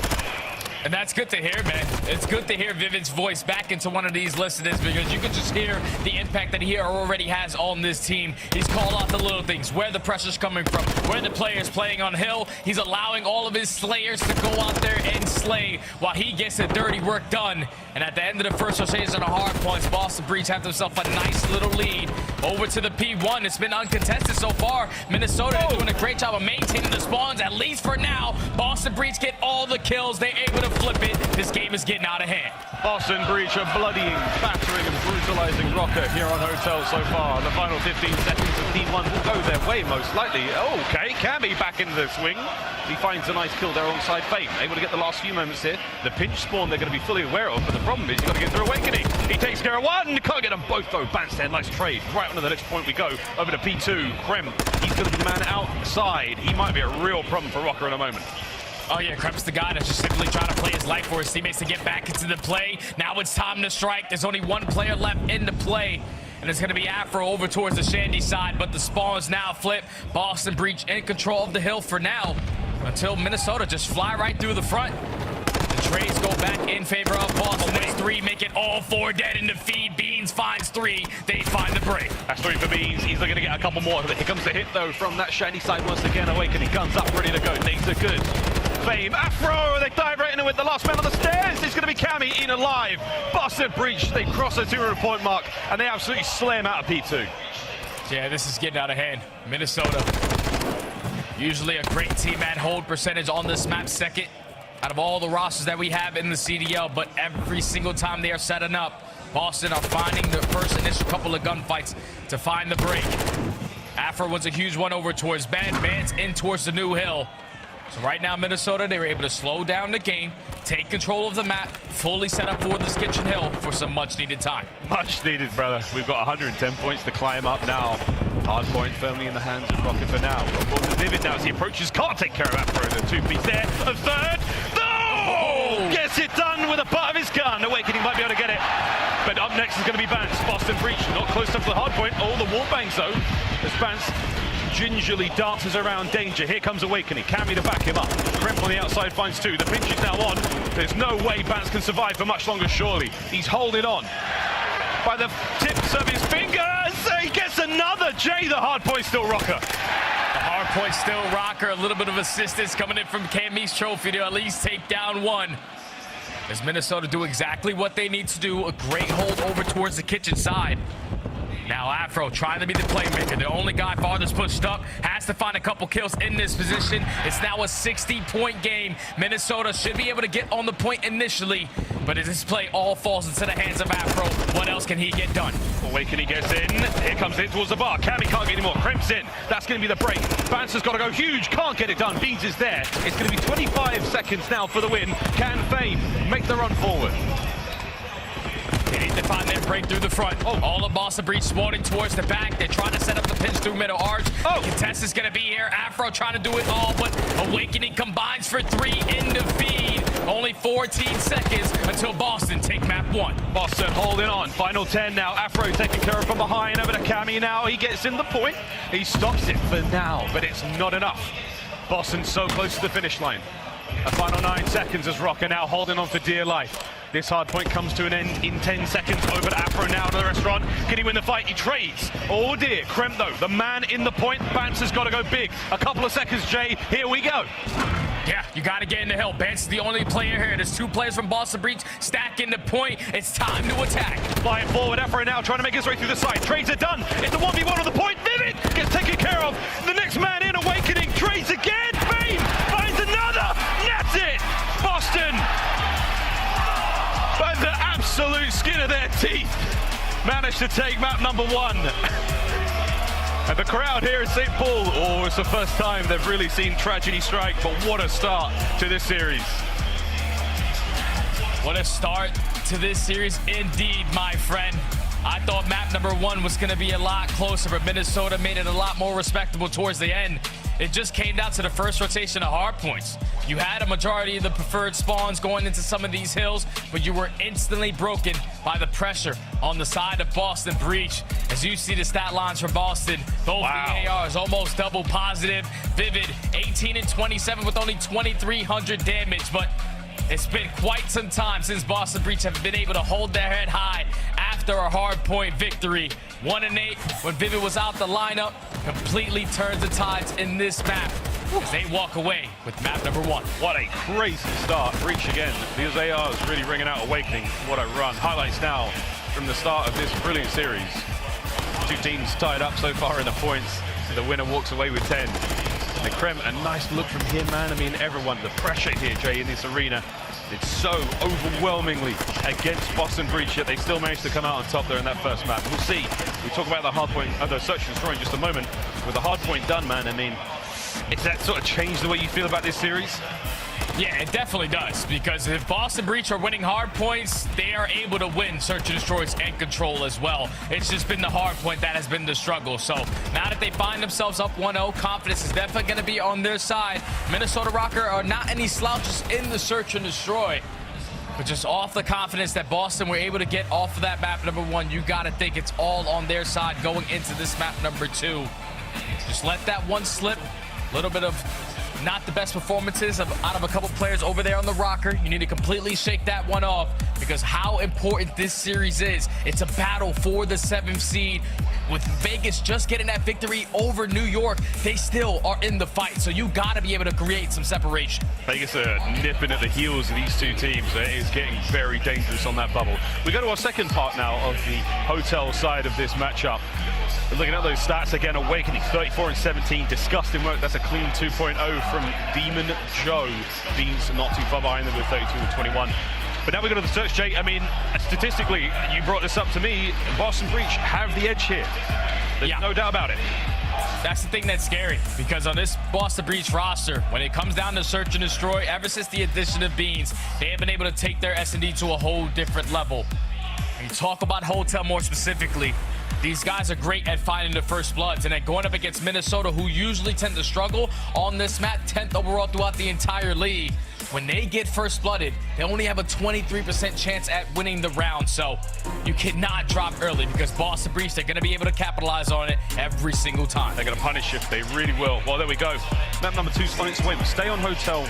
We're going to roll across the series. As I think you called this one out. You said it's going to be a long one, man. We could go 5. Pocket thinks Minnesota, Nameless and Ali, they were back in Boston.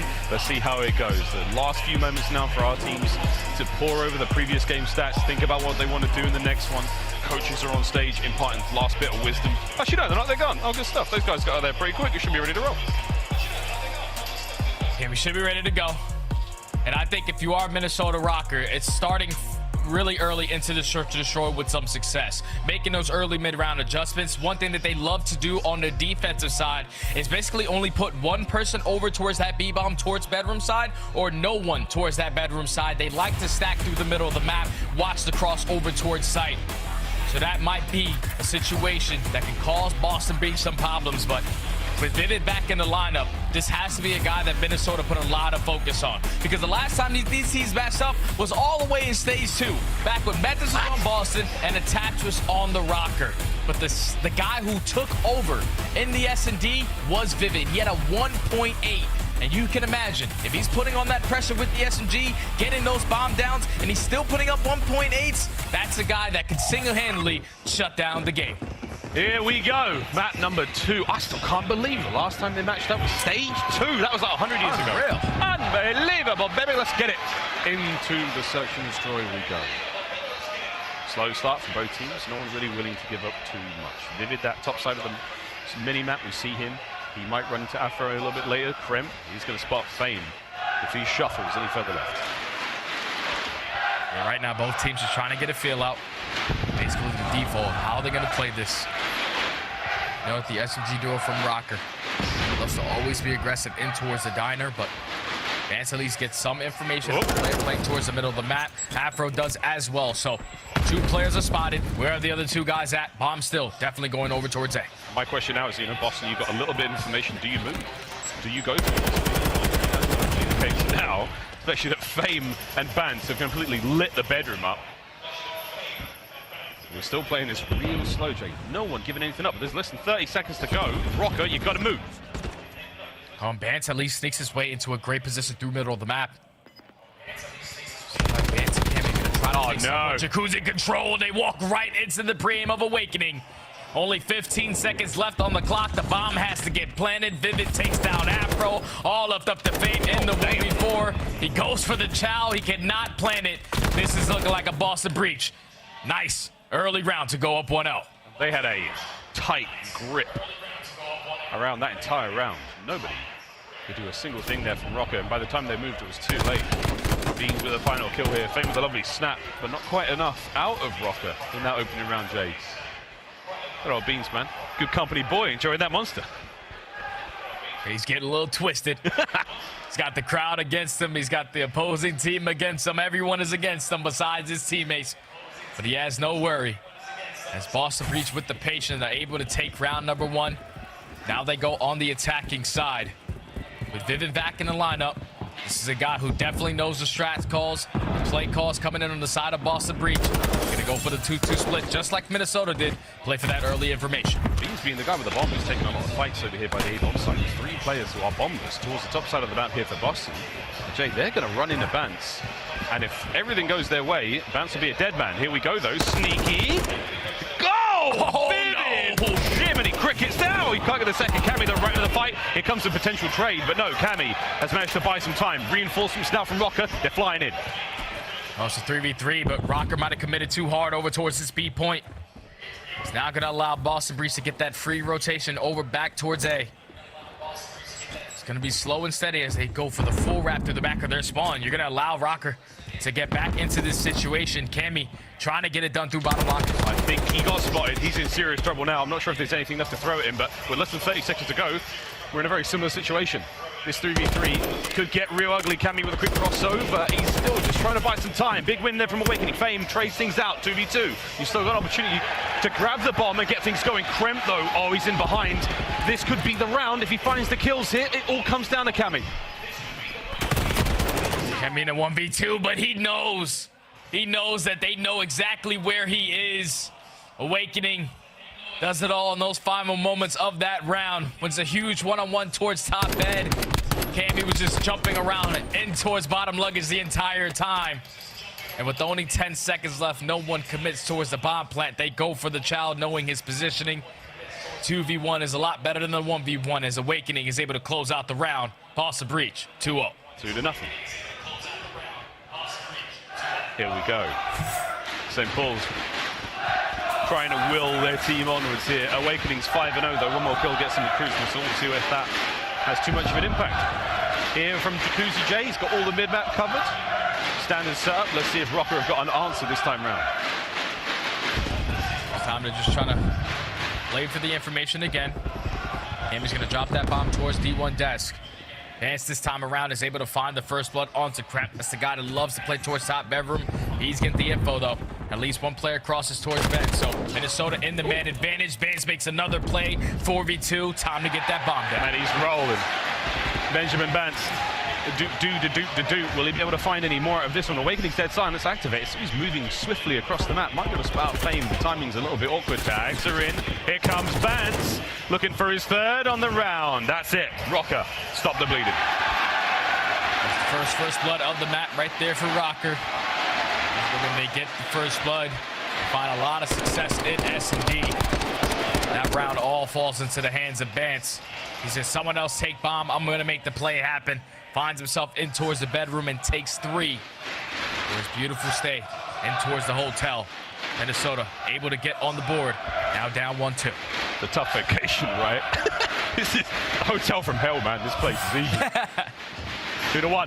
Røkkr now trying to get things going. Afro yet to really get on the board. We saw him incredibly destructive earlier on today in the respawns against the Ravens.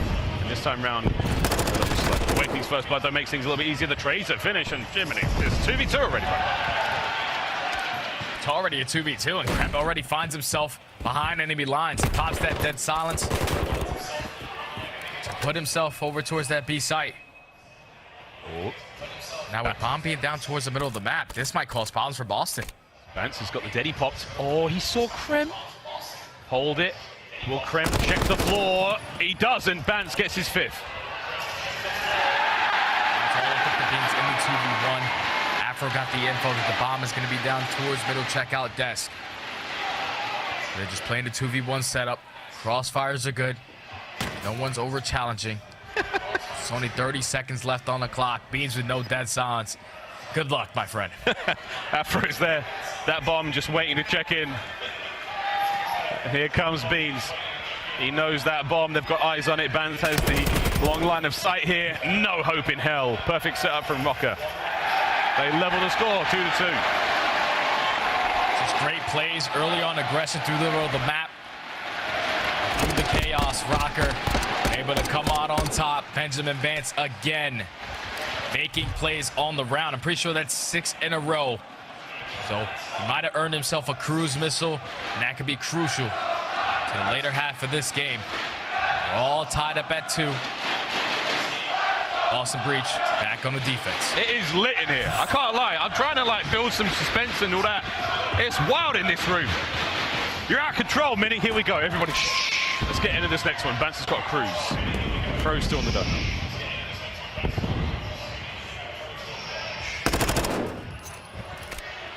Awakening finds the first blood. That's already 3-1 in favor of Boston. Now you have to slow this game down if you are Røkkr. Bomb's going to be down over towards D1 desk. You have Vivid in a position to at least watch the cross towards site. Get some info onto Cammy, but you don't have to do anything if you are Boston. You have the man advantage. You have both sites covered. Let's just play trades. Vivid being a sneaky man over by the A-bomb site. Bomb yet to be recovered by Røkkr. Cammy's close enough. And Boston probably don't have the same luck as OpTic and couldn't get unbreakable like that. Afro tagged up, have to make his way out. Clock's ticking though, Jay, you run out of time. Time is starting to tick down, and Vivid is able to take down Cammy as well. So Bomb being down towards double desk. Awakening drops down through the middle of the map. He's able to shut down Bance.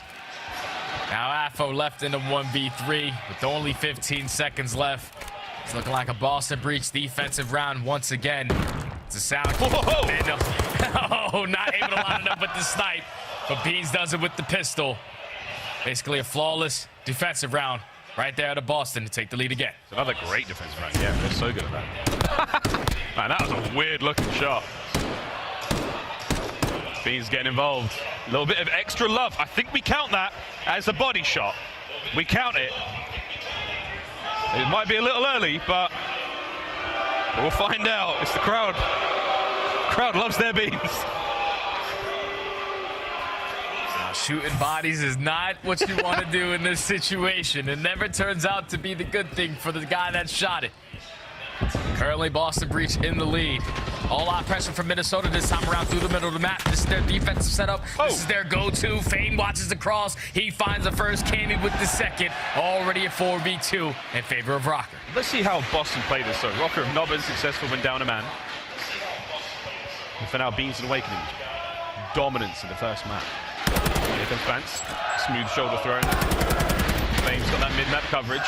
A lot of that suppressing fire. Going to keep Awakening out of the fight for now. Beans trying to make sure that A-bomb site is safe to get that bomb in. Try to get the plant. Will they be able to do it? Here comes Cammy. Big win from Beans. Tags up. Taken care of on the cross. All down to Awakening. Awakening 1v3. Bomb down over towards Q. Aim still throwing a couple shoulders through the middle of the map. He gets the info. It's time to strike. As Bance is going to go for the first. He does lose the gunfight, though. 30 seconds left, but the trade is going to be there. Afro there. Minnesota tied up at 3. Woo. They tie it up. 1 round at a time. No, this is a tense hotel search and destroy. Statistical advantage still going towards Boston, but Røkkr, the home crowd buff. It is no joke. The room vibrates after every round win. Here we go. Swap sides once again, Jay.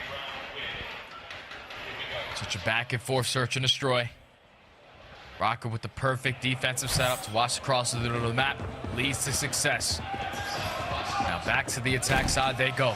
Keep in mind, Bance still has that cruise missile to work with. They're going for the 2-2 split again, playing for that information. Slow and steady wins the race. Beans with the boomstick, SPX in hand. Now eyes on towards what we call the Godhead. Fame.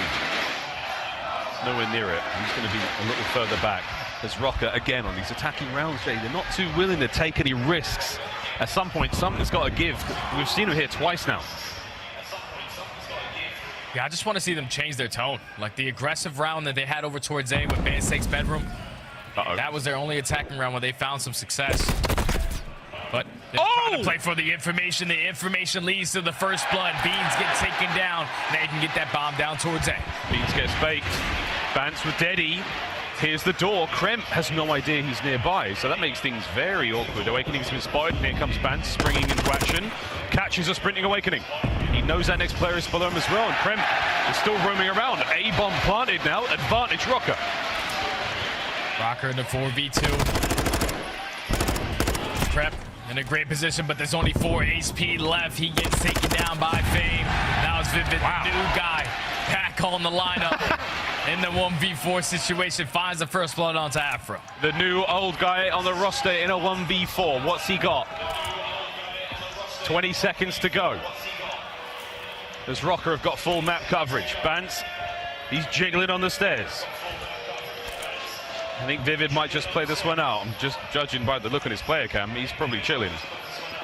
Gonna let that bomb detonate. He's gonna keep the 1 kill spree he has for now, and it will give Minnesota Røkkr a 1-round lead. Oh, no, he won't. Benjamin Bance wins the one-on-one. Those final moments as Røkkr are able to take the lead in the search and destroy on the back of the first blood. Now up 4-3. They found success last time on defense with the 4 stack through mid. The Boston Breach continue to go for the 2-2 split and play for the info. Where they step up in the pace, take control of the bedroom, and plant that bomb towards A.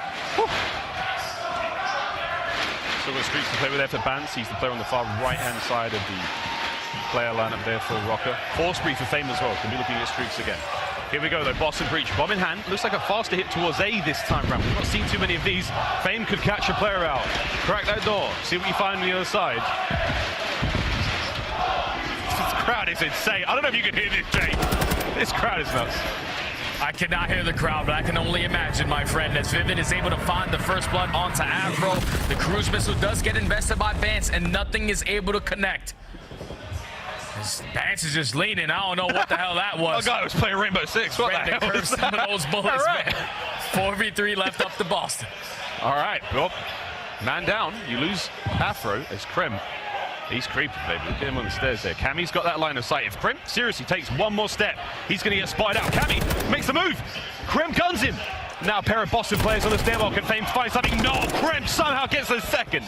Bance on the other side of the map, now 1v4. He's got himself an AR to work with. Can he do any more than that one kill he found earlier? With only 25 seconds left, Boston Breach doing a great job just staying alive. Beans being a nuisance, just throwing shoulders towards the bedroom. Kremp now has him one shot, only 39 HP. As Boston Breach walk away with the attacking round. Kremp shuts it down in towards the bedroom.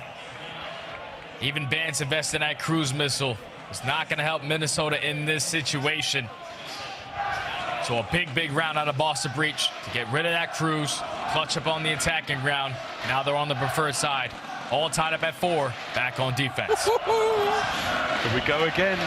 I mean, Røkkr, we've seen them now find success in attacking rounds. They've been able to break the Boston setup. Let's see if they can do it again. A different look this time round. Bance once again with the bomb. Boston at this point in time, they know you kill Bance, that bomb's down. This time it's looking like Røkkr just going to switch up their pace. Dead Silence is going to get popped by Cammy. He's going to try to lead the charge, but Vivid in a position. Unfortunately, cannot get the kill. So it's time to go. Awakening there for the trade. It's an all-out snake fest. Snake his ass! Cammy's in, finds a kill. The snakes have come to a close. FaZe finds one in mid-map. Beans now with the snipe. Can he find anything? What an explosive round. He's going in. Beans with the snipe. I don't believe that shot. The clock's ticking, Jay. And he is checking every possible angle. This is, honestly, the weapon you want in a situation, but he guesses wrong. Røkkr with the round. Røkkr get another first blood. Good way to start off the trade battle when you are the team in the preferred situation. They get the first blood, they trade efficient. Fame, the island player, catches a player lacking through the middle of the map. You get that bomb down. Beans with the sniper pistol hit a great first shot, but so many angles we have to try to check. Going in towards that kitchen bomb site is Røkkr. Now put themselves at game point, trying to tie the series up. One more round is all your hometown heroes need, St. Paul. And they tie up the series. Cammy is moving. Forward he flies. Awakening though, wait a minute! It gets 2, Vivid catches another one as well, and this has got round 11 written all over it. Cammy, if you can find this 1v4 somehow, they'll build a statue out of something. Smack bang in the middle of Minneapolis, mate. That would be impossible. Well, I don't know. Impossible is still possible. We saw aBeZy clutch a 1v4. So now it's time for Cammy, but fortunately he runs right into the pregame of Kremp. Boston Breach with all-out aggression through the middle of the map. Awakening starts off with the first 2. No trades are abound as Boston Breach clean on this attacking round. Are able to now force round 11. Round 11. Round 11. And some choice words. They're getting rowdy over there. Oh, they're getting rowdy. They're getting rowdy, Jay. There's no doubt about it. If you lip read some of the fans in the front row, you know what they're saying. The more creative of you at home, it's let's not go Boston. 12-7 though for Awakening. Unbelievable. Round 11, here we go. Look at the pressure from Boston. 4 stacking over towards B. Vivid already puts himself in a great position towards L. Best, and this might work out perfectly if you are Røkkr. You're getting a lot of information and a lot of tack usage going over towards this A site. Afro was already leaning his way over towards B, so this might be a perfect rotation from Minnesota. Kremp's here, guns up at the ready. Minnesota Røkkr have made it into the kitchen first and foremost. Now it's on them to set up. Here comes Beans with a nade. Ooh, doesn't catch anybody out. Bomb planted at B, here we go. 4v4 retake. In 40 seconds, this round ends one way or the other. Just trying to find an angle, trying to find a way in. Don't really have a lot of tack. Usually just hit a couple wall bangs, trying to get some kind of information. Time is starting to tick, but here comes the push. Here comes the hit. Afro doesn't take too much damage. Kremp's in. Awakening with the coverage. Oh, damage, but no kills. Kremp finds one. Bance with the trades. Cammy finds his. Kremp with two. And the bomb site has now been abandoned. 15 seconds. Minnesota Røkkr, you're not out of this yet. You still have to make sure that no one is on the defuse. Vayne flies forward. Gets sniped. Cammy finds one. It's a 1v1. It's done. It's over. Beans can't defuse. And Minnesota Røkkr tie the series up. What a round it was. Røkkr needed that round 11 to get into the series, and they make the perfect play call at these final moments. It was a forward stack from Boston over towards that B bomb. Røkkr play it nice and slow. They count the attacks getting thrown on that side of the map. You had Afro being the island player slowly pushing up through the diner. Once they take control of kitchen, you get the bomb down, time is starting to tick, and you just trade efficiently to close out this search and destroy, to tie the series up at 1. Miles, look at the difference in the first bloods. It's 7-5. Minnesota had a couple rounds where they had to clutch up, and they do just that. It's now at an even score line, 1-1, going into the control. Crazy, man, because coming into this, Boston, they had the statistical advantage, man. They were the guys winning those 2vx rounds. Everything changed there. Woo, what a series this is. Well, we got ourselves control coming up next, Jay. How are we leaning for this one? What's the feeling? What's the vibe? You know what? I'm sorry. I got so excited. We got to go to a break. On the other side of the break, we're playing control.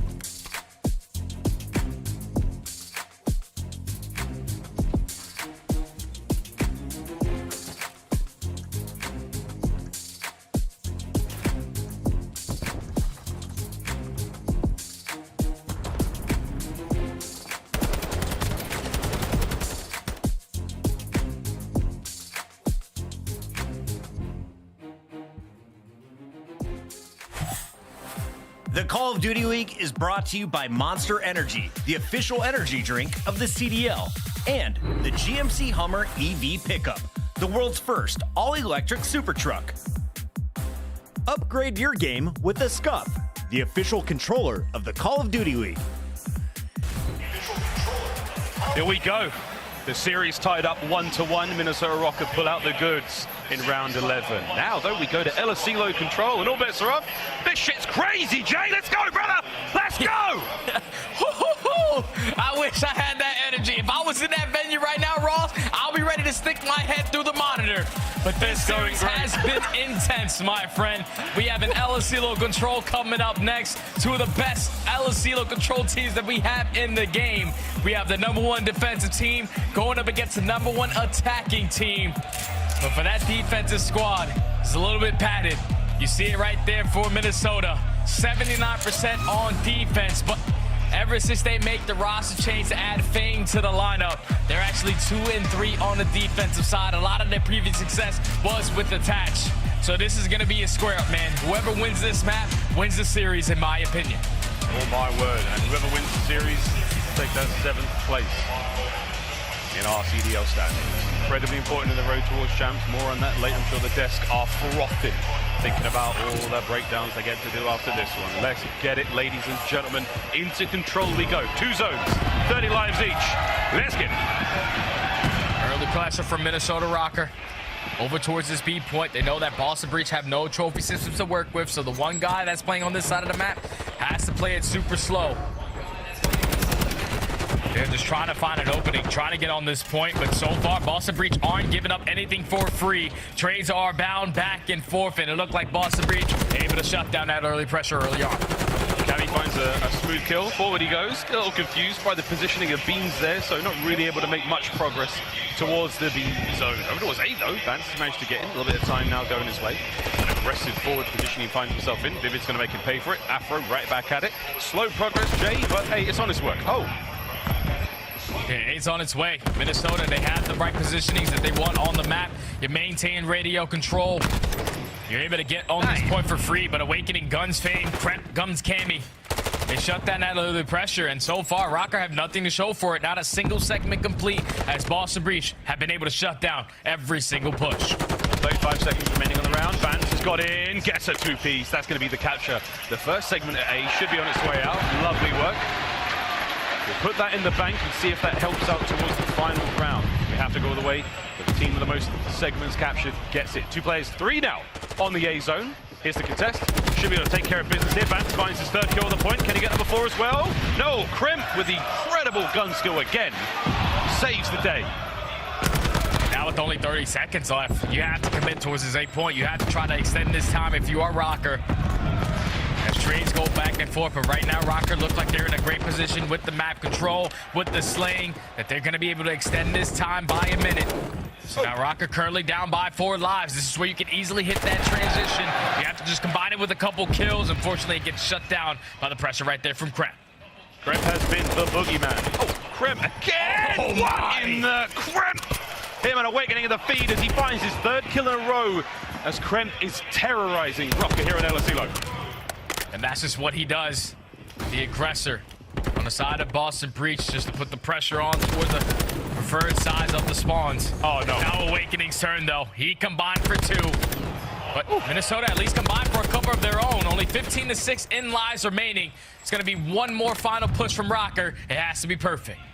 Kremp's got eyes on that side door by the alleyway. In a moment, he's going to get the go button, fly forward, hit those players, capturing that B zone in the back. For now, it's just about 30 seconds to go. Jay, 5 lives left for Røkkr. This is not going to be easy, but it is not impossible. It's not impossible, but it all starts by taking down Kremp from this position. He's just trying to be a nuisance, but Bance is able to sniff him on out.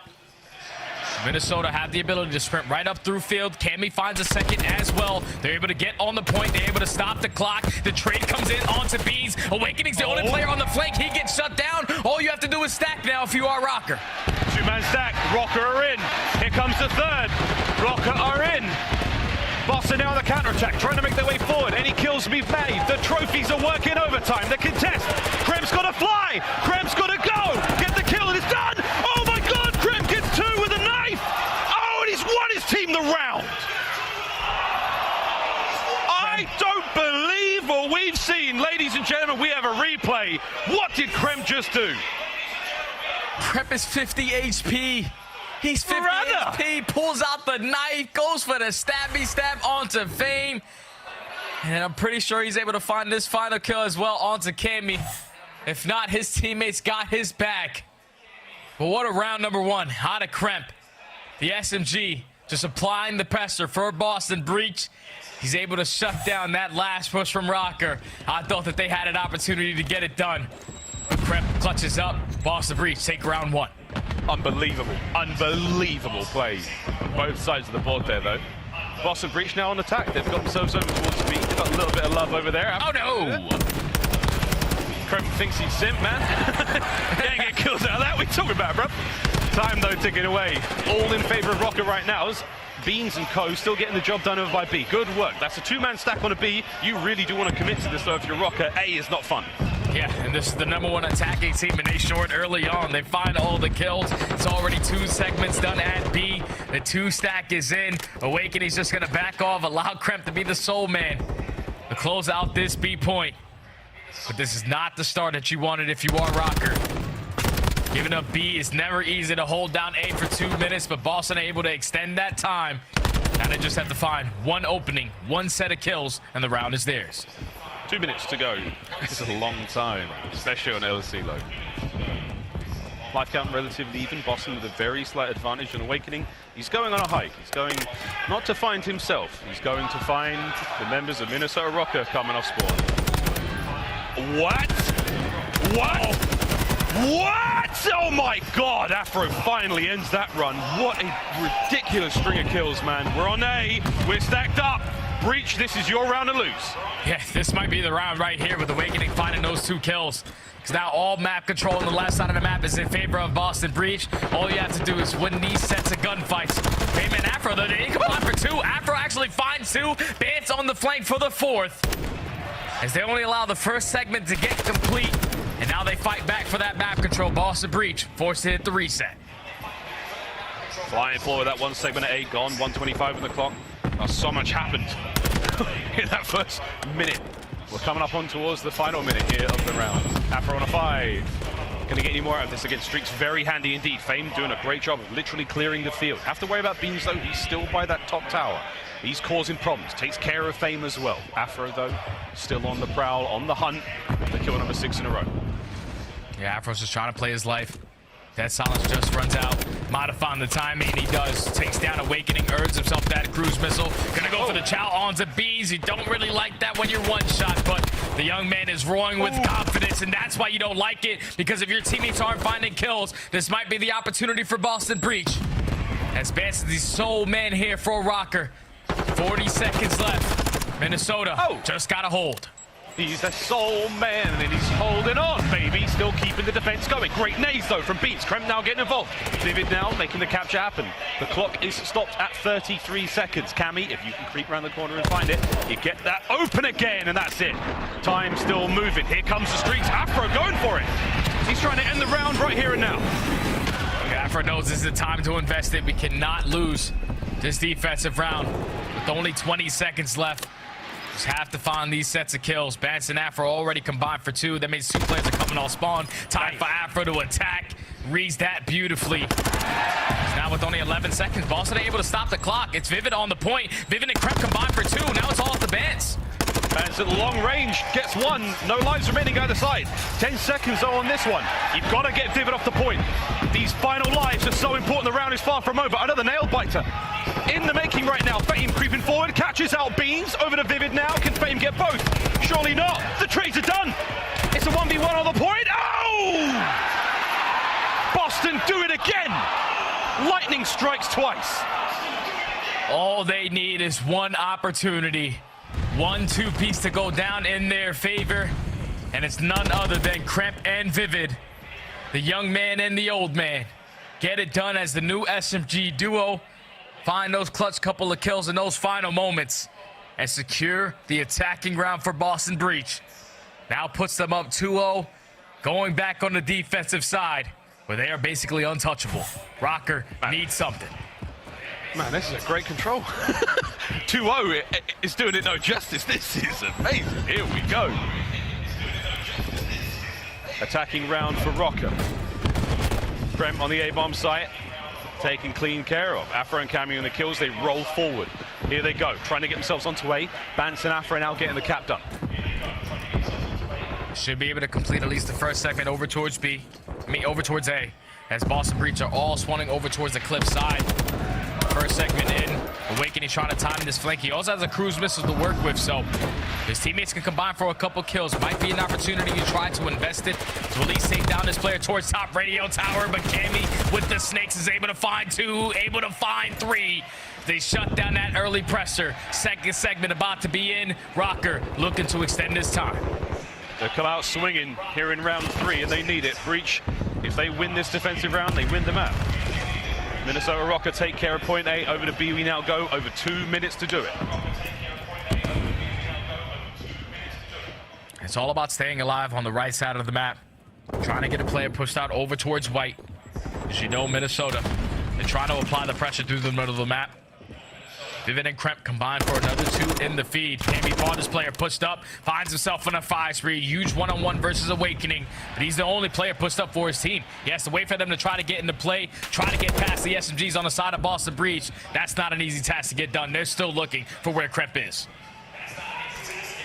Kremp's just been such a difficult player to deal with. He's still going in the kill feed. Cammy, though, has managed to get right behind enemy lines. Stuck between bees! Oh my god, that was for the streaks. No, Awakening wins this as well. That would have been unbelievable.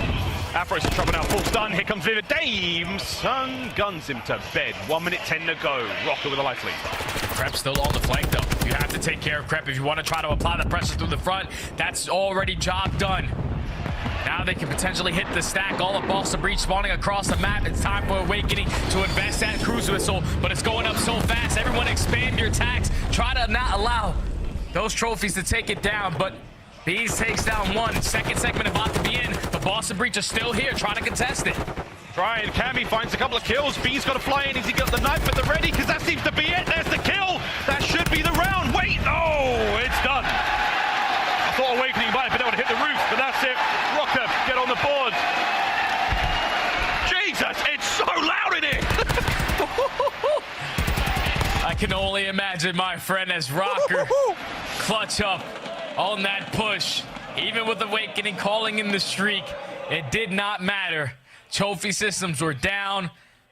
Guns were up.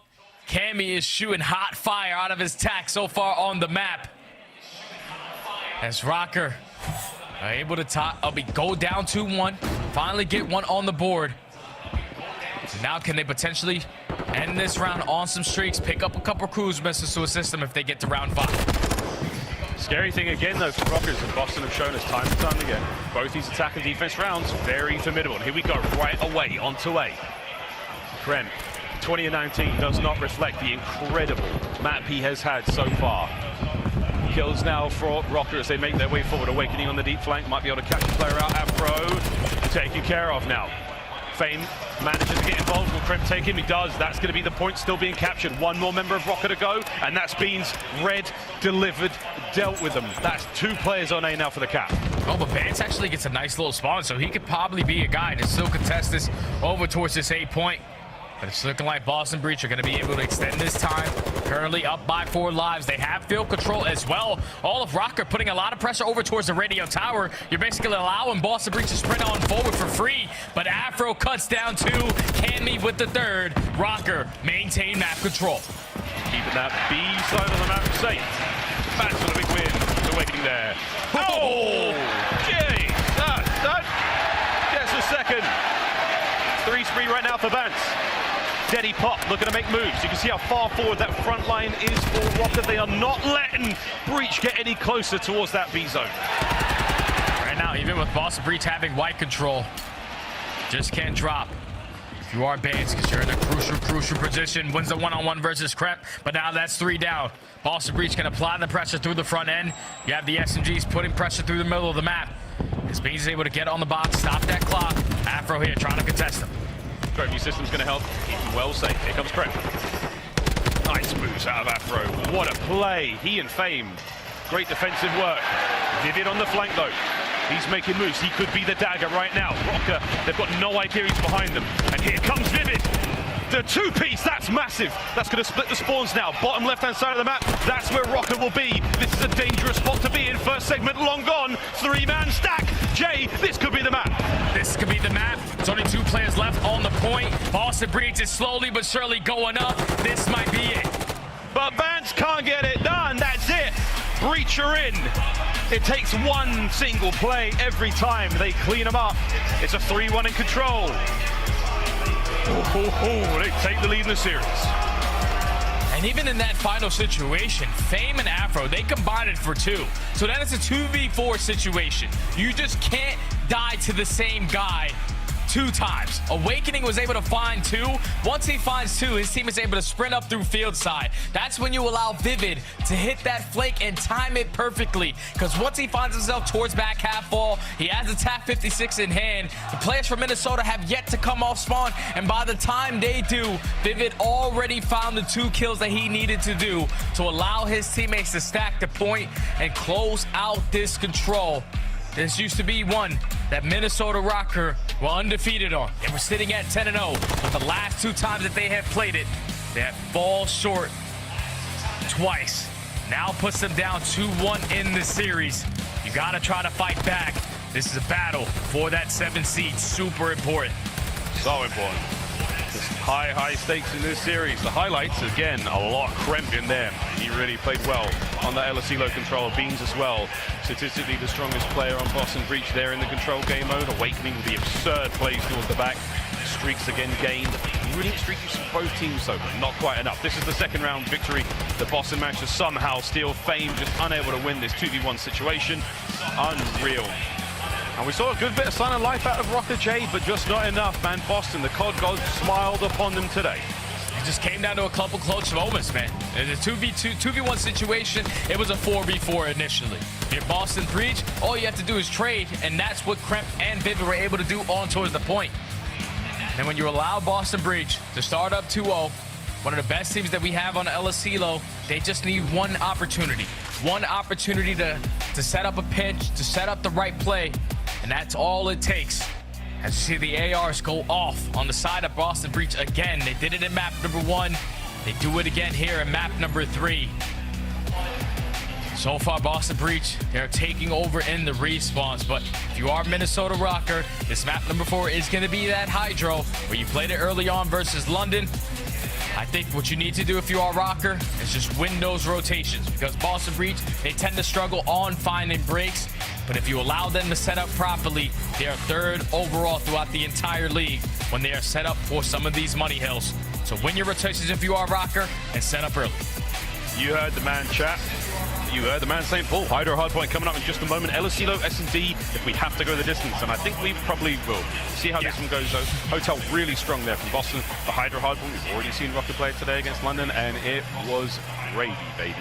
Let's find out how this one goes. HyDra hardpoint. Of course, that final search and destroy map if we have to go there. But for now, Jay, this series has been a banger indeed. But they're going back to the points. The winner of this one gets 7th place. They've put themselves that bit closer to securing a spot in champs. Not many teams are now secured. New York still unable to really lock it in. They will be joining the 4 that are already secured now. Scary stuff. These fans have brought the noise, brought the energy.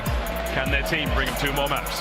Yeah, the energy out of the fans has been absurd so far throughout the home series. And Minnesota definitely need them now. Have to try to win 2 maps in a row to secure that 7th seed. It all starts with this HyDra hardpoint, man. We saw a bad performance out of Cammy in map number 1. Bad performance out of Fame in that map number 3. So far, the ARs are simply getting outplayed on the side of Røkkr. On a map like HyDra, where ARs are going to be set up for success when you're holding down these power positions towards top dome, towards top bridge, every single time an AR finds himself in a great position on this map, he will be able to get kills. So it's all about the SMG setting them up. As you see the stats for both squads, last in hope percentage for Røkkr. But at least they made the adjustments early on versus London, and we're able to turn that around a little bit. But you got to put it all together. Got to put it all together to try to force this game 5 here. Force that game 5. That is the play. Røkkr need it sorely. Hometown buff is paid off so far. Will it pay off again? Here we go. on board with Bance. We'll see if he makes that water route, trying to get towards that right-hand side of the map. That's the objective for now. Kremp's going to take a quick dip towards mid-map. So far, all good. Afro might be the man to actually go for that swim. His boys are on it. So far, nice start out of Røkkr, Jake. This is the perfect start out of Røkkr. They find all 4 kills in the feed. At least 2 players or 1 player from Boston Breach is going to spawn all the way across the map while they're soaking all this P1 time up. Perfect answer from Røkkr. They get 22 uncontested seconds, but Boston Breach, they combine for 3 in the feed, so the final 20 should potentially be theirs. Now it's a battle off the rotation. Bance, the only player here to try to make the play happen. He's playing so patiently, he has to. A death here doesn't really help out. He got checked there. No, he didn't get spotted out. So Bance is there it is. Good job from Kremp. He really did do his due diligence there and make sure that every single nook and cranny was abandoned. Great work out of Boston so far. P2's up. Lead change on its way, but here come Røkkr through the front lines. Cammy finding that first opening kill, mashing their way through Dome. Kremp's gonna have to double back, and it is a 3-man hit chain through this one side of the map. Here they go. Bance takes a dip. Cammy fame forward. They fly into the guns of Breach. Yeah, this is not an easy break to find. On a P2 of Money Hill where they know where the pressure's coming in from, but Afro, he starts it off. Great pitch onto Awakening. Bance strikes through the water, but Bance cannot find the trade onto Beans. At least sets up Afro, though, to find 2. So the final 25 seconds could potentially go in favor of Røkkr, but just pay attention to your mini-map. But Boston Breach still getting those back spawns. They're still going to apply pressure here. Final 15 is going to be theirs. And you see Kremp in his positioning right now, already off the rotation. Minnesota getting a couple bad spawns, and this is where the game can start to get out of hand. Yeah, this is a bad look. Vivid gets 1. Doesn't help too much. Awakening's going to get a couple of love taps on the way out as well, and now mid-map presence. That's going to be a lot of green. That's Boston Breach in the feed as well. 3 down for Røkkr. Over towards this hard point we now fly. Beans will be the man in, grabbing the time. Fame hot on his heels though. Yeah, it does get the kill. So an open hard point for a moment. Kremp back in it. We're trying to keep this as balanced as we possibly can, Jay. Boston Breach, they've got a lot of map control, but no time. Yeah, Boston Breach, they're just trying to find where these guys are attacking from, but they do so much searching, no one just simply sits on the hill, and that leads to Røkkr finding all 4 kills in the feed. And now flipping, Boston Breach to the opposing side of the map. Cammy's here to cut them down with the TAC 56. Røkkr with this final 20 can potentially take the lead, but they're thinking big picture. We have to win a couple gunfights off the rotation, but you can't get past Beans. So Røkkr are going to be able to take the lead for now, but Boston Breach should be able to take it right back with that perfect rotation out of Beans. This is such a weird gunfight. He wins it though. Over to Beans. In that new hard point. Lead change again on its way. What a battle between our 2 teams here in this map number 4. Owner Bance trying to break the back line of Boston Breach as he now makes his way forward. Fame right behind him. Here comes Beans. Good tags into the feed. No help there. Kremp gets 2. Clearing up the trophies. Kremp can't get any more out of it though. Fame's on a 3, Jay. But man, this is a very tight hard point. Yeah, it's so back and forth. Both of these squads trying to get the important kills for the spawns. Fame with the snap onto Bees, but Boston still spawning towards back P2. They should be able to flood right back on into this hill. And with only 20 seconds left, remaining at P4, it's time to hit that rotation if you are Røkkr. They're applying pressure, though, on the map so they can build layers for Boston Breach to try to get past. Perfect read right there out of Vivid to start it off with Afro onto the nade, but Boston Breach, nice little 30-point lead. Have time to set up these pitches, go for these routes. Yeah, you kind of give it the last 30 seconds there on that hard point. No problem. You get yourself set for the new one. Now soak as much time as you can. Kremp's got the open water lane covered. Vivid on the flank as well. Somehow Awakening wins that fight. The back line all safe, though. That's Afro's job, and he does it great. 45 seconds here on the point. Røkkr are in. Røkkr get right back in. I love the play right there to Bance to just be the sole man in towards the point. Doesn't hop on, he just plays in towards the window, plays for a kill, and that eventually leads to 2, make it 3 dead in the feed. As Røkkr able to hold on strong. But Boston Breach, they're getting those close back spawns, and this can play perfectly if you are Røkkr. You can chain this hill over towards the P1. Your teammates got dome side. Fight this one as long as you can. You have set yourself up properly for the second half of this game. Long game being played by Røkkr now. Let this time roll. Breach are going to take the next 10. We'll see what happens in a moment. Back over the hard point number 1 we go. We're in our second set of hard points here on HyDra. Kremp, oh, I love this route. He might force himself serious damage here. Fame reads it, guns him. The hard point remains Røkkr's. So far, Røkkr mimicking the gameplay that they had versus London. Started off on the bad side. On the P1 first rotation, this time on the P1 they got the better spawns as they find 3 in the feed. Vivid trying to be the player to swim around, trying to take down this guy off of the time as Famous just being the super soaker.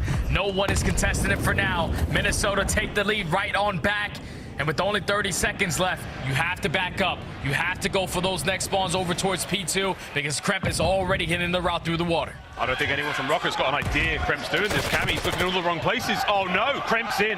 That is a huge set of kills. Spawns now are not going to look good for Røkkr. They're parallel on the far left-hand side of the map. A foot race now over towards the new hard point we fly. Røkkr with a bit of a lead, but not for long. Let's hear how the battle for new goes. We'll listen in. Minnesota Røkkr. Yes! Go deep. I'm pushing up yellow. Let's go time, let's go time. Don't see him out blue. Please. Don't see him out blue. Yeah, he's blue. Place you chip. I have you one. Awakening in the back. One in time in the back. Okay. Bully don't. Make sure you block. I'm close. Yeah, the bully don't. I see the guy in the back. He's just angling front. Where? He's hit twice. Hit time. Send it time. Challenge. Back door. There's two. Awakening, Vivid. Awakening's one shot. Awakening was one shot. Nice. Dome. Straight away. Try and stay down. You're gonna be 2 down when you man. Yeah. I'm trying to get your cross.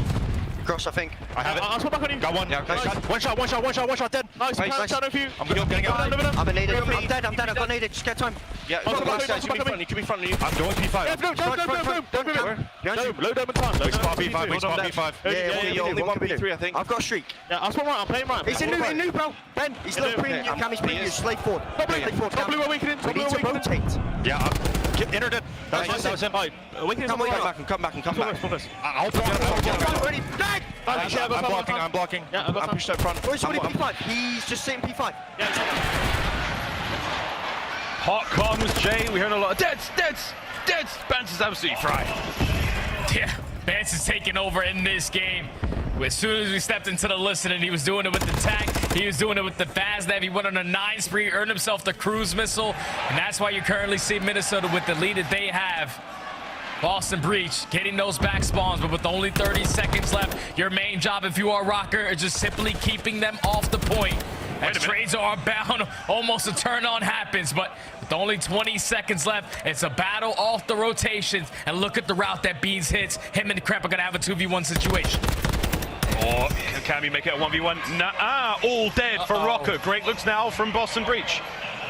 Minnesota Røkkr have got a very long and difficult journey across the map now to do. Bance helps keep the boys afloat with that kill, so now the job, run across that map, get towards that new hard point. The faster, the better. Streaks up for Bance, who could use those now. As Kremp with that forward position, he's going to catch out one. Oh, nearly gets a second. Great work. Røkkr now flying forward. Breach operation now, hold the line.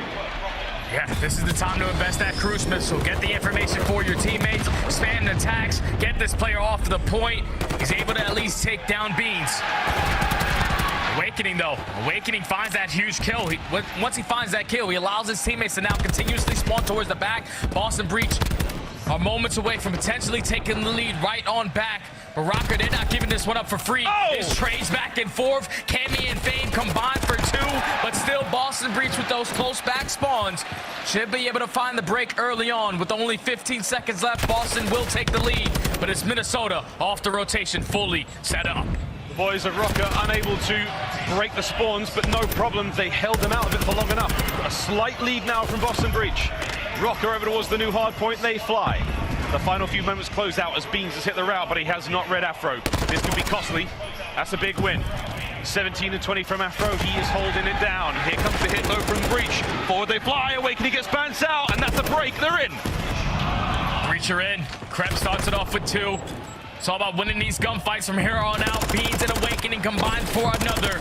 So spawns everywhere right now for Røkkr. 3 towards the back. Boston Breach know where the pressure's coming in from. They cannot win here, but you have to find a break if you are Røkkr. Bance trying to find it. Kremp's the last man in there. There's the kills. Here's the front door. Vivid tagged up, but not taken care of. Røkkr on the time. Bance doesn't check the right spot. He's still in the front door, mate. Here he goes. Taken care of is the hard point now. Open for a moment. Reinforcements of Breach are so close. This one's going down on the wire. But Minnesota, they have set themselves up for the P1 again. All you have to do is win 2 sets of gunfights, and the map is going to be yours. You cannot start it off like that, though. Awakening and Beans combined for 2.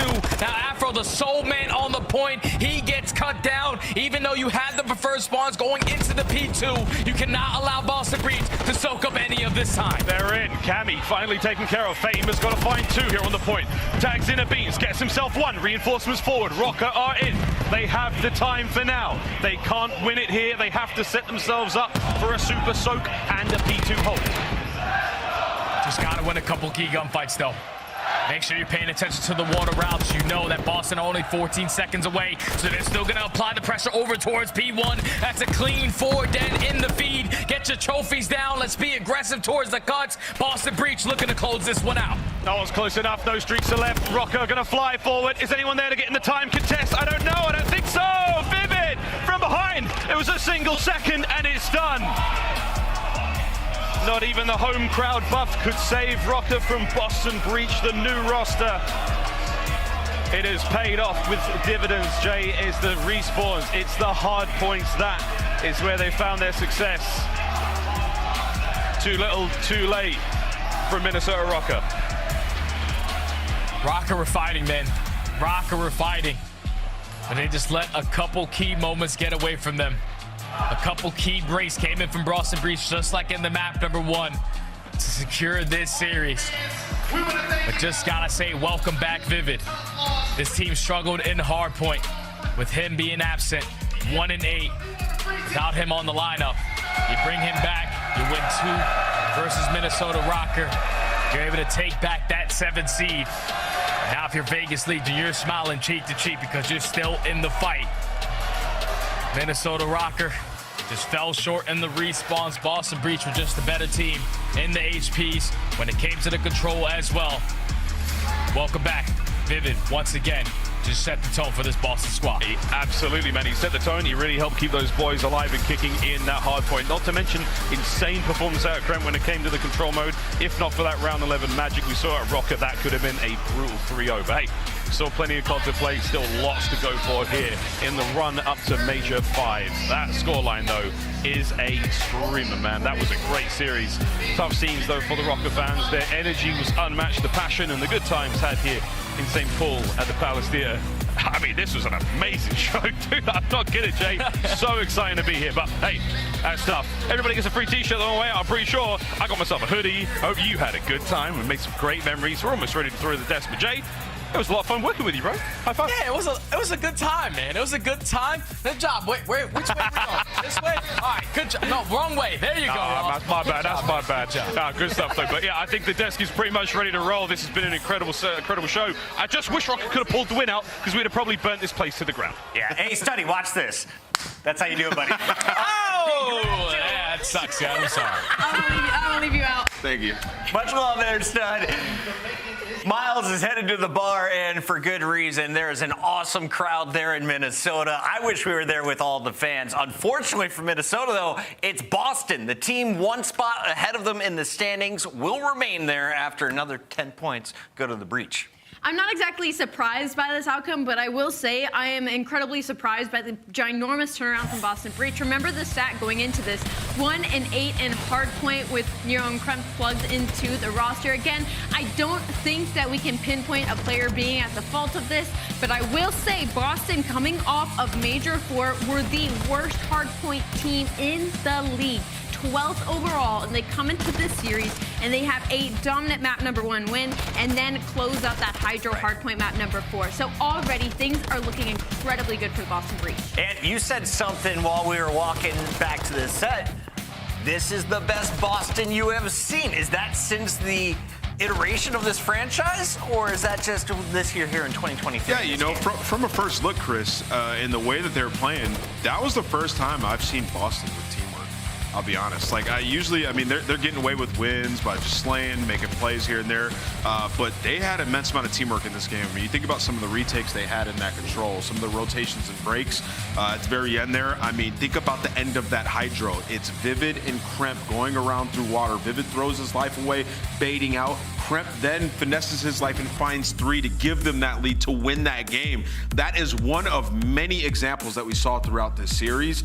I really like the dynamic that they have. Big Wake and Vivid meshing well. Kremp and Beans now moving up from the academy squad to the starting lineup and really turning this team around the second half of the year. What I think is so funny about what Ant touched on, the teamwork aspect of this, is the fact that the storylines of Kremp and Beans coming up from the same challenger team, now having that duo-ship, and now we have Owakening and Vivid from the previous Florida iteration roster that we saw, now back together on Boston Breach with that teamwork gelling. So maybe there's a little bit of chemistry there. You guys are onto something. Let's take a look at one of the key plays. Why did Boston win HyDra? Well, it's all about rotations, and we saw some crucial gunnies on both sides. Antho, you wanted to cover the new guy. What did Kremp bring to the team today? Yeah, well, I love what Kremp does. I mean, this kid is absolutely cracked on the map, and they go for this hard rotation through water here. Well, it was a little bit prior to this, but you see Vivid and Kremp both go around water. Vivid dives out, throws a stun, connects on it, and then Kremp finds 3, and they end up getting a majority of that time and put them in position to close this out. And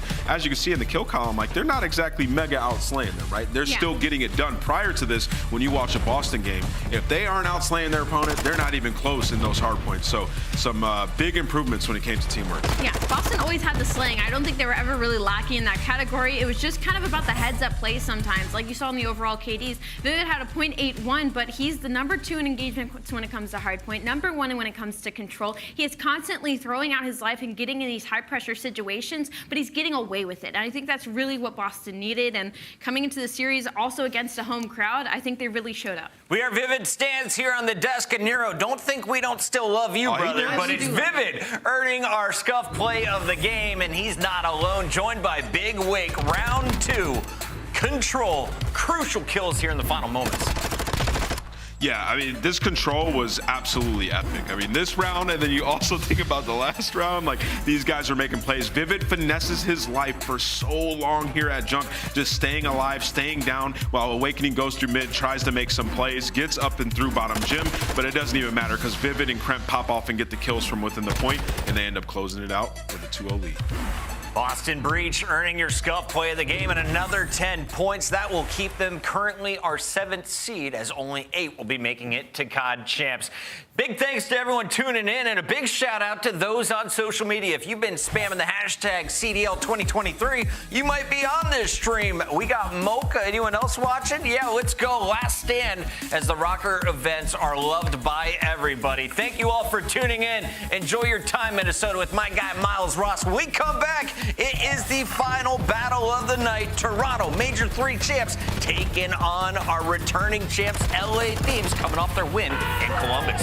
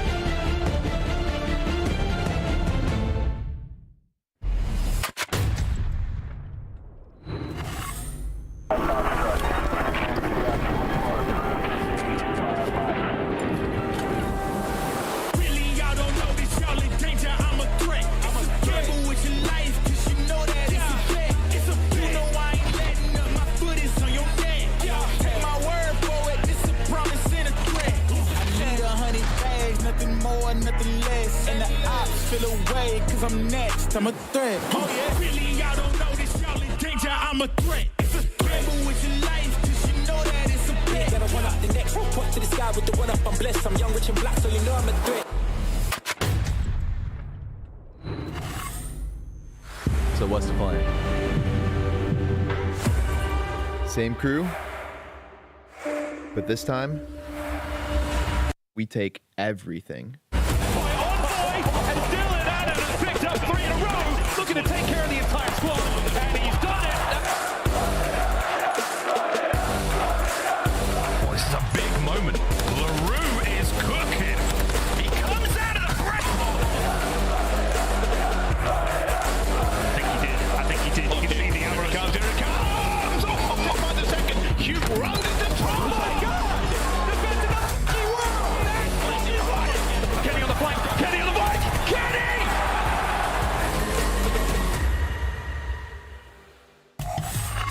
Welcome back, everybody. It is the final major qualifier, week 1, day 2, and this is going to be the showdown between our 2 toughest squads on the night. Toronto Ultra, Major 3 champs, taking on LA Thieves, Major 4 champs. Over $300,000 already in the bank for both teams. So let's just take a look at this best of 5 because they're already locked in for champs. This is all about pride tonight, Allie. Yeah, and I think what comes up with the series when it comes to the maps and modes is there is an opportunity here for LA Thieves because they're getting 2 of their best search and destroys. My biggest question mark right now for Toronto is why they did not pick Fortress Search and Destroy. They allow that map to go through. They give LA Thieves 2 of their best S&Ds, and it's not even that Toronto are that good at it. They're 4 and 8 on Hotel S&D, and they decide to pick that over Fortress where they are 6 and 4. I think that's a very large misstep from them, even though that's game 5 in this series, so if it even gets there. LA Thieves are the favorite according to the chat's predictions right now, but let's take a look at their opponent because Ultra's coming off a stomping of Seattle Surge, a 3-0 last night. Scrap, Queen X, Insight, Hixie all putting up numbers. What's the key, though, to take down this squad here in LA Thieves? Well, I mean, like Ali just touched on, like that search and destroy game 5, it's likely going there, so you got to turn up, but also prove you're the better control team. Stage 3, Toronto was #1 round win percentage. LA Thieves, they were #1 in stage 4. These are the 2 best control teams we had on the entire year. It is really going to come down to it on a map like Asilo, where both these teams have been elite, and then also established rotation dominance on a map like Fortress Hardpoint. You have that out the gate. Their #1 rotation win percentage at 55. Got to keep that going. Let's take a look at their opponent here. Major 4 champions, LA Thieves, very comfortable on land. Online, how have they been this year, Allie? LA Thieves have been a little bit hit or miss. I think they get a little bit of a mental block sometimes when it comes to these online matches, but I love that final point for the Monster Energy pre-game notes for Toronto Ultra. The fact that Insight had to do well because on the flip side for LA Thieves, it's going to be Octane to just continue his absolute masterclass dominance. The last time these 2 teams matched up, it was Octane who had a monster of a series. He had a 1.5 overall, but specifically a 2.38 in the hard point. So I feel like this is really going to be an AR battle. All right, we are done here at the desk because our casters are ready. Before we go, though, quick predictions starting with you, Nameless. Are you going with Toronto or LA Thieves tonight? I'm going with Toronto Ultra, 3-2. We're going game 5, and they got something up their sleeve. They let Hotel get there, we'll see. Alley Cat? LA Thieves. LA Thieves? Give me some numbers. 3-1. There you have it. I'm going with Thieves again. Octane just got engaged. He's going to bring that big dad energy into this battle. We send it over to our casters. We got I Hold Shift and Mr. Proper on the mic. Thank you, friends. Appreciate it. Yeah, this is a marquee matchup for these 2 squads. It's one of those that you feel like it could shift the power rankings overall because of the fact that both of these 2 teams have won our 2 most recent majors. But I think the biggest thing here is, can Thieves replicate what they did last year and find this late season form where really no one's able to touch them? Yeah, it really does feel like that history is doomed to repeat itself. I mean, just got done winning Major 4. Who's to say that the skill ceiling has already been met for the LA Thieves? Toronto, though, could honestly just play upset, not for different circumstances. I mean, obviously the Deaths already touched on it. Both these teams are going to be at champs, but ultimately seeding very much so could still be on the line should you want that third or fourth. That's the big thing about it. I mean, setting yourself up to get to champs is obviously kind of job number one, but putting yourself in the best position possible to win, of course, the ultimate goal. So with that, Toronto looking to get themselves, again, kind of this full head of steam forward after their series yesterday versus Seattle. They're looking pretty primed for it, but it is your defending stage 4 champions in their way. We've got Ultra, we got Thieves. Let's get it on. Also needs to be talked about the last time that these two teams faced off against each other was when Standy was still in the roster all the way back on the 4th of February. So maybe some stark differences in between Toronto Ultra off their hot win yesterday versus Seattle. And once you know, I mean, they're already flying all the way through Art, found themselves a couple of kills. They're quite content with allowing LA Thieves to set up around the hard point so long as they can get back munitions. And Envoy can keep just finessing this. Good work by Drazah on the old time here, just to kind of make sure that, okay, I know I can focus on the back. Well won by Envoy. That should really determine the circumstances set up for Gallows coming up for P2. Toronto spawning in the worst possible position. Insight will have a chance spawning up towards Hay to kind of cut across the archways, but Octane's kind of keeping the rest of Ultra at bay with this mid-cross, or so you would think. Scrapz peels him out of the window. Envoy tested at new, and how about Ultra? They clean off the old time, and they've got numbers to flip the spawns around as we head over to the second.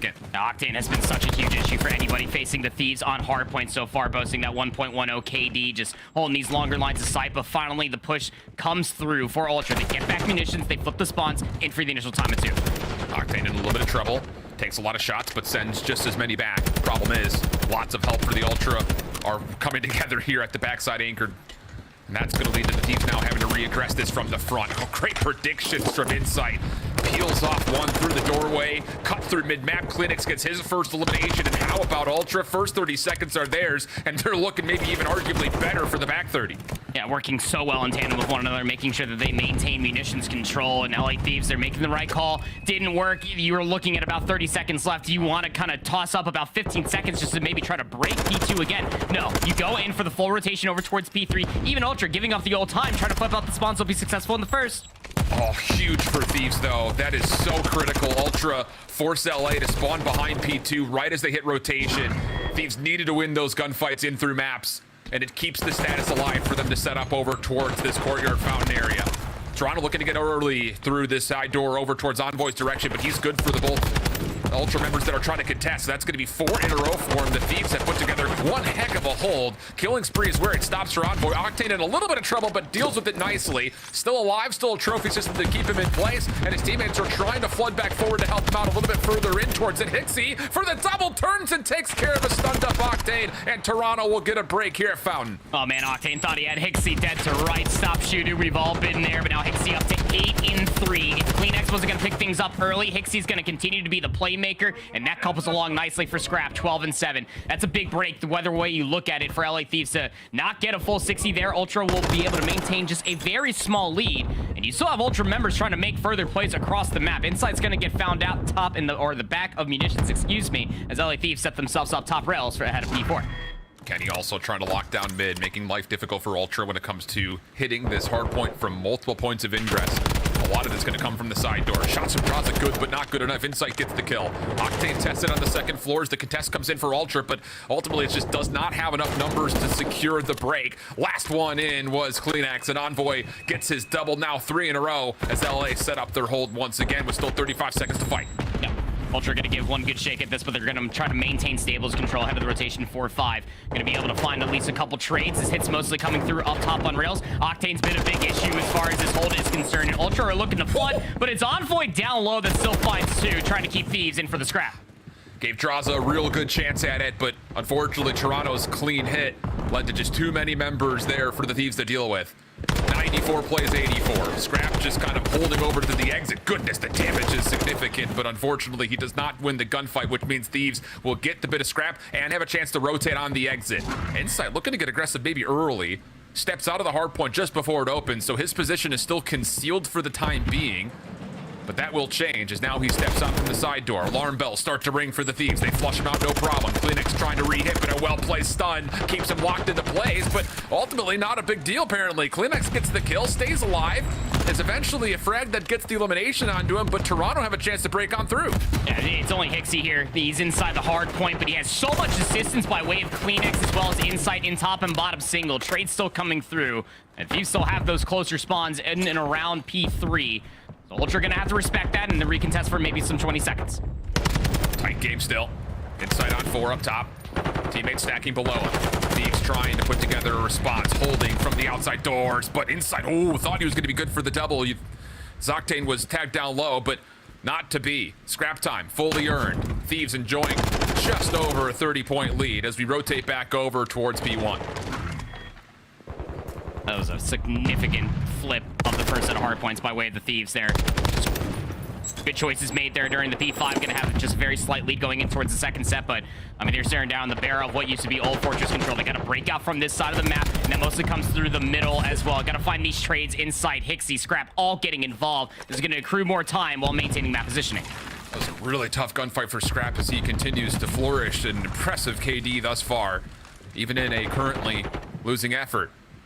Lead getting reduced to minimal numbers. Back to within single digits. Hixie looking for a lineup, but only gets one. And with that, the Thieves will clear off the first hard point. Kleenex still thinking he can contest it, rightfully so. Double gets tallied. Another one over to the other side as Toronto look to not just play for the old time. They're looking to set up for P2. And apt time to go on into a Toronto Ultra. Listen in. Closed. Yeah, low pillars already went back P2. Behind you, single. Single, dead. That's one ring. Yeah, there's probably 2, at least 2 now. Help you. Yeah. He's backstage. And close bench on the side door. Stage, rumble it behind it. I'm getting side door. Push that. Push out. One's closed as well on me. Yeah, take your time. Before me. Close the side door, child. He's on the back bench, on the back stairs. On you. And one's like at stage, I think. Might hit back. Close right as well. Close right side door. E5 dead. Left side door now. I'm weak as fuck. I'm weak as fuck, Gemini. Side door closed. I spawned cage. Cage now. Like cage, where's cage? I spawned down, I'm rotating. Play ahead. Already Jimmy.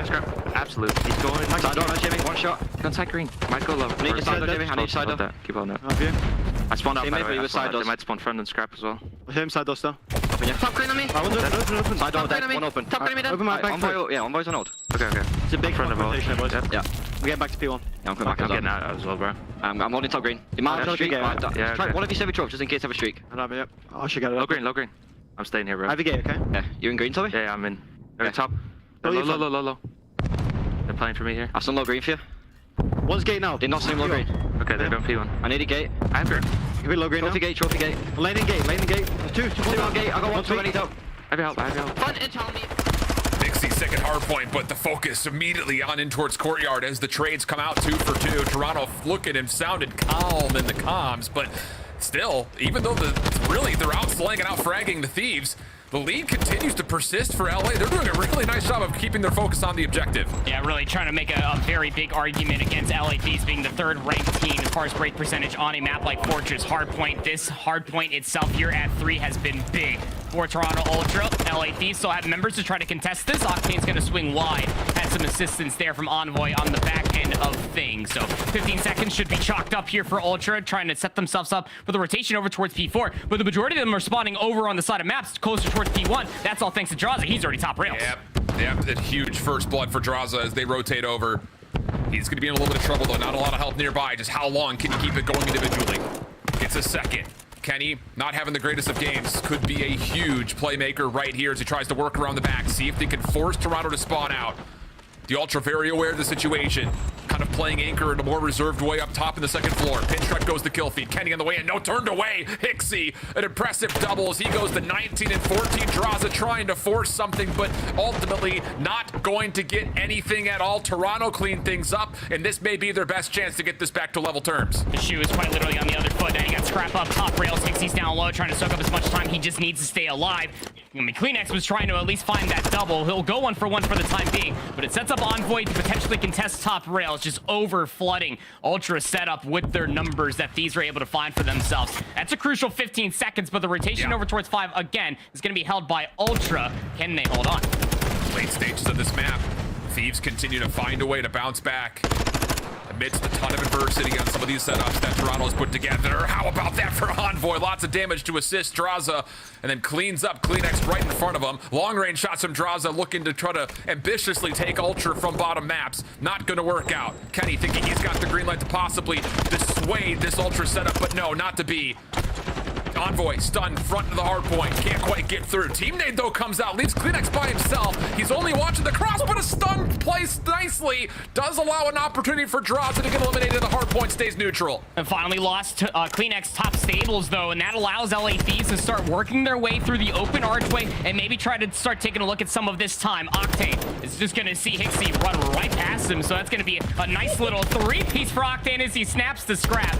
Looking for another player over by P1, won't be able to find it, but that was a crucial moment of time for LA Thieves to deny the Ultra members so much more time off of P5. Will maintain their 20-point lead going into the third and final set.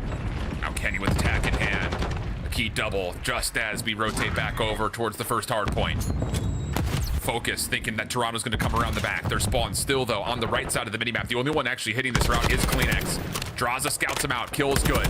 This is where Thieves could really put this one a touch out of reach, but Toronto from the front are starting to find eliminations that they need. No one for Thieves can actually stay inside the hard point. Trophy system down. Spam shots for Envoy are good. Spawn's also out at the moment, so Envoy's got to do it himself, and he's good for it.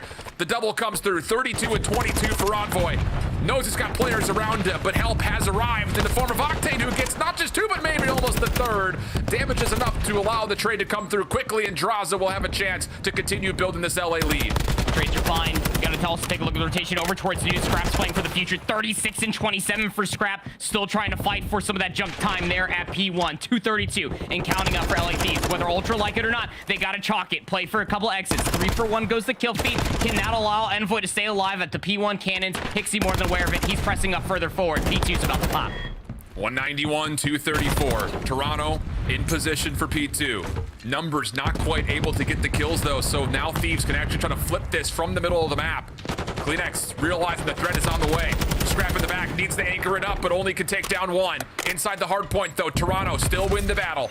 Insight at 32 and 26. I mean, Toronto is slaying, but they're still having a real tough time keeping themselves alive on the objective. Envoy for double, predicted by Insight, and the help from Hixie is good. A chance for Ultra to hold and get this back to level. You just gotta hold this and then win a couple gunfights and then maybe push through the double arches, but LA Thieves still want to close it out here. Drazah's able to at least find 2. It sets up Scrap as well as CleanX to clean house as Scrap finds 3 on the back end. 42nd kill for Scrap. Now you gotta just bull rush your way over towards P3. It's tough though because Thieves can technically contest and maybe still win it on ult. No, not anymore. The gunfight won on ult by CleanX allows a chance for Toronto to rotate. It's going to be to about 248 to 224. Thieves are going to have one chance maybe to put together a solid break.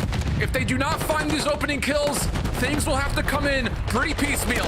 Kenny gets the first. Envoy up top tested by Hixie, but he can't quite find the kills. Thieves trying to make their way around the back, but no. Ultra find a way to lock things up initially. One more member spawns into place. Insight in trouble. It's all just down now to CleanX. 244, 248, but the break is good. And Thieves, despite Kenny nearly going double neg, will still come out the victors of map number 1. Oh, look at Octane with a smile on his face as well. He was frying. He was setting up Envoy for continuous amounts of success. And that's when we go back and we really have to look at the turning point there at the second set of hard points when Ultra had the rotation going in towards P4, when they broke P4, and then also had the rotation going over towards P5 and got contested for such a long time.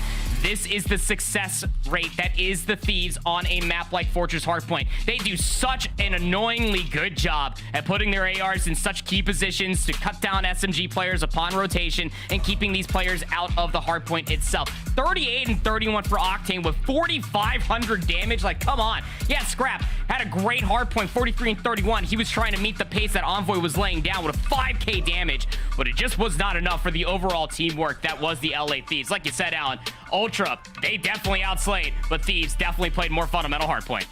You want the hard-hitting fact here, Proper? Hit me. Scrap just earned the overall respawn kill total for Røkkr. For 43 total kills in the loss. On the other side, Kenny just secured the most respawn deaths. No one had gotten to 40 this year. He ends with 42 and Thieves still win the map. look, say what you want about the individuals on either side. That takes a ton of discipline for LA Thieves to be outslayed that badly and still come away a winner on a tough map like Fortress Hardpoint. Big shout out to Tim, our stats guy, for hitting us with that one. That is a unbelievable statistic on either side. For a photo finish there at the end of the map number 1, I can only imagine how many records might honestly be broken, especially how close we are to champs in between some top 5 squadrons here. Losing map 1 might not be the end-all be-all when you're looking at it from Toronto's perspective. The hardpoints might have been pretty tough, but you really got to have some answers when it comes down to search and destroy as we take a little bit further in-depth look as far as the stats are concerned. Again, I mean, Envoy, Octane, 1.29, 1.23 respectively. Yeah, Kenny can drop a 0.43. I guess it's just fine and dandy so long as Octane's finding 3 pieces all off the damage and Envoy's there to follow up soon after. Yeah, Thieves, Hardpoint, looking pretty strong. Yeah, that core trio of Drazah, Envoy, and Octane were just getting so much work done. I mean, think about how many times Toronto was walking away 4 for 1 in the trades. Almost full team ups, it felt like, on rotation, which would lead you to believe that, oh, Toronto's going to put together nearly a perfect hold, you'd think. But no, not the case. Thieves continue to find a way in, negate a lot of the kill pressure that was really kind of amounted to them feeling like they were going to be down and out. But again, you look for potential champion factors and monikers, and being able to bounce back against adversity is one of the things you always look for, and Thieves have definitely shown that over the course of not just that last map, but over the course of the last calendar year as we look closer and closer to the end of the Modern Warfare 2 title. Yep, few things I guess are absolutely certain when it comes down to it. Death taxes and Thieves popping off at the end of the year for sure. But I mean, hey, there's still a lot more COD that has to be played, especially from the Thieves. You already know you're guaranteed champs, but now it's really going to be crunch time to be able to really flesh out a lot of these maps that you've been losing in these best of 7s and these best of 5s, and just make sure that you truly are the strongest team. I mean, they are the #1 team as far as vibes. I feel like these guys are never not laughing. They're always having a good time, and why wouldn't you ahead of this embassy search and destroy where you are currently 5-1? That is the big story point. Almost felt like maybe a missed opportunity there for Toronto into the Fortress Hardpoint, because yeah, going into this search, this is a very tough task. Now, Toronto, no strangers to this map mode combo, but again, the success that Thieves have had over the course of the last, we'll say the last couple of months now, has largely been by way of getting an opportunity to play your best search map, right? I mean, a lot of these have come through because of that. They played this against Minnesota most recently, and they looked good on it, beating the Røkkr 6-1. So if you're the Thieves, you're thinking 2-0 up.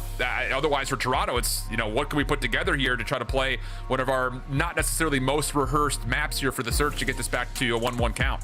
It's just interesting how the track record kind of fleshes itself out for Embassy Search and Destroy for Toronto Ultra. Again, it's as far as a long-time series record is concerned, Search and Destroy, you see it on your screen. I mean, 4-4, first blood percentage, round win percentage, all of it's going to favor the Thieves. And the only time that they lost it, they got blown out of the water by Atlanta at Major 3. They lost at 0-6. You would never expect that, especially looking at the stats. But yesterday, that's fair. It's a great argument there, buddy. But I think that for Toronto, we can even look as far as most recency for yesterday. It's just how well they were manipulating the map, catching these timings in the middle of the map, look towards HyDra and Kleenex to really catch LA Thieves off guard if they can even do so. These stuns and nades and everything else in between need to be on point for the Thieves.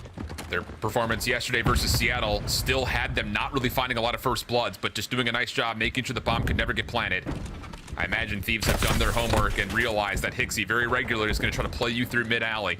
Envoy first blood onto aforementioned HyDra, and that leads to an opportunity for Envoy just to walk on over in towards B for maybe an early opportunity to plant. His old Pistons is going to be Octane. He's got the boomstick all the way over by Potts in sight. Yeah, that's not a game of whack-a-mole. That is evidently fun for anybody involved, but it should allow Envoy to maybe try to plant the bomb. He will get it and get out with his life.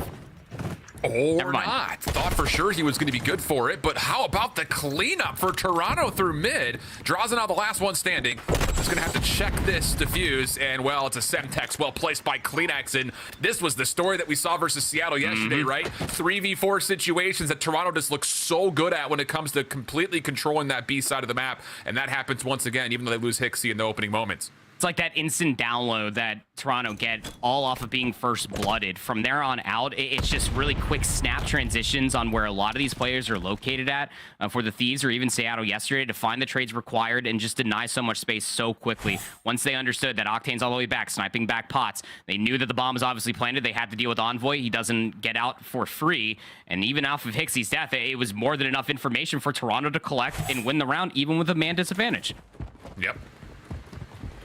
Here we go. Ultra looking to get aggressive quickly over the top, but no, Thieves not going to be bamboozled by this. It's two different members that are spamming down the cross, and okay.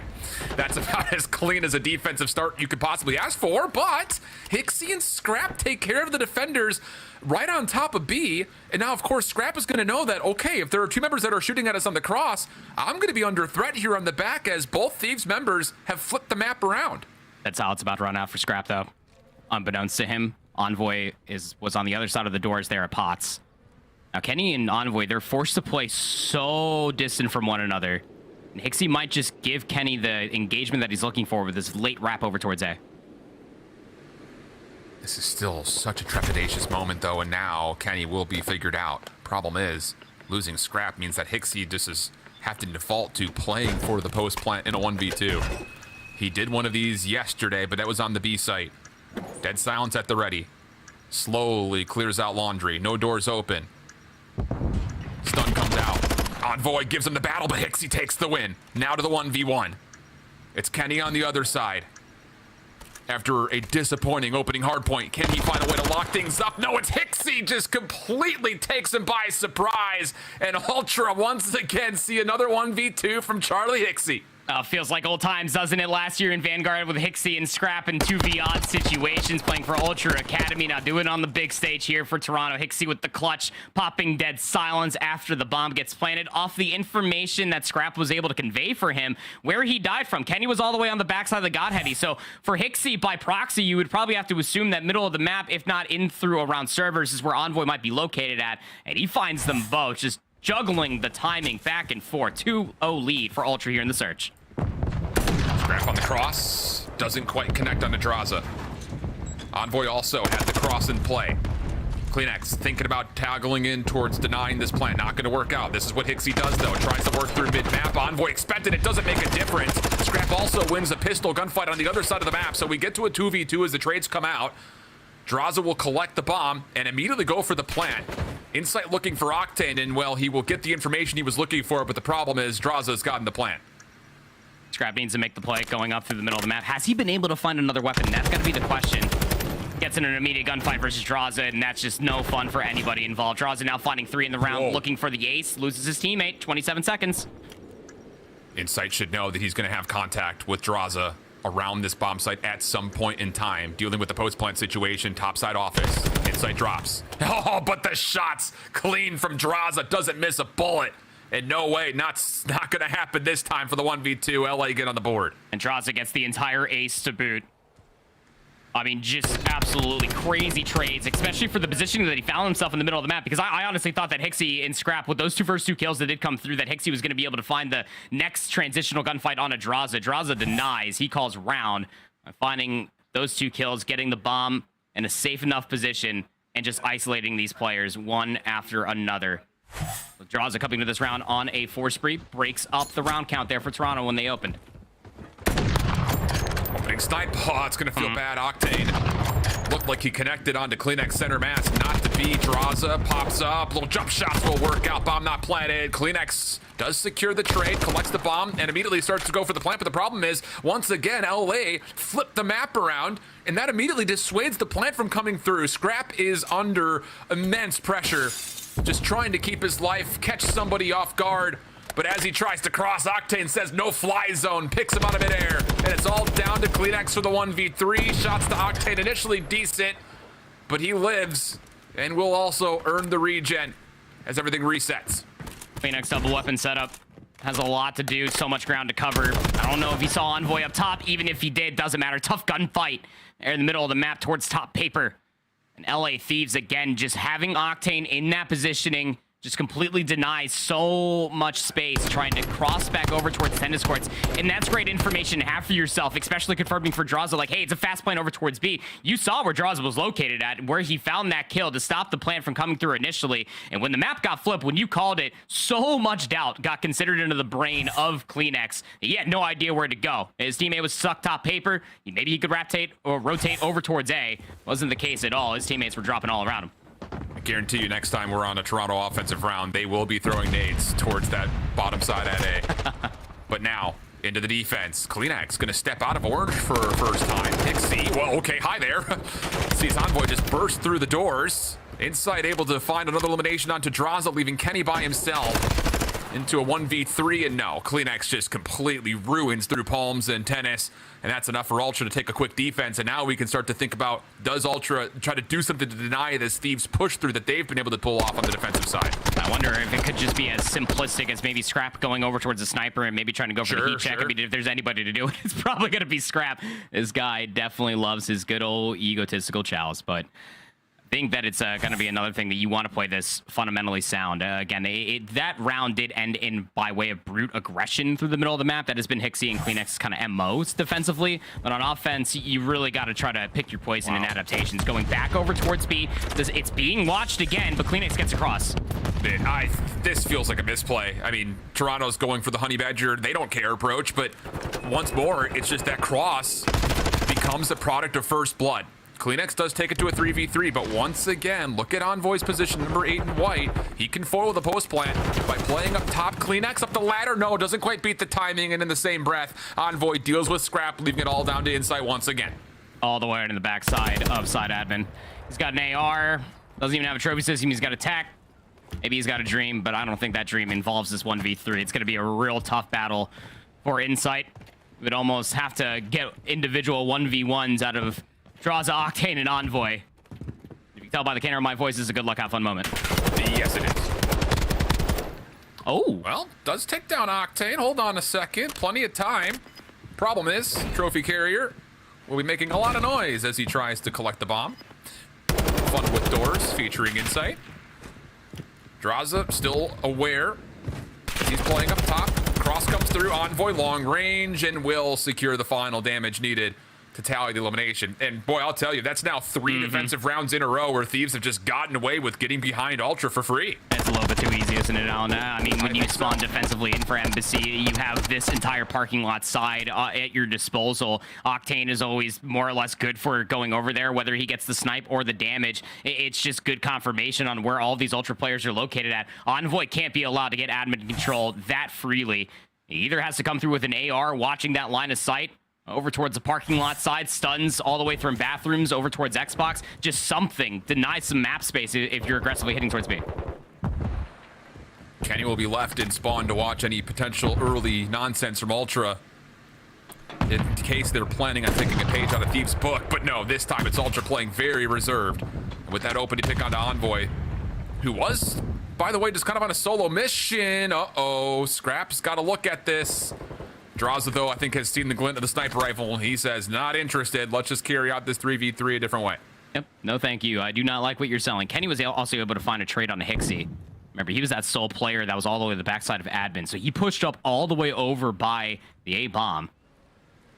How much is your Spidey senses tingling there if you're CleanX? But the push is still over towards B. Another snipe in the round for Scrap. And Kenny, who was trying to lurk in towards A, does get figured out. So it all rests with Drazah, 1v3. Dead silence in play. Gonna split right down the gut. And unfortunately, CleanX gets absolutely obliterated. Doesn't matter in the end, but that will live in your head a little bit after that little turn on. I'm gonna lose sleep over that gunfight tonight. I can promise you that much. Here's some replays of Scrap with these snipes. Pixel perfect. Test this man's reaction time. We've been watching it for a long time. You and I, Shift. Yep. And of course is able to find that inevitable trade onto Drazah after his teammate quite literally got spun on. And that was a well-adapted round. I will say that much for Toronto. Again, playing very respectful, giving up a lot of space in the middle of the map, waiting for the challenges to come to them. Okay, here we go. Scrap will finally get out of admin and try to watch this backside cross inside. Also sniping over the top of this play, and CleanX gets some blessed hip fire while queuing up a stun. So nades look good. Scrap gets one through mid. And now it's all onto Octane, and this is quickly a 1v3. He does not have a lot of space nor time to work with as the bomb is already planted.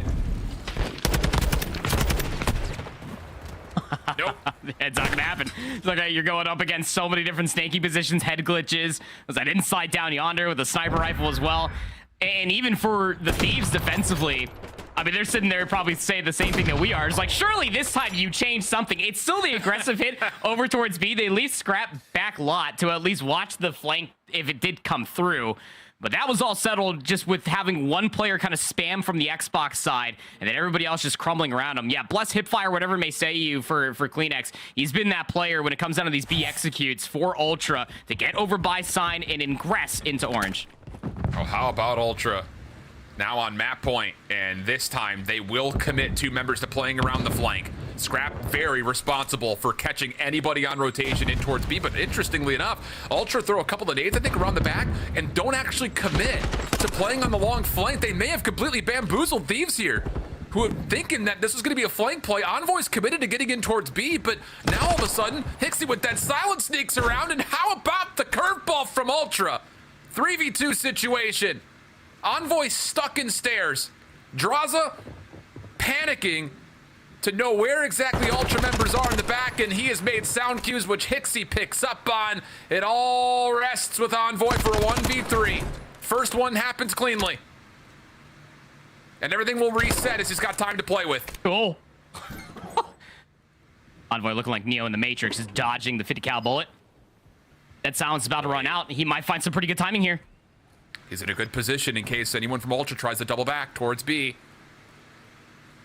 They've isolated themselves. Scrap is deep, inside a bit closer, and they're predicting that it's going to be a B play. There's the isolation, but no Envoy cannot finish off the kill. So now he goes into the true 1v2, and he's going to take it to eliminations. He's not even going to bother with the plan. He needs to be able to take both these players down quickly, and Scrap has read the play. He backs out. Doesn't matter. His teammate gets the kill, and how about Ultra? In back-to-back days, they find a way to take the embassy searches. Yep, wouldn't you know it. Coming through on Embassy Search and Destroy. A map mode combination that has not been too friendly historically all year long for Ultra, but recency bias is definitely something you could buy into for the Ultra camp. They are looking great in their past 2 times on this map mode combination. Once against Seattle yesterday, and even better versus the Thieves today.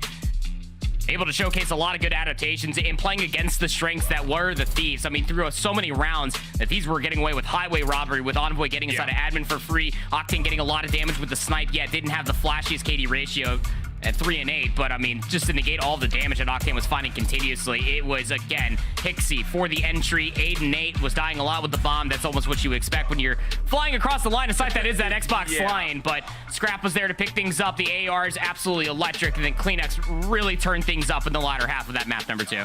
And just comparing today to yesterday for Ultra, much better when it comes to collecting first bloods and holding numbers advantages. It felt like a lot of their round wins yesterday came in 2v4s or 1v2 situations. Not so much the case today, as Thieves now all of a sudden find themselves in a 1-1 with an El Asilo control to come. Ooh, it's going to be a saucy one. Don't you go anywhere, friends. We're in our final matchup. It is the monster match of the evening. Thieves looking to assert their dominance, but Ultra looking to improve, put up a fight. We go to El Asilo after this.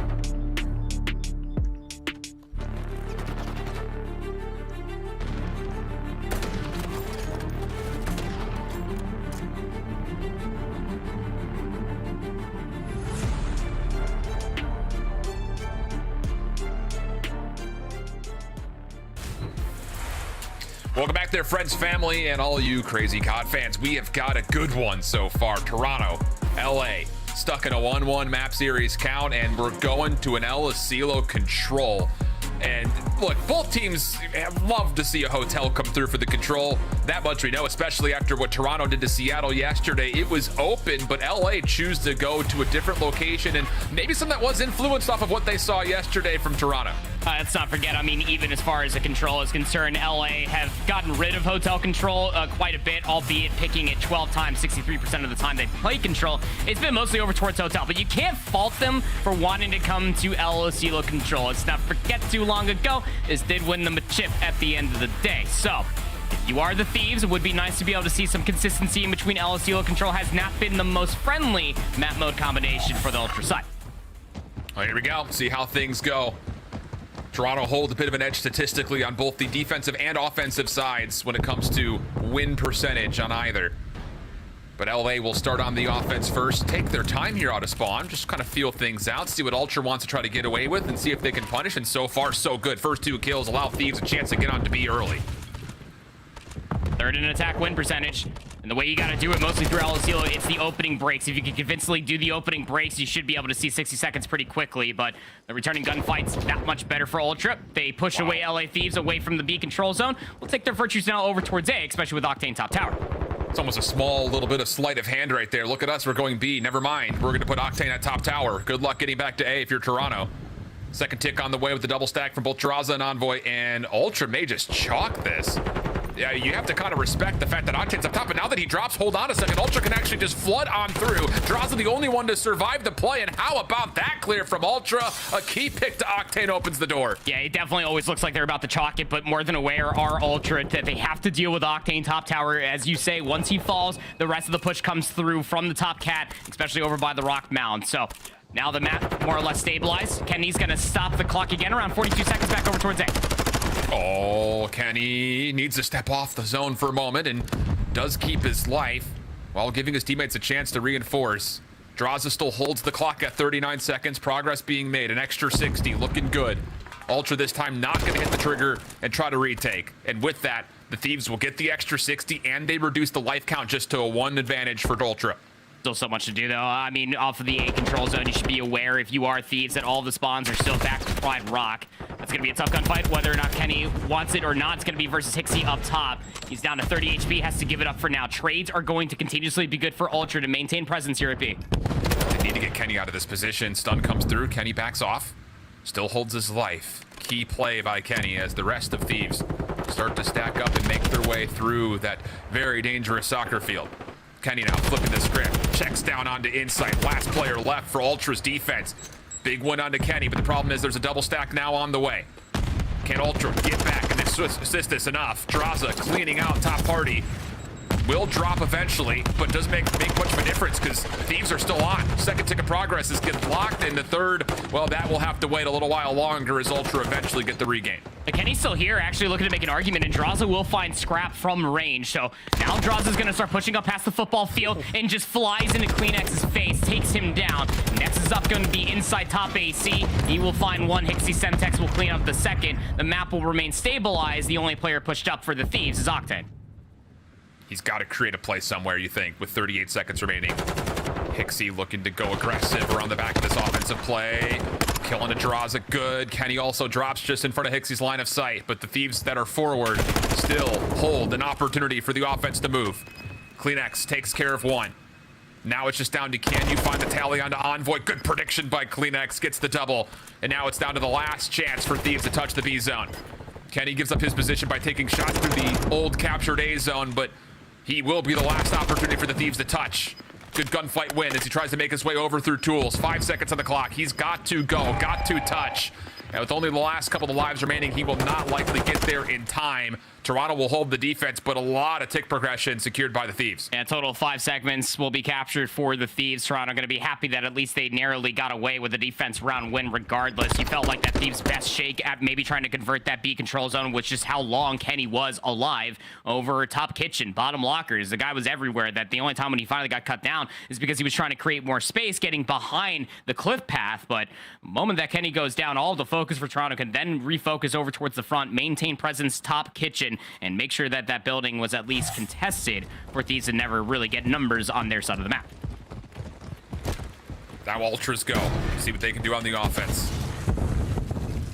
Opening defensive stun actually does kind of slow down Ultra's approach toward trying to get to A early. HyDra will still try to burst on towards site, but Drazah not going to be denied. Gets all 3 Ultra members that try to work their way onto A early, and now Kenny can actually move past top tower and start to force Ultra to spawn top right side of the minimap. This is where things can start getting dangerous. You got to deal with Kenny very, very quickly, and before Inside even knows that Kenny's back here, he loses his life. Elsewhere is still a battle for Drazah up top admin. Tough gunfight for Scrapz. Thought he had a head glitch, but Drazah's got the Beamerson on in this map number 3. 5-3 now for Drazah. Looking for kill number 6. A cruise missile would be potent on a map mode combination like LSU look control.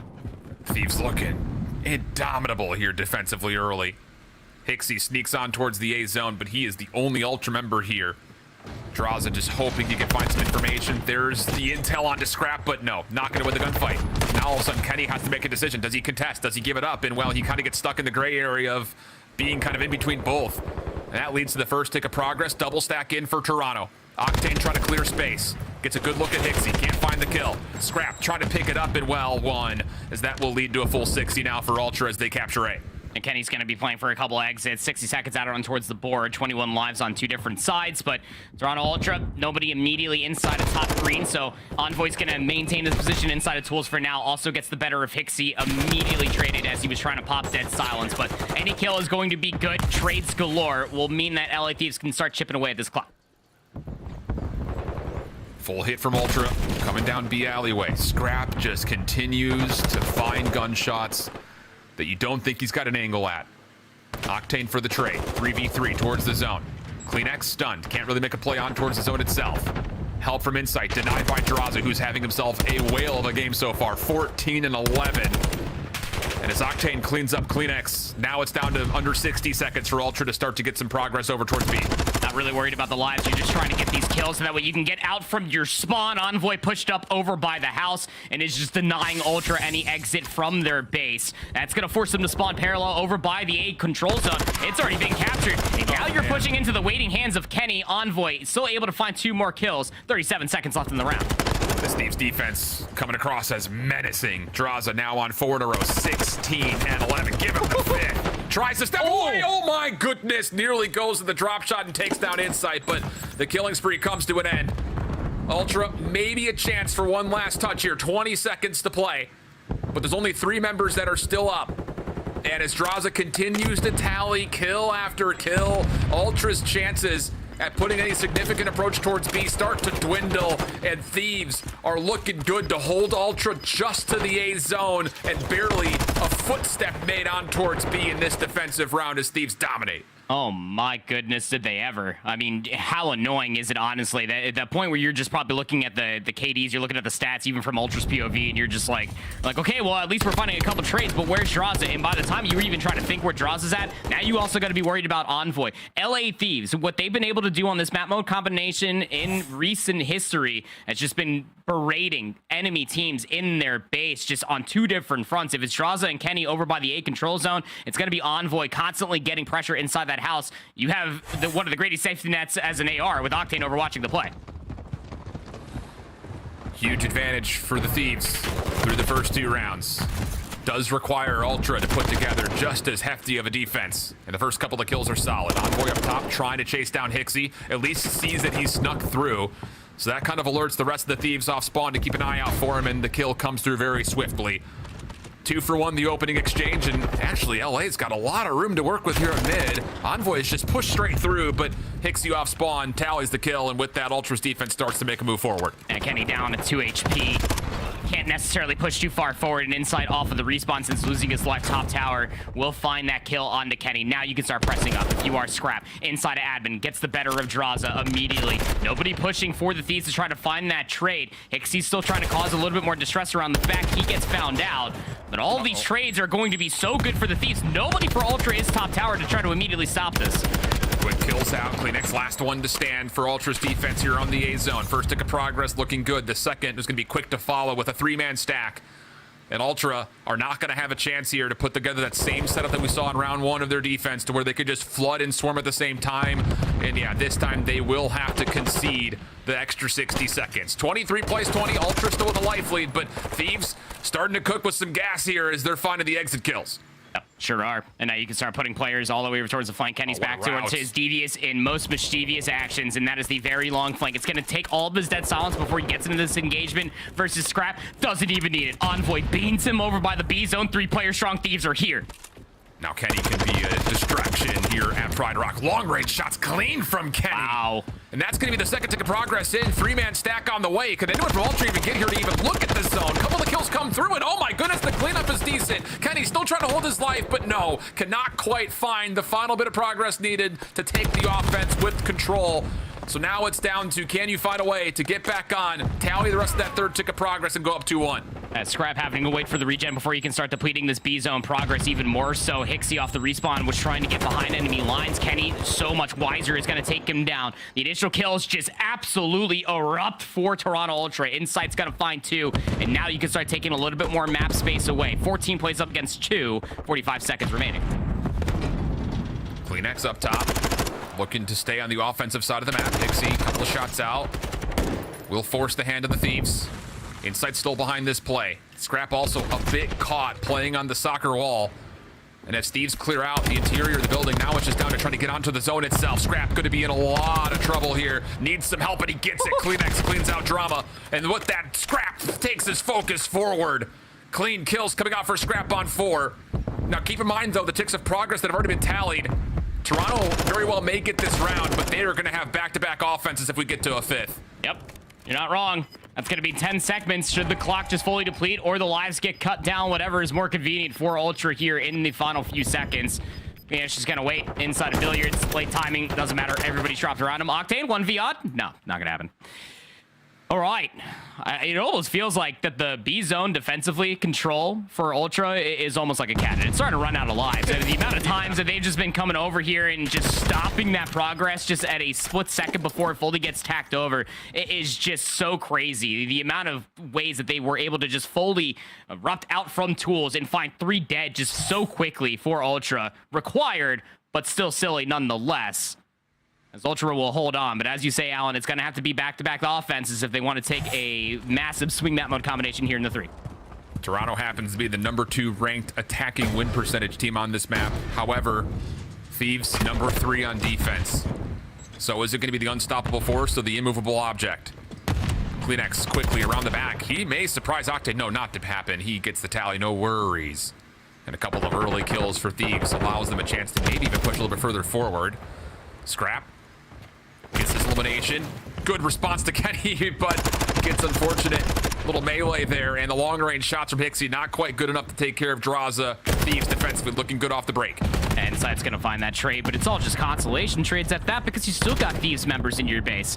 Kenny's all the way over inside of house. Scrap's gonna be unfortunately confused as to how Kenny's still going to be able to stay alive. Runs right into the waiting arms of Insight off of the respawn. Just down to 38 seconds through the opening break. LA Thieves have only lost 3 lives. Envoy in a position to foil. Gets the first, steps away from any further trade. Help from Octane keeps the numbers in place for the Thieves. Scrap only getting 1 trade is not going to be good enough, and the clock continues to tick down to under 30 seconds. Kenny's got a really good idea on where Scrap's positioned, but a little jump out. Kenny can't quite lock in the shots. Octane on 4.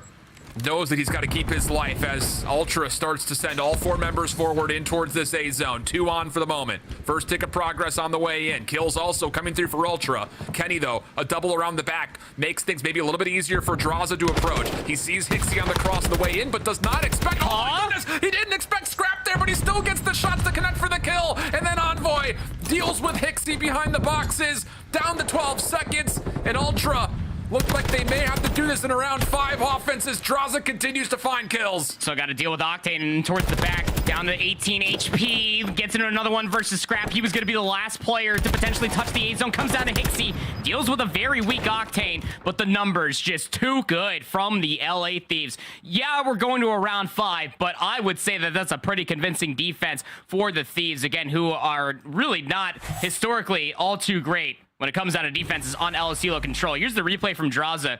He just gets gifted the barrel stuff down to 80 HP by throwing a nade right into the trophy system.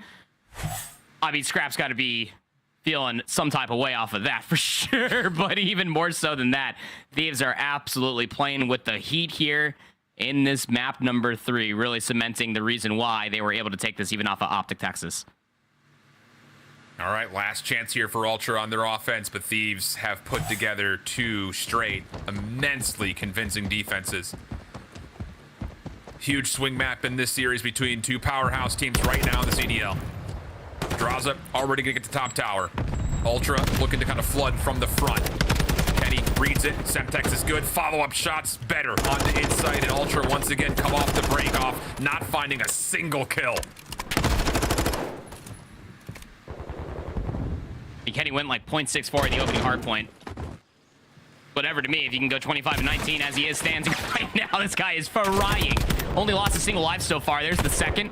Drazah will go down top tower. Kenny trying to at least pick things up. That's a force read that gets put to rest. Numbers now here for Ultra. Not necessarily in a position to try to press up further forward, but if you can get players on the zone and deny more space from the Thieves, the 60 seconds could be yours. Octane dropping almost guarantees the second tick in its own right. Drazah lurking top office. Gets some help from Kenny, who takes care of Scrap, trying to take away the cross. So now the contest in towards zone just before the third tick of progress can be locked in. Kenny, big gunfight win.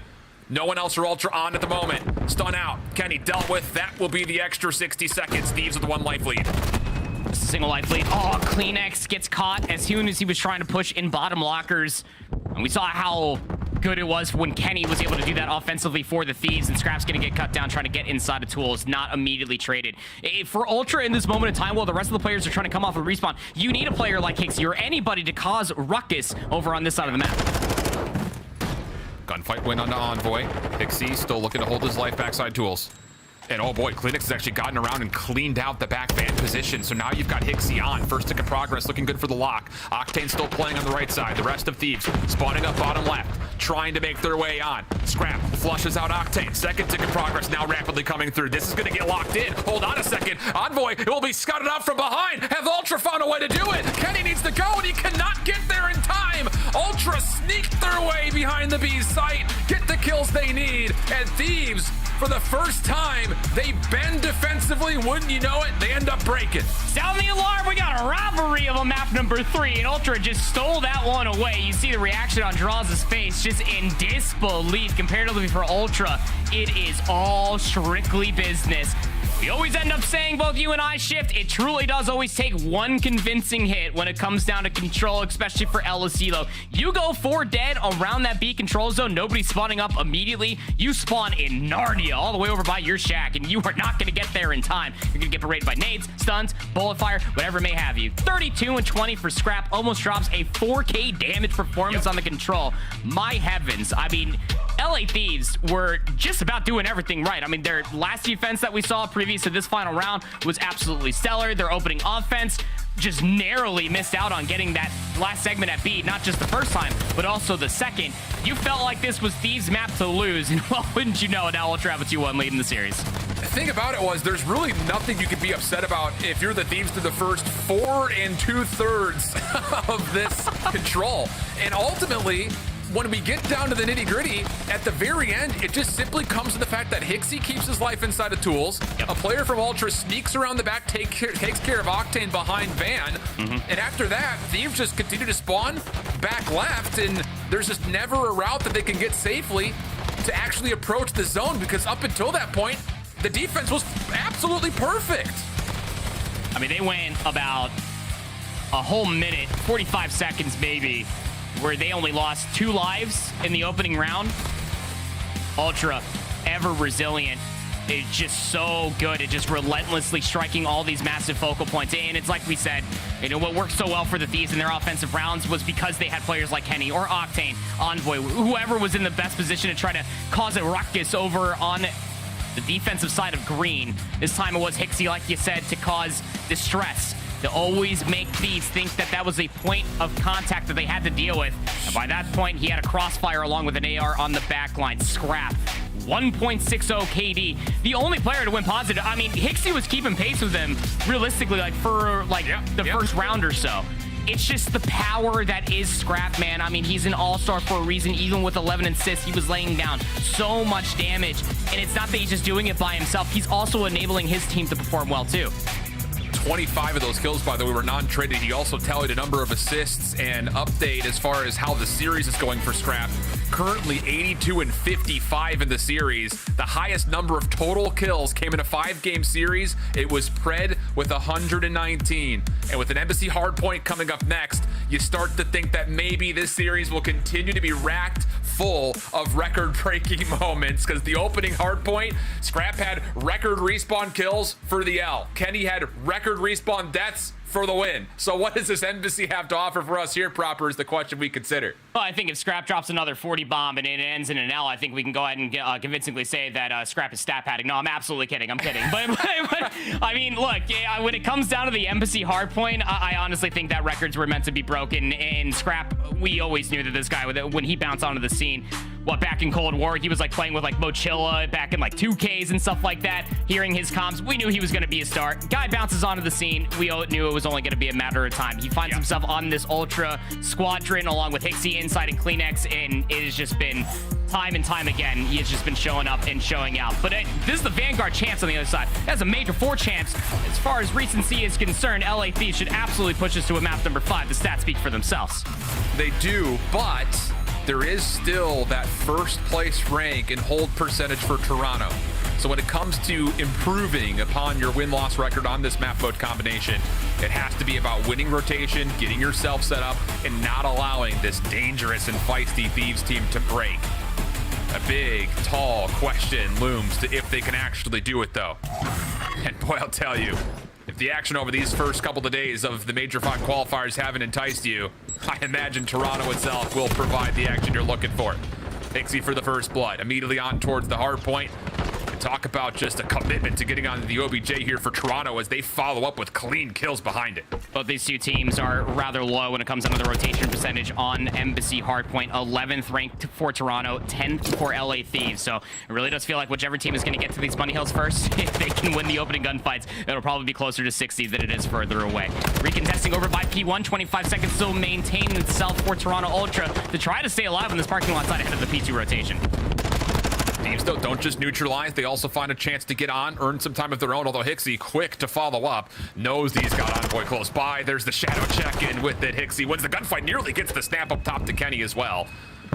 But as Kenny wins the gunfight, the Thieves have now created a bit of an opportunity, or so you'd think, to work around the storage area and try to find a way to threaten this second hard point from the front. Toronto will spawn favorably behind the hill. Octane trying to dissuade that setup, and as a couple of the kills will turn Ultra's heads around. Here comes the hit from the Thieves from the front. Insight in trouble, tagged down to 31 HP. Hixie, though, off the pitch, no, shut down. Kenny, Drazah clean up the kills, and Thieves find their way into a break. Yep, and there's that break percentage really coming through for LA Thieves. A lot of time still left to be tacked over when it comes down towards P2. Nice Semtex from Scrap. Could be the opening, is denied immediately from the trades. So some more gunfights to be had here for about 25 seconds or so. Off of a pretty good start for Drazah, 5 and 3. Scrap trying to chase down that kill tally. He's at 7 and 2 now.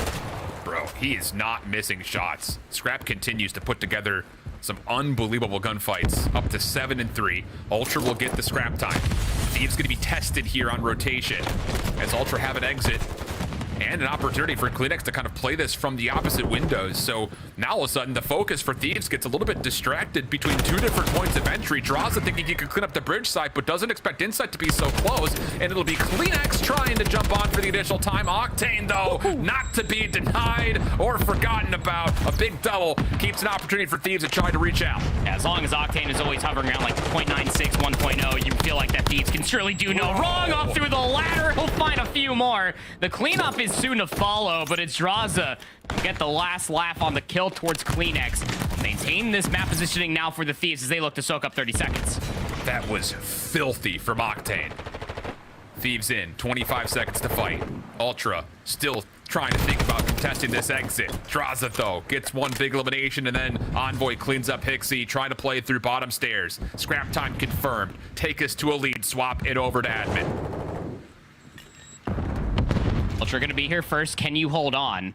Just because your number 1 hold percentage doesn't mean you're not going against the number 3 break percentage team on this map. Octane's going to be up top. That's going to be a tough gunfight any which way that you look at it. I mean, you were essentially hidden behind the panel if you are Hixie and has some nice beam shots to speak to Drazah. Ultra will be in first for the initial time of 4. Scrapz with the 1, trusted to lock down anyone coming through this side staircase doorway. On the opposite side of the map, CleanX, he's trying to walk through the hallways. There's the alarm system. Scrapz tries to turn. No, Kenny gets a double. Does hold off just a touch. CleanX makes safe the halls. Looking for Drazah. Finds him. Gets the gunfight win. Back towards the hill. Our tension goes. Ultra trying to hold from inside the site. Thieves still spawning in the worst possible position. So this hit is limited to just 2 members, and both will drop. Ultra take the first convincing lead with still 20 seconds to soak. All right, Charlie, we get it. It's not just the aBeZy search and destroy. It's also the aBeZy hardpoint. 12 and 8 now for Hixie, up on the 3 spree. That's going to couple along nicely for CleanX, who finds himself on a 4 spree, but he is down to 35 HP, and it's going to be good damage, especially out of this rotation towards P5. Your FaZe Nems are already flying for Ultra. Just got to somehow find your way into where these Thieves players are located at. Hardpoint changes. Drazah gets 1, but was weakened enough towards Kenny. Unfortunately, tallies a team kill, but Envoy, as he's tested, provides a needed double. Thieves still in a position to reinforce the hard point, but Insight's double kill kind of allows an opportunity for Ultra to get their setup going. And how about Insight runs forward, takes down kill 6 and 7. That will get the break plus the cruise missile. Ultra a chance to blow the lid right off this game. SMGs typically reign this hill as far as supremacy for weapons, but I mean, Insight would love to make an argument for it. Picks up a FaZe off the ground. Envoy is just about 1 shot. CleanX aware of it, will find that trade. 20 seconds left here at the end of the first set, in Ultra are looking to take a commanding lead over the Thieves. Oh, they're getting it. Hixie mid-map stops anybody else from LA from even considering a challenge of the scrap time. So we'll exit our first rotation, and it's Ultra up an absolute metric ton. 60-point gap. Scrap, more damage through mid. Goodness, they're just not missing at the moment. LA in a bit of disassembly as they need to start to get together and put some focus on towards these hills because it's starting to get dangerous quick. Oh, Scrap, he's going to pinch us from down low. Nice read by Envoy to expect Scrap to drop down.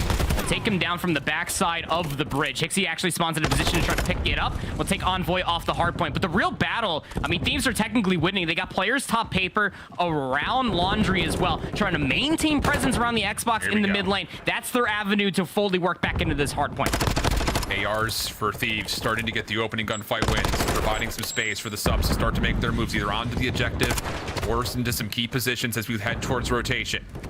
Toronto fighting back. 18 seconds of scrap time. Hixie thinking he can just tally all this up and once again put Toronto in above about 55-point lead. Thieves, though, looking to flood from behind the second hard point. Insight in their way. Scrap also here to contest, and the kills continue to come through. Envoy's the only one to survive, and as the second hard point opens up, Toronto have the numbers to jump on immediately. Yep, they sure do. I mean, you got Scrap in a position, had him in a position to try to deny anybody from coming around the backside of admin, but completely gets overwhelmed. Pinched through the middle of the map. Kenny, Drazah are here to play. Drazah up on this too, is trying to play on the backside of this Godheady. Cruise missile also being called in at this moment of time. Not gonna find any kills, but at least find some players some space to maneuver through the middle of the map into the waiting hands of Envoy. He'll find a 2-piece. These will maintain presence on the hill. That double for Envoy creates a bit of a buffer. Some breathing room here for the Thieves that are on the hard point, but the nades now start to land as the trophy system gets extinguished. So right back in go Toronto. 20 seconds of scrap time. Envoy trying to put together a finesse hit on Old, and he gets both. Huge play from Envoy. It may seem like marginal time, but this brings LA back to within 30 seconds of a tie. And as they start to approach over towards server, an apt time to take a listen in with the LA Thieves. Ladder, scrap. Ladder, bro. There's 2 there, Zach. Orange, Zach. I think it's Gaslight. Yep, you're on top. Hit orange. Hit him once. Look at orange. Yeah. Orange door. He didn't go top. I got it. He didn't come out. He's still in orange. We got to the orange. Stop orange stairs. Stop orange stairs. He's on D1. Close to D1. I pinch Gaslight, bro. Give me D1 stairs, I think. No trust. D1. He's front D1. Front D1. Hotbox. Hotbox. Spot orange. Hotbox looking for P1. Hotbox. Gotta get one. Hotbox dead. Nice. Choose one out. I'm gas. I'm orange right now. On the top. Tell me. He's right on top. I'm coming. In low orange. Sunday the shit. Low orange. P1. He's P1. I spawned. Got close, bro. I'll see you got P1. I stunned you. I tried to start out. One shot. I decided. Yo, he's on. He's on the heady. Back one more time. P1 dead. I'm here. Top PD. That's good. Orange again. Orange now. I can help you. I can Orange takes it. He's running out. He's running out. Ran him. I didn't hit him. You gotta play here. On Halls with you? Alright, healed. Yeah, we have to get this on. Let's go. We're good. I'm ready to do it. On the dead. There's two deaths. Give me a second. On the dead. LA doing their best to keep themselves in this game, but with a 13 and 21 performance from Octane and a 14 and 24 performance from Kenny, they just can't quite get over the pressure that Ultra are maintaining, with Scrap and Hixie absolutely frying at the moment. Yep. I mean, it's almost the exact opposite of what we got from the map number 1. Thieves getting outslayed, but this time around, Ultra getting the slays while also getting the majority of the time. But hold your horses, because now Envoy's really starting to heat things up in a massive way, up on a 4 spree. It's an integral point for Thieves to fully break inside. P4 still soaking up time. If he could get a cruise missile, that would be instrumental. It's not necessarily going from scrap to initial here on this hard point, but trying to deter any setups as we head to 1 or 2. And these kills are clean for LA. Scrap still takes a double. Thinking about maybe trying to go for this on the exit. He gets 3 of the 4, so even though there will not be a contest for the scrap, it does allow Ultra a chance to get their setup going here at Kitchen. Ultra gonna be here first. They broke it last time for Thieves and actually get a respectable time there at 3 going in towards P4. Bring this just within 17. Ultra looking to hold players in and around the hard point. I mean, Hixie was out on an island over by tennis courts. Thieves are going to be aware they have a full 3v3 for this hill. Back and forth go the kills. Klinex still holding in towards cafeteria. Only gets 1. Scrap left alive. FazNev in hand. Does the damage needed. Can he keep his life, though? He's being pressured. Oh, my goodness. Scrap, what in the world? Trophy system down. Scrap gets 3.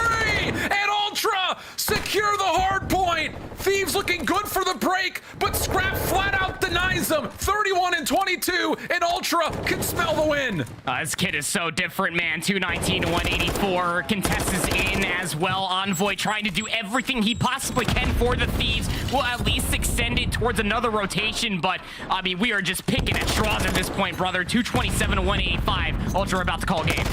Inside Klinex still trying to hold on to this scrap time. Drazah gets the opening 2. Scrap working with Klinex, and Ultra will not be denied a single second as Scrap continues to destroy the Thieves on the exit. 242, 185. Ultra can feel it. Hixie tested over through Orange as LA try to find a way to neutralize the hard point, and for the time being, they will do so, but Scrap is still alive, and that's apparently all you need. Scrap, last one to find is in bathroom, will not get the kill, but he does take down Octane at range, and bang! Ultra shut down the stage 4 champs and secure themselves as a major threat moving to the end of the year. Along with that, Scrap has now taken the most kill tally in 4 games, Alan. It was previously held by none other than Envoy.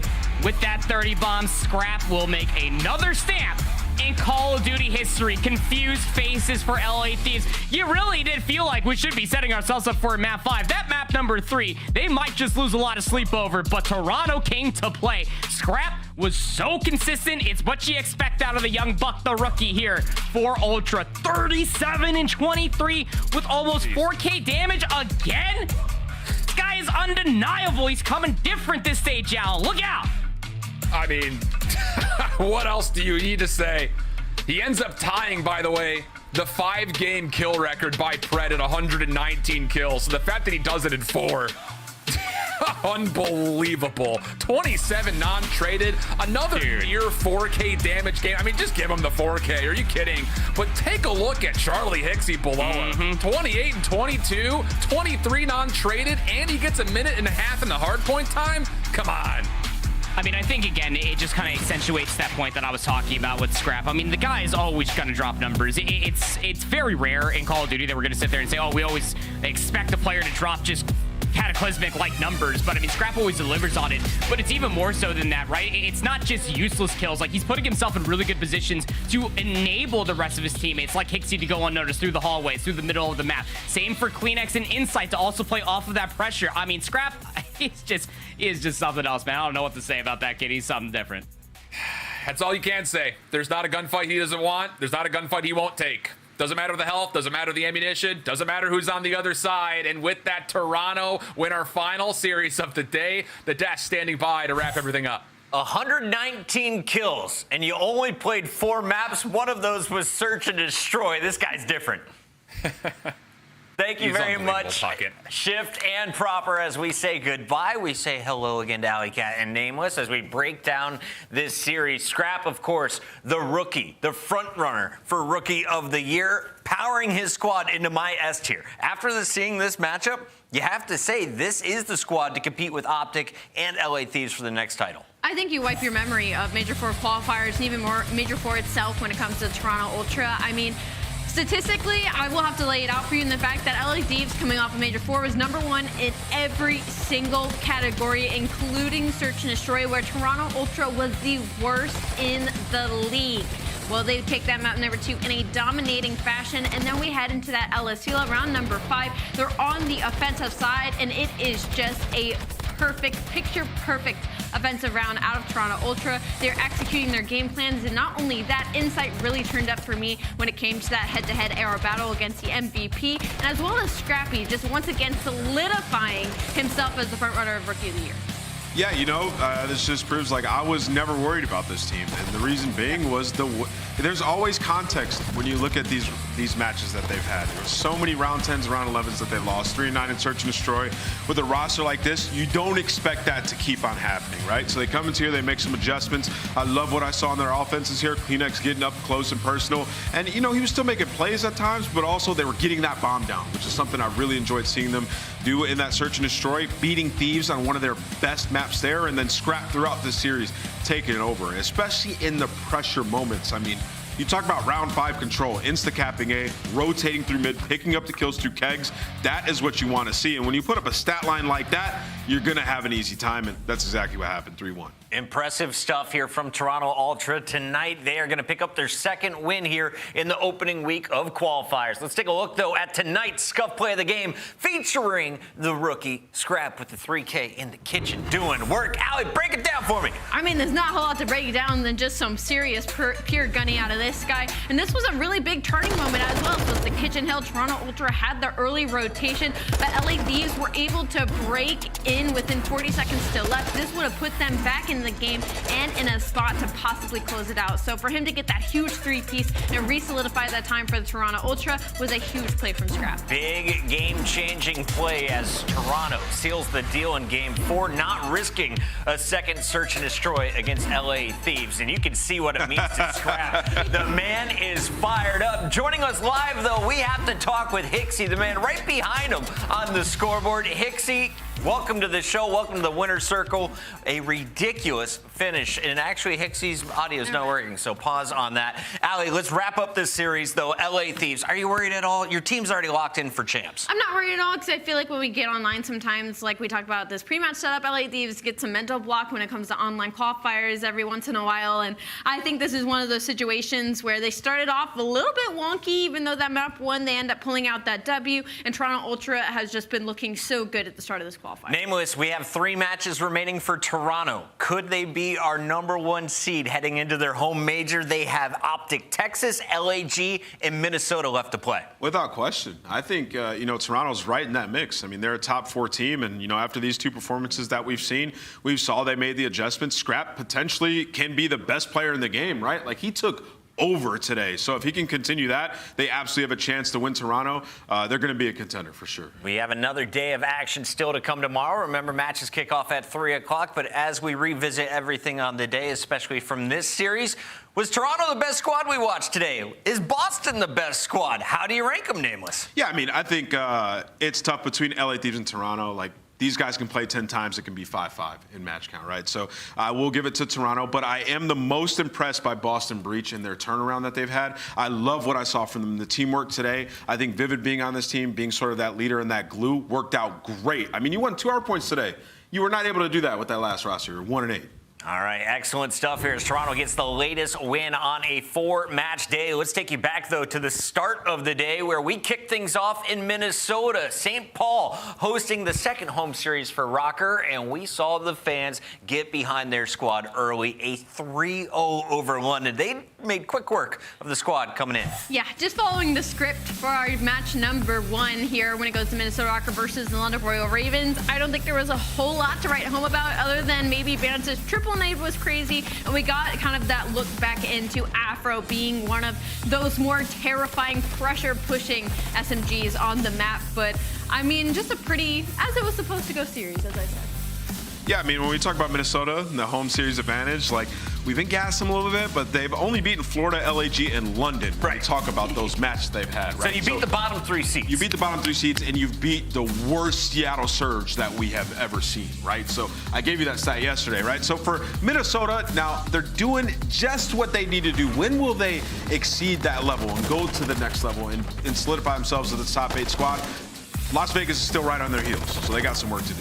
They do have just 3 matches left. As we take a look at Vegas, they also have played 2 series. This time they get a dub after back-to-back game 5s. Clayster gets the win and was in the winner's circle to talk about it. Yeah, this was not only, I think, a massive W over New York Subliners, but a massive win fundamentally for the Vegas Legion. The fact that they were able to capitalize on the fact that New York allowed their worst hardpoint to slip through for that map 1 and win it in the fashion that they did, and then also win the Expo Control, where they have been struggling all season. They were gifted with a map and mode that they were comfortable on. They win it in a 3-0 fashion, and then they don't lose the game 5 search and destroy. My biggest worry point for the Vegas Legion, because search and destroy, they were number 2 in the league coming off of major number 4. They lost 2 to OpTic Texas yesterday in that game 5. Heading up against New York Subliners today, I'm happy they were able to close it out. They clutch up in the game 5, and Vegas stays in the race for 8th. Nameless, looking forward for this squad. How do you feel about a Vegas team that is going to be chasing the team like Boston Breach? Yeah, I think it's going to be a tall task, because what we saw out of Boston today, I mean, they looked absolutely phenomenal. Obviously, they have a lot of players on their team, and they're just trying to find the right combination. And at least from that look, it looks like they found it. From what we saw from Awakening and Beans today, they looked way more free on the map. Vivid playing that objective time, being the first man in, is allowing players like Kremp to go on these crazy sprees and make plays on the pinch, which then sets up the ARs, right? So, you know, a lot of little things in the fundamentals that they were lacking that were cleaner today. Very close games, but Boston is able to edge out Røkkr as Boston picks up their first win of the Major 5 qualifier. And I think everyone here at the desk wants to say, welcome back, Vivid. We missed you, buddy. Awesome to see you frying with the squad once again. That is a look at all of the matches on the day. And of course, we had a big effect on our standings, as everyone is going to be looking to lock in our top 8. Comfortable positioning right now for the Breach at 170 points. Røkkr are holding the door at 160. Vegas just 2 games back, and everyone else beneath it, well, you're running out of time. Yeah, still a lot of opportunities. It really is the race between those 3 teams. And Vegas Legion, you know, are probably really mad at Minnesota Røkkr right now for not pulling out that W against the Boston Breach. I think the cutoff's going to be like 200. I'm making a good guess. 200? Yeah, Vegas need to win 6 more matches, and they're good. All right, looking back on the day, best series of the evening? I'm going to go with the Boston. Actually, no. New York and Vegas is the best. New York, Vegas? That was good. Allie, best gameplay you watched tonight? Best gameplay, like player, team? Team Toronto, they look disgusting. Okay, there you have it. Tomorrow, let's see who's in action, as it's a 3-match Sunday. We kick things off with the Mutineers versus Guerrillas. One of them's getting 10 points. FaZe is taking on OpTic, though. That is going to be our marquee matchup at 4:30. And we have another banger for you at 6 o'clock. 3 of your top 4 teams, in fact, 4 of our top 5 teams all in action tomorrow. A fantastic Saturday. Thank you for tuning in on Twitch and YouTube. We'll see you tomorrow at headquarters, 2:45 Eastern, right here.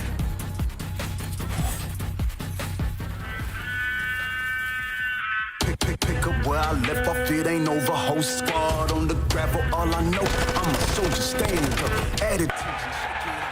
Swift, forget the trip. Back to mission, no surrender, just commitment. I see visions, eyes closed, shut, heart monitor going crazy. Mad as panicking. Woke up from the stretcher in the red, removing the bandages. Hopes up, I'ma catch you up the man. These are these damages. Power level breaking screens, they like, way. Look at them scampering. Rejuvenated, reborn, I'm basically the man again. Made the world stand still, they amazed. Frozen like mannequins. Kick the door off the hinges, make waves. So when these vanishing. Think I was able, but I'm Kane when it comes to savageness. I'ma finish it. I'ma finish it. Still got a little fight. I'ma finish it. finisher. Little this, little that. Everyone pulling triggers full of max. Talking feces cause they full of that. Ain't really G's, they GNATs, they really just next. Scratch them off, power balls. Look at them spinning, they really spin offs. Getting me dizzy, give me a headache, maybe wanna tear my head off. I could really use the Tylenol. Candy rappers talking good and plenty. It's really too many to mention, but no, I'm tired of y'all. Sex to infinity, you could never be my enemy. You make me look good, I should be hiring y'all. I'm reborn, I'm basically the man again. Made the world stand still, they amazed. Frozen like mannequins. Kick the door off the hinges, make way. Someone needs banishing. They ain't think I was able, but I'm game when it comes to savageness. I'ma finish it. I'ma finish it. Still got a little fight. I'ma finish it. I'ma finish it. Oh my god! I'm gonna throw the nade, do the stun, and then I'll pre him low. I'll do the nade. Wait, can they come tunnel, yeah? Straight away, right? Yeah, yeah. Okay, I'll play. One of you pre my S&D. Take some of them. Oh, bro. I've got a trophy down. Good try, good try. Got a trophy down, bro. He's deep cars, yes. Yeah, stun it. Stun deep cars. Dating him. Absolutely. Nice, good shit. Yo, EU, go. Man. Go. Shit, man. Good night. Oh, good. Oh, good. I don't trophy down. It's fine, it's fine. Here, chill. All good.